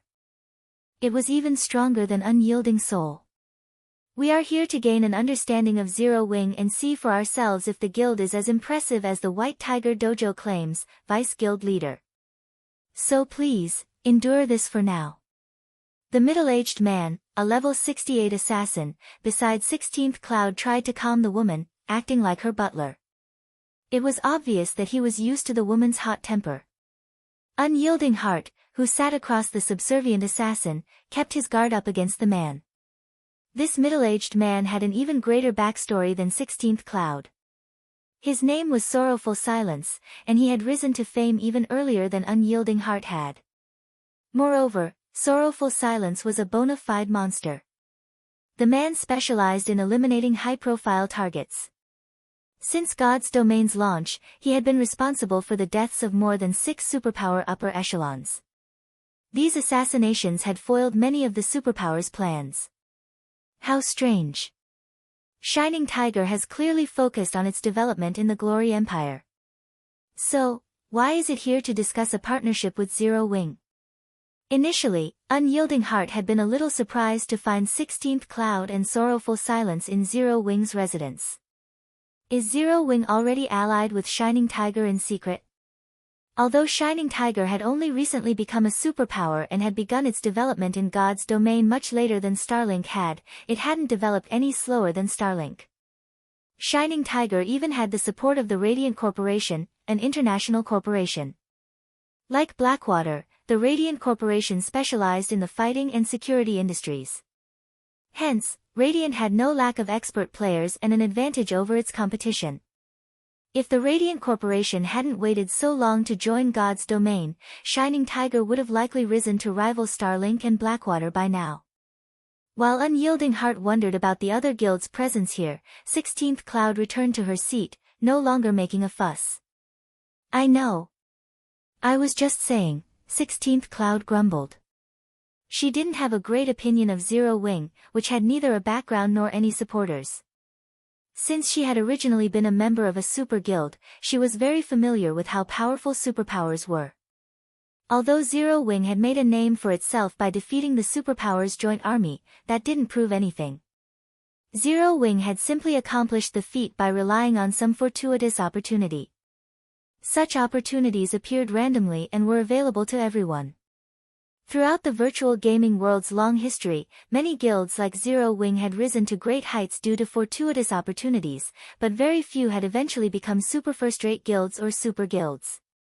In 16th Cloud's opinion, Zero Wing was little more than a lottery winner. It was nothing compared to families with wealthy histories. If the White Tiger Dojo hadn't boasted of Zero Wing's amazing skills when nurturing experts, her guild wouldn't have sent her here, much less decided to approach Zero Wing for a partnership.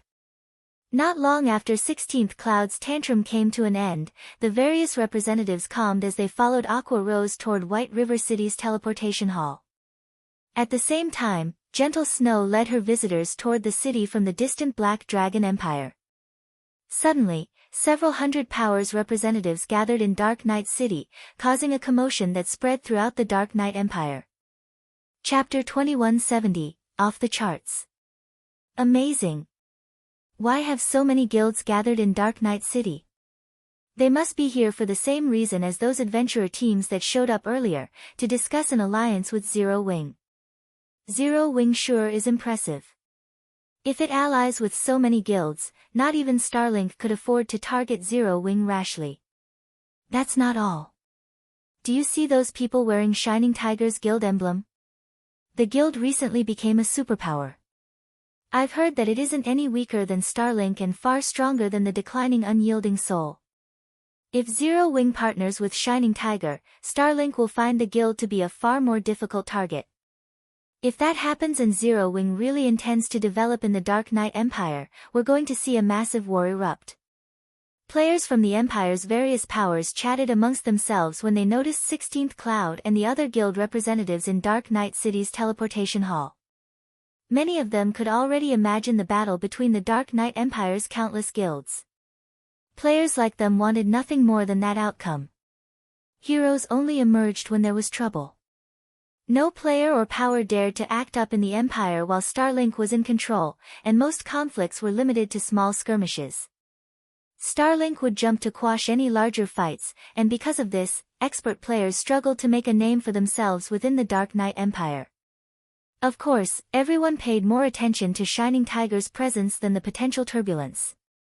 If Shining Tiger and Zero Wing agreed to an alliance, Zero Wing would have the capital to develop in the Dark Knight Empire.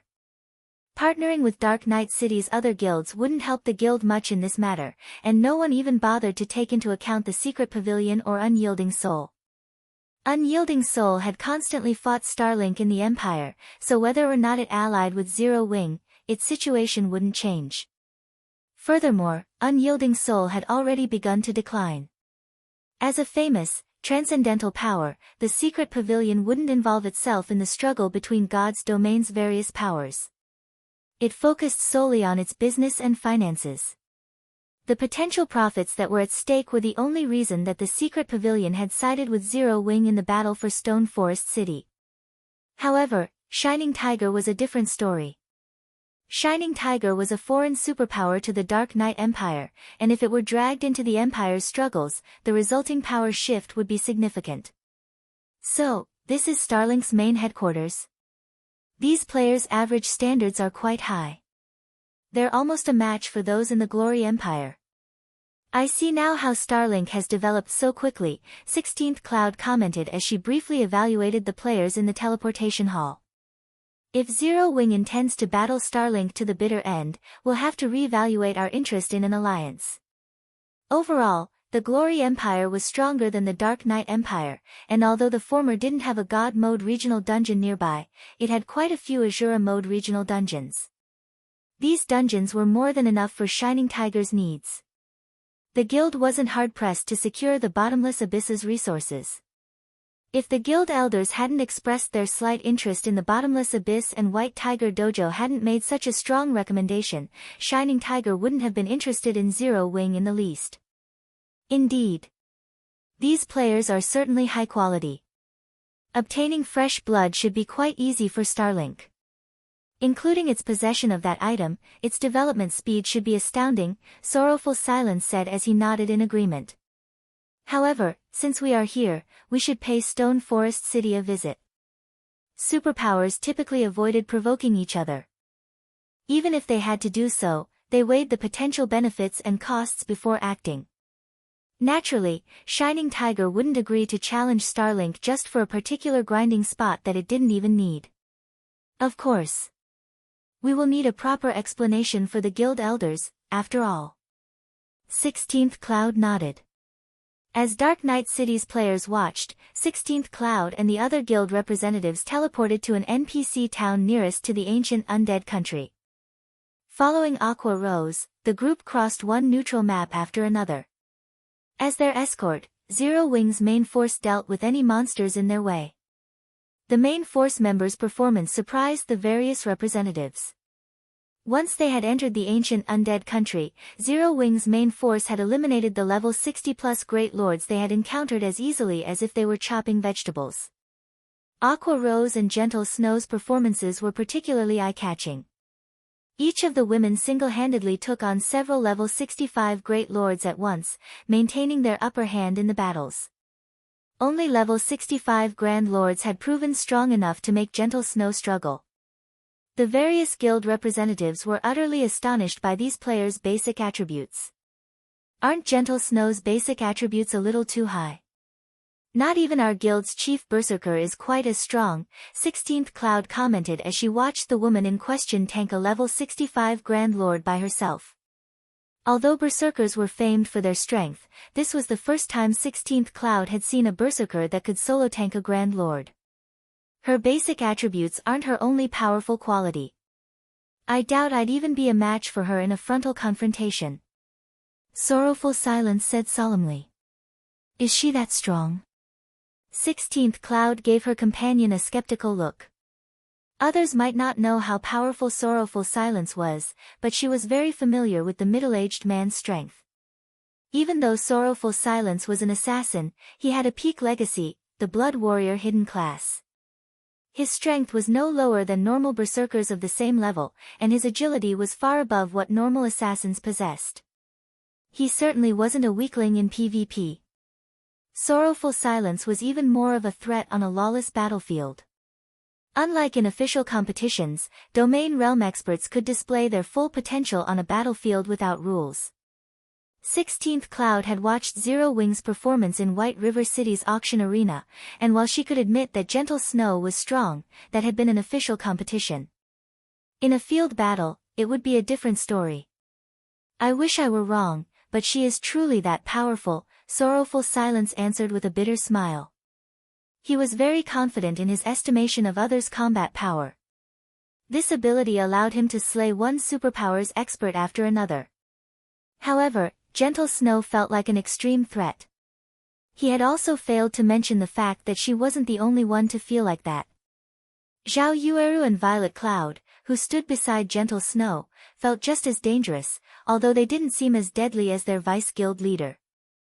While the various guild representatives gained a better understanding of Zero Wing's main force, the group arrived in Stone Forest City. The moment they crossed the threshold to the city, they were shocked by its mana density. How can this place have such dense mana? 16th Cloud, an elementalist, was shocked as she sensed the unbelievably dense mana around her. Chapter 2171, Sorrowful Silence's Shock. Stone Forest City's mana density didn't only stun the various guild representatives, but Aqua Rose, Gentle Snow, and Zero Wing's main force members were shocked as well. They were no strangers to high mana density environments. In fact, they were accustomed to them. However, the mana in Stone Forest City was even denser than in the Holy City of Titan, and it didn't feel like the usual mana they encountered. This mana had a violent energy, although it didn't make them feel agitated. On the contrary, they felt warm and close to their environment. This closeness gave them a newfound perception of their surroundings. This was a sensation they had never experienced before. It was as if they had just arrived at an entirely new world. Logically, mana shouldn't be able to cause such a sensation, even if it was particularly dense. They had all seen and experienced mana so dense that it appeared as a fog, but it had never made them feel like this. In truth, the sensation Aqua Rose and her party experienced wasn't related to the city's mana in the least. Rather, it was a hidden effect of the Dark Tower. While this sensation felt foreign to Aqua Rose and Zero Wing's members, it wasn't all that odd to 16th Cloud and Sorrowful Silence. These two were particularly familiar with the strange feeling, which horrified them. This close sensation everyone felt was quite similar to the sensation one experienced when they reached the Void Realm. Although what they felt now wasn't as intense as actually reaching the Void Realm, there was roughly a 10% resemblance. Even among the various superpowers, Void Realm experts were treated as upper echelons level individuals. They were a guild's mainstays. And within Stone Forest City, players could actually experience the sensation of being a Void Realm expert. Although the city's atmosphere could only replicate a small fraction of the sensation, it would be a massive help to expert players, particularly Refinement Realm experts. If Refinement Realm experts could examine and experience this sensation, they'd have as much as a 30% chance of reaching the Void Realm in the future. Most of the various large guilds experts would scoff at this 30% chance, but the Superpower's Refinement Realm experts would willingly bankrupt themselves for such a boost. It's no wonder why so many superpowers fought to claim Stone Forest City. I had never dreamed that this city would offer such a benefit. Realization dawned on 16th Cloud as she bathed in the city's mana. Once an expert reached the Refinement Realm, they were almost guaranteed to reach the Flowing Water Realm. Players only needed to be able to observe their enemies' every action and predict their next move to enter the Flowing Water Realm, and normally, players would fulfill these requirements once they had accumulated enough combat experience.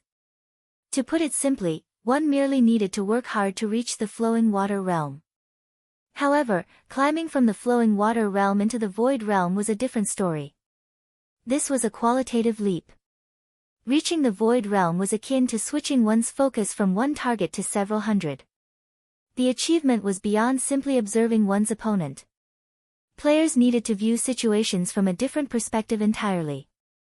Although the various superpowers had plenty of Refinement Realm and Flowing Water Realm experts, very few among these experts were capable of reaching the Void Realm, even within super guilds. The chances of rising from the Flowing Water Realm to the Void Realm was less than 10%. However, if the various superpowers had Stone Forest City's environment, they could certainly nurture a few more peak experts. A single peak expert could command and safeguard an entire section of their guild's territory. With a few more peak experts, superpowers would have an easier time managing their members and territories. Moreover, these peak experts played an important role when acquiring powerful treasure. Monster-level experts were incredibly rare, after all, and most superpowers didn't even have a handful of such experts under their command. In comparison, God's domain had a plethora of precious treasures and dangerous locations to explore. Vice Guild Leader, we must do whatever we can to secure a temporary residence in Stone Forest City. Sorrowful Silence resolutely declared. I know, relax. 16th Cloud nodded, a vibrant light replacing the dull look in her eyes. Now, she couldn't bring herself to look down on Stone Forest City in the slightest. Shining Tiger wasn't like the various super first-rate guilds and super guilds. Since it had only recently established itself, it had poached many of its experts from other guilds. However, poaching peak experts was incredibly difficult since they were integral members of their superpowers. As a result, Shining Tiger had a lot of Refinement and Flowing Water Realm experts, but it severely lacked Void Realm experts. If the guild wanted more Void Realm experts, it would have to nurture them on its own. Unfortunately, doing so was a major challenge. Despite investing tons of resources, Shining Tiger had only nurtured 2 peak experts thus far. Who knew how long it would take for the guild to nurture more?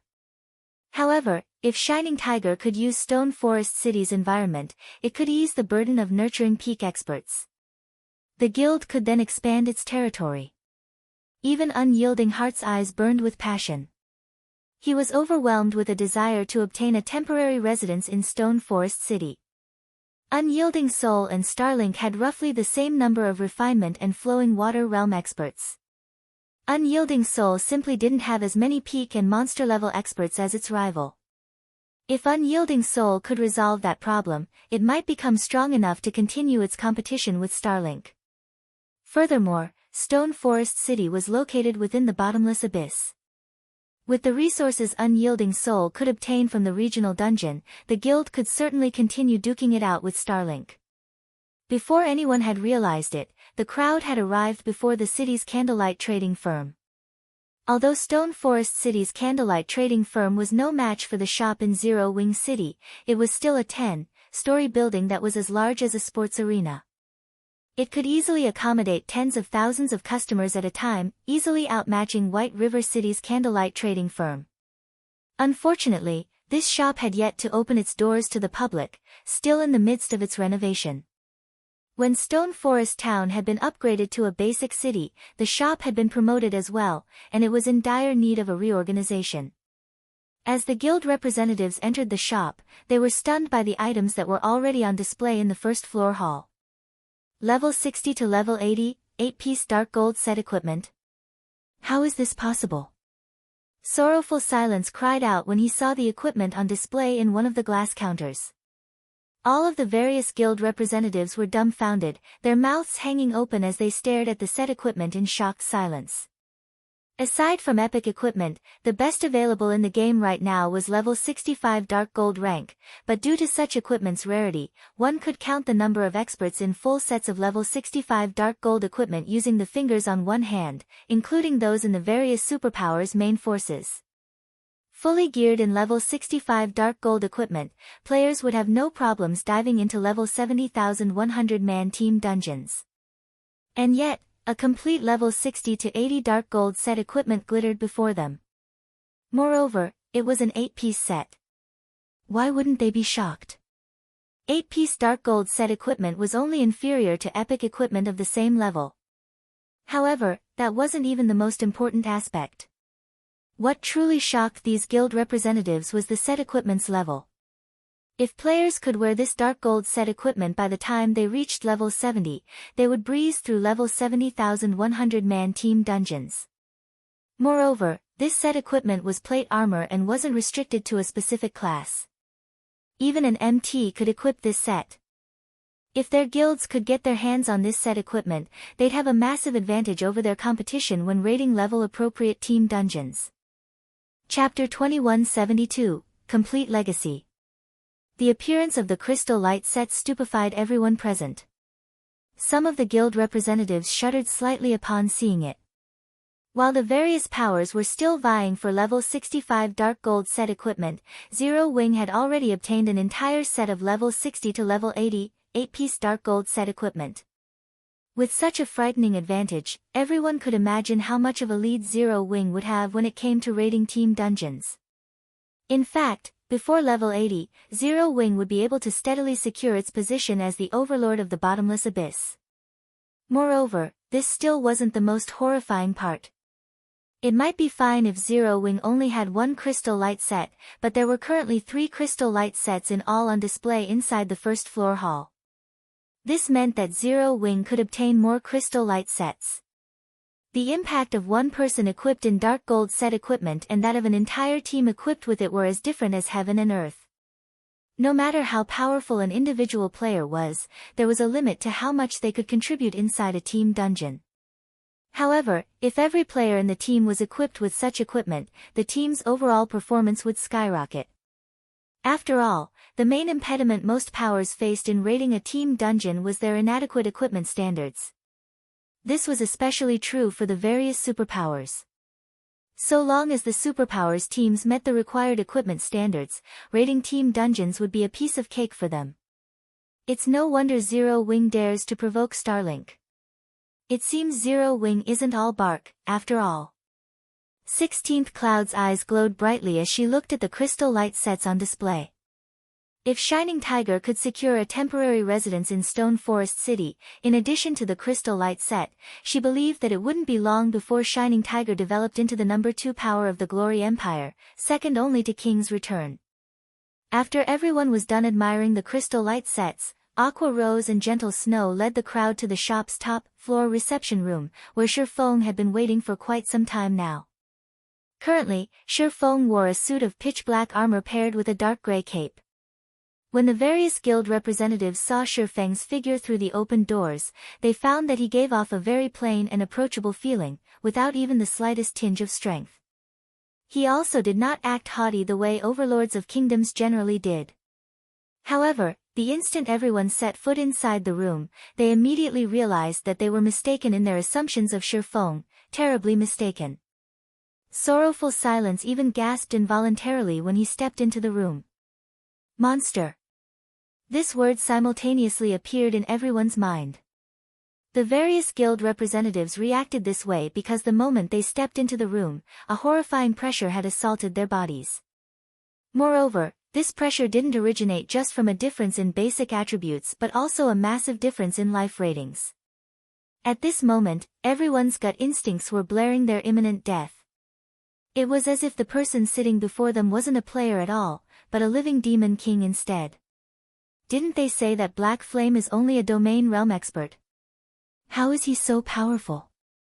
16th Cloud's complexion turned indescribably grim as she looked at Shifeng, who currently sat in the room's seat of honor. She had been nurtured by a super guild, so she had seen many monster-level experts before.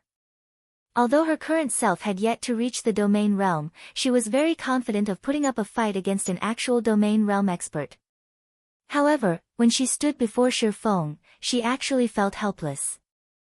When she imagined getting attacked by an expert like Shifeng out in the fields, her scalp immediately turned numb. Welcome to Stone Forest City. Let me introduce myself. I am Zero Wing's guild leader, Black Flame, Shifeng said.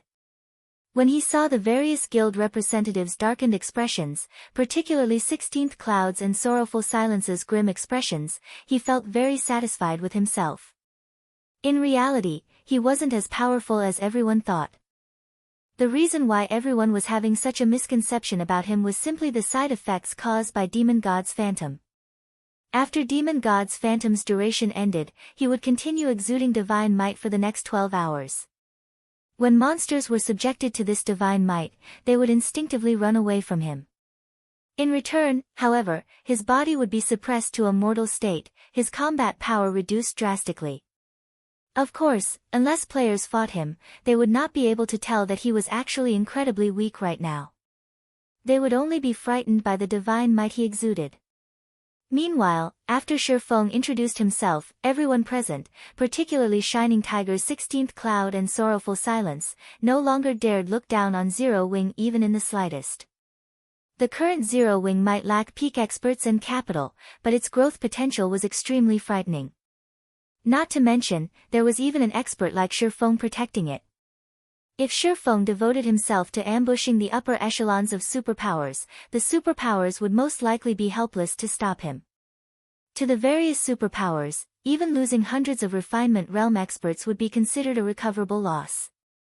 However, if their peak experts and monster-level experts were killed, they would suffer irreparable damage. After all, the various superpowers relied on these experts to secure treasures. The loss of even one of these experts could cause a superpower heartache. This was also the reason why superpowers feared monster-level experts so much. Monster-level experts might have difficulty defeating other monster-level experts, but they would have no problems defeating peak experts on their own. Now, however, Shifeng was an even more frightening existence. This was because even monster-level experts were potential prey to Shifeng.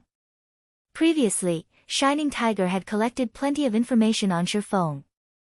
The guild concluded that although he was very strong, his chances of success when hunting ordinary monster-level experts were just slightly higher than other monster-level experts. After personally meeting Shifeng, however, both 16th Cloud and Sorrowful Silence understood that the swordsman was much more frightening than the reports made him out to be. Just Shifeng's presence alone forced 16th Cloud and Sorrowful Silence to treat Zero Wing seriously. Hello, Guild Leader Black Flame. I am 16th Cloud, Shining Tiger's second Vice Guild Leader. 16th Cloud took the initiative to stand out and introduce herself. I am here representing Shining Tiger to negotiate a partnership with Zero Wing. Our demands are not very high. We just want one temporary residence in Stone Forest City. As for coins and resources, we are willing to pay so long as the price is reasonable. We can even provide Zero Wing with a complete refinement realm legacy. The various first-rate guild representatives present could not help but gasp at 16th Cloud's words. Even Unyielding Heart, who had taken a seat in a corner of the room, twitched slightly, never having thought that Shining Tiger would be willing to pay such a price. Current small guilds were most likely ignorant of what a refinement realm legacy was. They might even misconstrue it for a legacy for a hidden class. However, it was something true large guilds, particularly first-rate guilds, dreamed of obtaining. This was also where the foundations of super first-rate guilds and super guilds lay, something that was extremely difficult to acquire even with money. Only major corporations had the power and influence to obtain it. In the case of small corporations and companies, they should not even think of laying their hands on a refinement realm legacy. They could only rely on their own guild's research. Aqua Rose and Gentle Snow, who were now standing behind Shifeng, also gasped when they heard 16th Cloud's offer. Previously, the fact that Unyielding Soul had volunteered to share a portion of its realms of refinement training resources with Zero Wing was already plenty amazing. In fact, Aqua Rose and Gentle Snow had felt ecstatic over the matter. Now, however, Shining Tiger was even more amazing. It was actually offering to provide Zero Wing with a complete refinement realm legacy. In other words, Shining Tiger was willing to give Zero Wing the training data necessary to turn ordinary experts into refinement realm experts. Now, the Zero Wing experts who did not get a chance to experience the secret pavilions or Unyielding Soul's training system would no longer have to train themselves blindly. They, too, would get to undergo systematic training. With this, their chances of becoming refinement realm experts would increase substantially. Of course, there were many methods for players to reach the refinement realm, some simple and others difficult. However, regardless of the efficiency of the training data Shining Tiger provided, the amount of help the data would provide Zero Wing was something that could not be measured with money. It seems that one of the temporary residence slots is going to end up with Shining Tiger. Sure enough, superpowers really are amazing. How are we supposed to continue competing like this? When the various first-rate guilds' representatives heard the conditions 16th Cloud offered, a little despair sprouted in their hearts. They were fully aware that Stone Forest City had a very limited number of temporary residence slots. Meanwhile, to the current Zero Wing, nothing would be more attractive than a complete refinement realm legacy. In comparison, the shops and treasures their guilds could offer were most likely insignificant in Zero Wing's eyes. Vice Guild Leader Cloud, your offer is indeed very tempting, Shifeng said. He, too, was very surprised by 16th Cloud's offer. In the next moment, however, he shook his head and added, still, that isn't what Zero Wing wants. What do you want, then? 16th Cloud asked as she stared at Shifeng incredulously. A complete refinement realm legacy was a priceless treasure to any first-rate guild. Some first-rate guilds would even do everything they could to get their hands on one because only by obtaining a refinement realm legacy would they have the means to become a super first-rate guild. Without it, a first-rate guild had no business talking about becoming a super first-rate guild. Now, however, Zero Wing was actually rejecting this legacy. She simply couldn't figure out what could be more important to Zero Wing than a refinement realm legacy. I don't want much. I just want you to join Zero Wing's newly established Candlelight Chamber of Commerce. Shifeng replied calmly. Chapter 2173, Candlelight Chamber of Commerce. Join the Candlelight Chamber of Commerce? Upon hearing Shifeng's words, everyone present stared at him in astonishment, never having thought that the requirement would be so simple. They all knew very clearly what a Chamber of Commerce in the virtual gaming world represented. It was an organization where members shared sales connections with each other for mutual benefit. However, whether one could actually benefit from this method of cooperation would still depend on the members' capabilities. If one sold excellent merchandise, they would naturally be able to make more money. Average merchandise, on the other hand, would soon be overshadowed by the other members' merchandise, resulting in a drastic decrease in one's own sales and profits. A Chamber of Commerce was a double-edged sword. Generally, there were more cons than pros for a small guild to join a Chamber of Commerce. The reason for this was because small guilds lacked resources and invested very little into nurturing lifestyle players. Hence, the quality of merchandise they could offer to customers went without saying. There was simply no way for small guilds to compete with large guilds.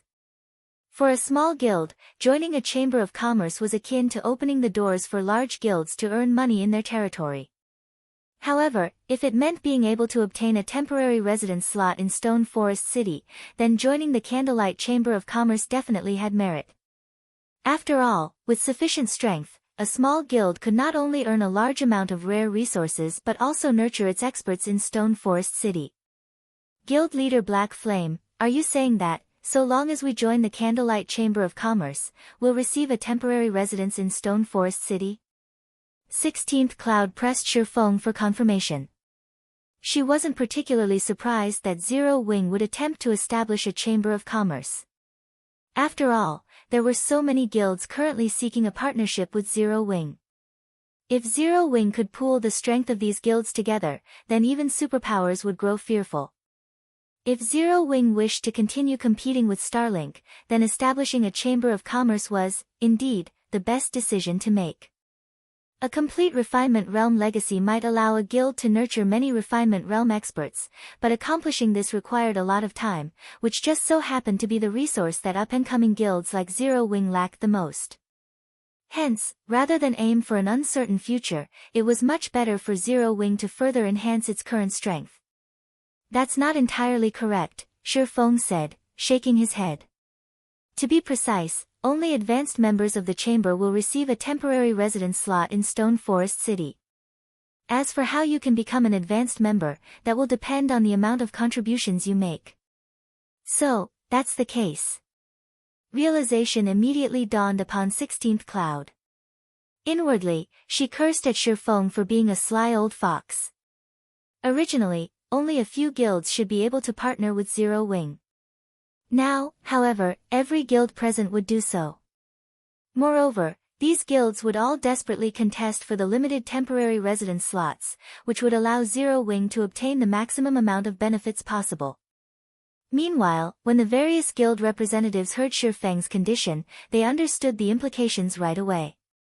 Zero Wing was trying to have them compete for the limited temporary residence slots and labor for it, indirectly making them Zero Wing's subordinates. Guild leader Black Flame, I'm afraid this arrangement is very unfair for small guilds like us.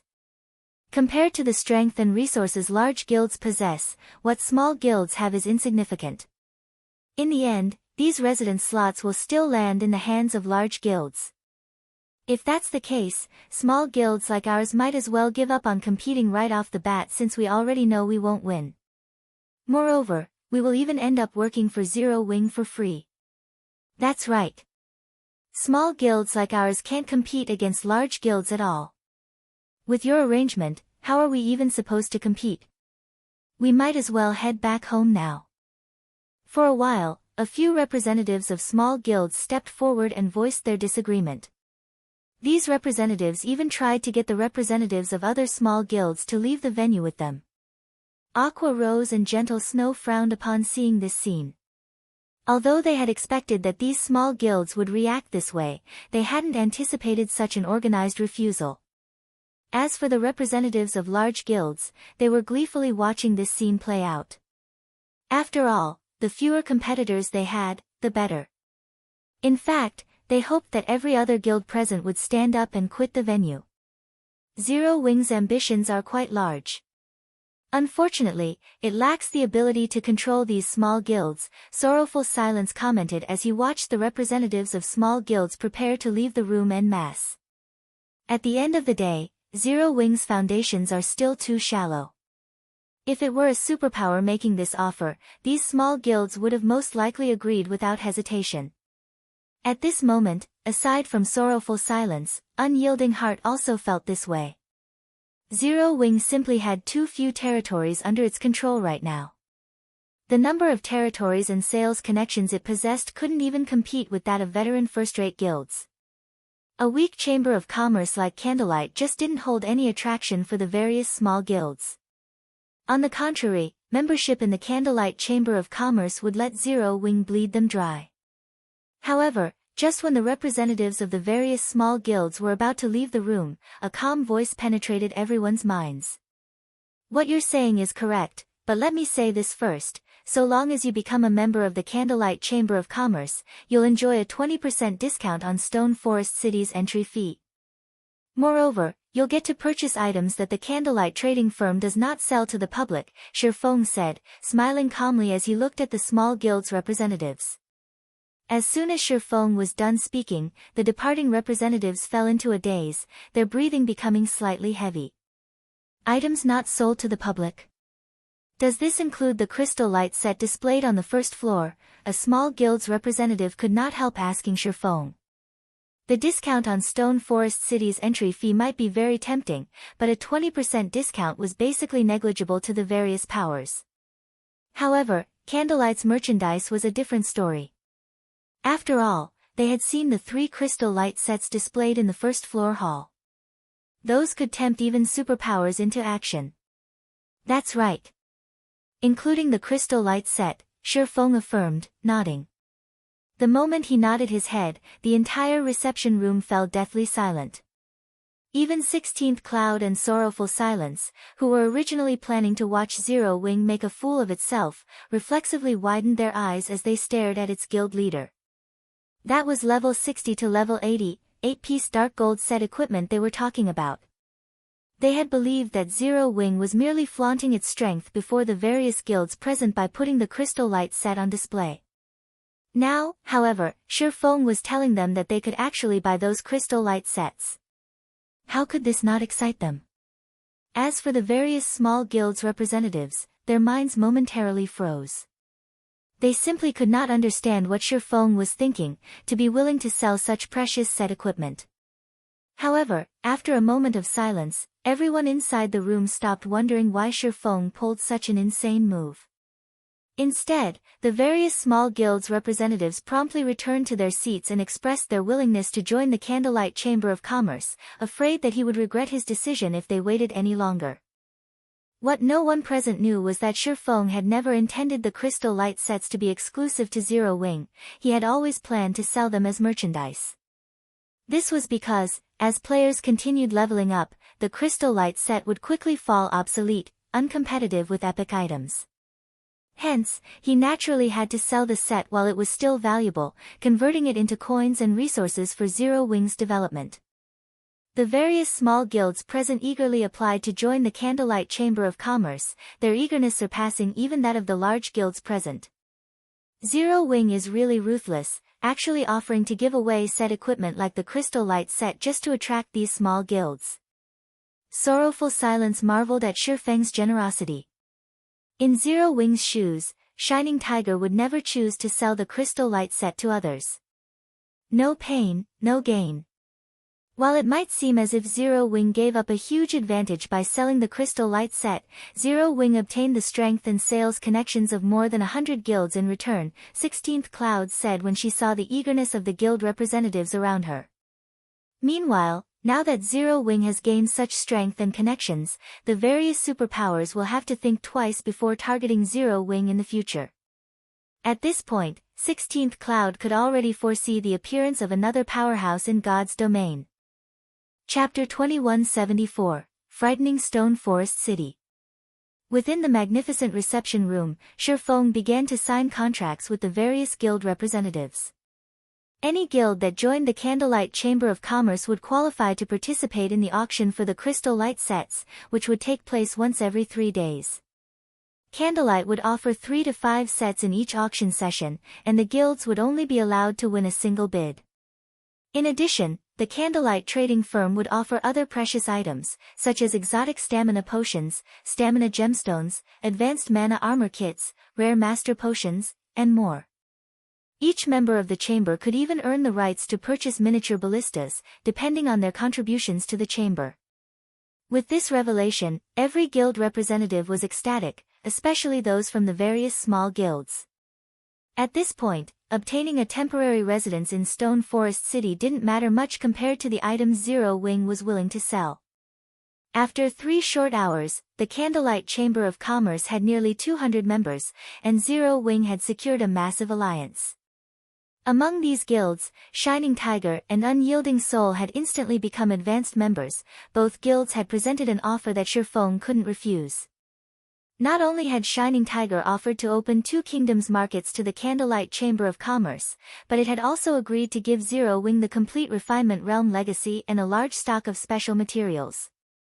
In addition, Shining Tiger had promised to fight alongside Zero Wing to protect Stone Forest City. Although Unyielding Soul had only given the chamber access to a single kingdom's market and a portion of the Dark Knight Empires, it had offered to provide some of the training data it had gained from its Flowing Water Realm experts. Furthermore, it had agreed to supply training facilities and energy resources, in addition to 10 unlimited training slots for Refinement Realm experts in its training system, which would allow these players to earn the experience necessary to reach the Flowing Water Realm quickly. The unlimited training slots Unyielding Soul had offered weren't like those from the Secret Pavilion. Zero Wing's members would be free to fight any Refinement Realm or Flowing Water Realm expert they desired, and they could do so without limit. On the other hand, Zero Wing's members had to earn points in the Secret Pavilion's training system, which they would have to spend to train against their desired experts. Of course, the Secret Pavilion had chosen this approach because of the high cost of doing otherwise. Not only was high-level energy extremely rare, but it was also quite versatile, useful in many aspects. As a result, it was strictly regulated. Even international corporations could only acquire limited amounts of high-level energy, and simulating expert players required a lot of it. The more powerful an expert was, the more energy a system would need to mimic them. Even the Secret Pavilion could only afford for a select few talented members to use the system. If Unyielding Soul hadn't been so desperate to secure a temporary residence in Stone Forest City, it would never have offered 10 unlimited training slots to Zero Wing. Of course, Unyielding Soul could only afford this offer because Zero Wing had too few experts that could actually use their training slots, especially when challenging Flowing Water and Void Realm experts. Zero Wing wasn't even a match for ordinary superpowers in this regard. Although Shifeng knew that Unyielding Soul was taking advantage of him, he didn't mind.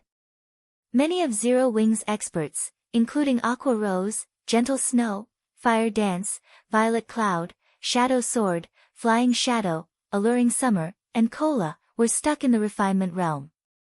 However, their failure to progress wasn't due to a lack of talent, but a lack of combat experience. They weren't like Shifeng, who had accumulated an abundance of combat experience in God's domain. If Shifeng hadn't retained his memories from his previous life, he would never have been able to jump from the refinement realm to the Flowing Water realm so smoothly. If Aqua Rose and her companions trained with Unyielding Soul's system, Shifeng was confident that it wouldn't be long before they became Flowing Water realm experts.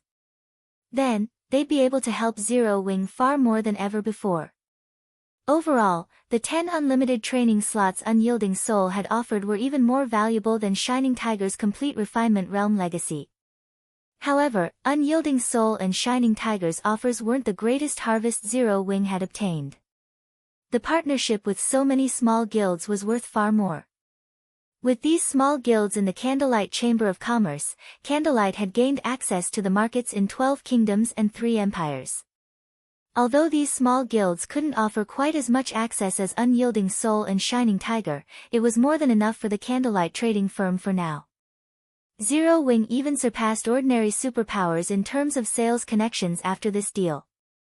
The various superpowers would have to think twice before trying to assault Zero Wing's financial prowess now. Starlink's economic hindrance had only been so successful due to Zero Wing's limited range of influence. As a result, Zero Wing's shops had been easy targets.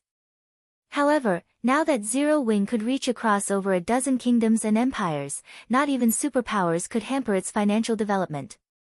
Moreover, Zero Wing would have a much easier time collecting materials now. With a single word, the guild could acquire a stockpile of whatever material it needed, as long as it wasn't a super rare material.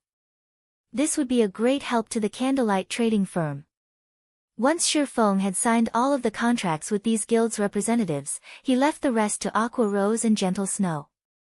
He then returned his focus to managing Stone Forest City's construction and recruiting NPC soldiers. Although Stone Forest City had been open for less than a day, more than 1 million players had surged into the city. If not for the Bottomless Abyss's harsh environment and the difficulty of traversing the dungeon, the city's player population would likely have been more than 5 times that. However, the 1 million plus visitors had earned Shifeng a fortune. It's no wonder why the guilds that had established cities in the Bottomless Abyss had developed so quickly in the past. Shifeng was astonished when he saw the income Stone Forest City had generated thus far. By charging each player 4 silver per entry, Stone Forest City had netted 51,204 gold in entry fees alone. There was also the income from the battle arena and auction house to take into account. Even though players couldn't yet shop at the Candlelight trading firm, the city would earn more than 100,000 gold per day. Not even top-ranked first-rate guilds saw so much profit in a day. This was only the beginning. As more players visited Stone Forest City, Zero Wing could earn more than 200,000 gold every day from the city, even after deducting the Secret Pavilion's shares. Ordinary superpowers would count their blessings if they had 200,000 gold in liquid funds, but Stone Forest City had the potential to earn far more than that in the future. Any ordinary superpower that wanted to target Zero Wing in a war of attrition would only regret the decision. Naturally, the guild's debts, such as that for Silverwing Town's airport, were no longer a problem.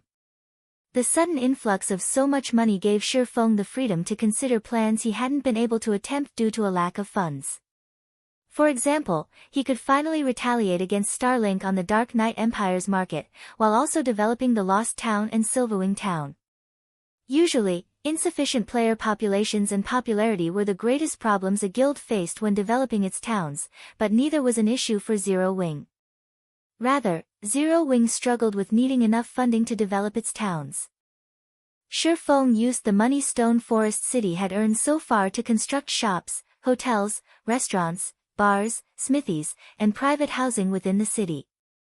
Recruiting NPC soldiers wasn't an issue either, and he was able to gear them all in sets of fine gold equipment. Now, even a random Tier 2 NPC soldier in the city could slay a Tier 2 expert. Even peak experts would have to think twice before committing a crime in Stone Forest City. Shifeng didn't bother to gear his NPCs in dark gold equipment due to the whopping 1,500 gold cost. He could only afford to give 10 Tier 2 NPCs with the highest growth potential dark gold ranked items. In a one-on-one fight, even monster-level experts would have to flee from these NPCs. If 3 or 4 of these Tier 2 NPCs surrounded an offending monster-level expert, that expert would be doomed. While Shifeng focused on Stone Forest City's development, news of the Candlelight Chamber of Commerce spread to God's domain's various powers, causing a commotion throughout the game.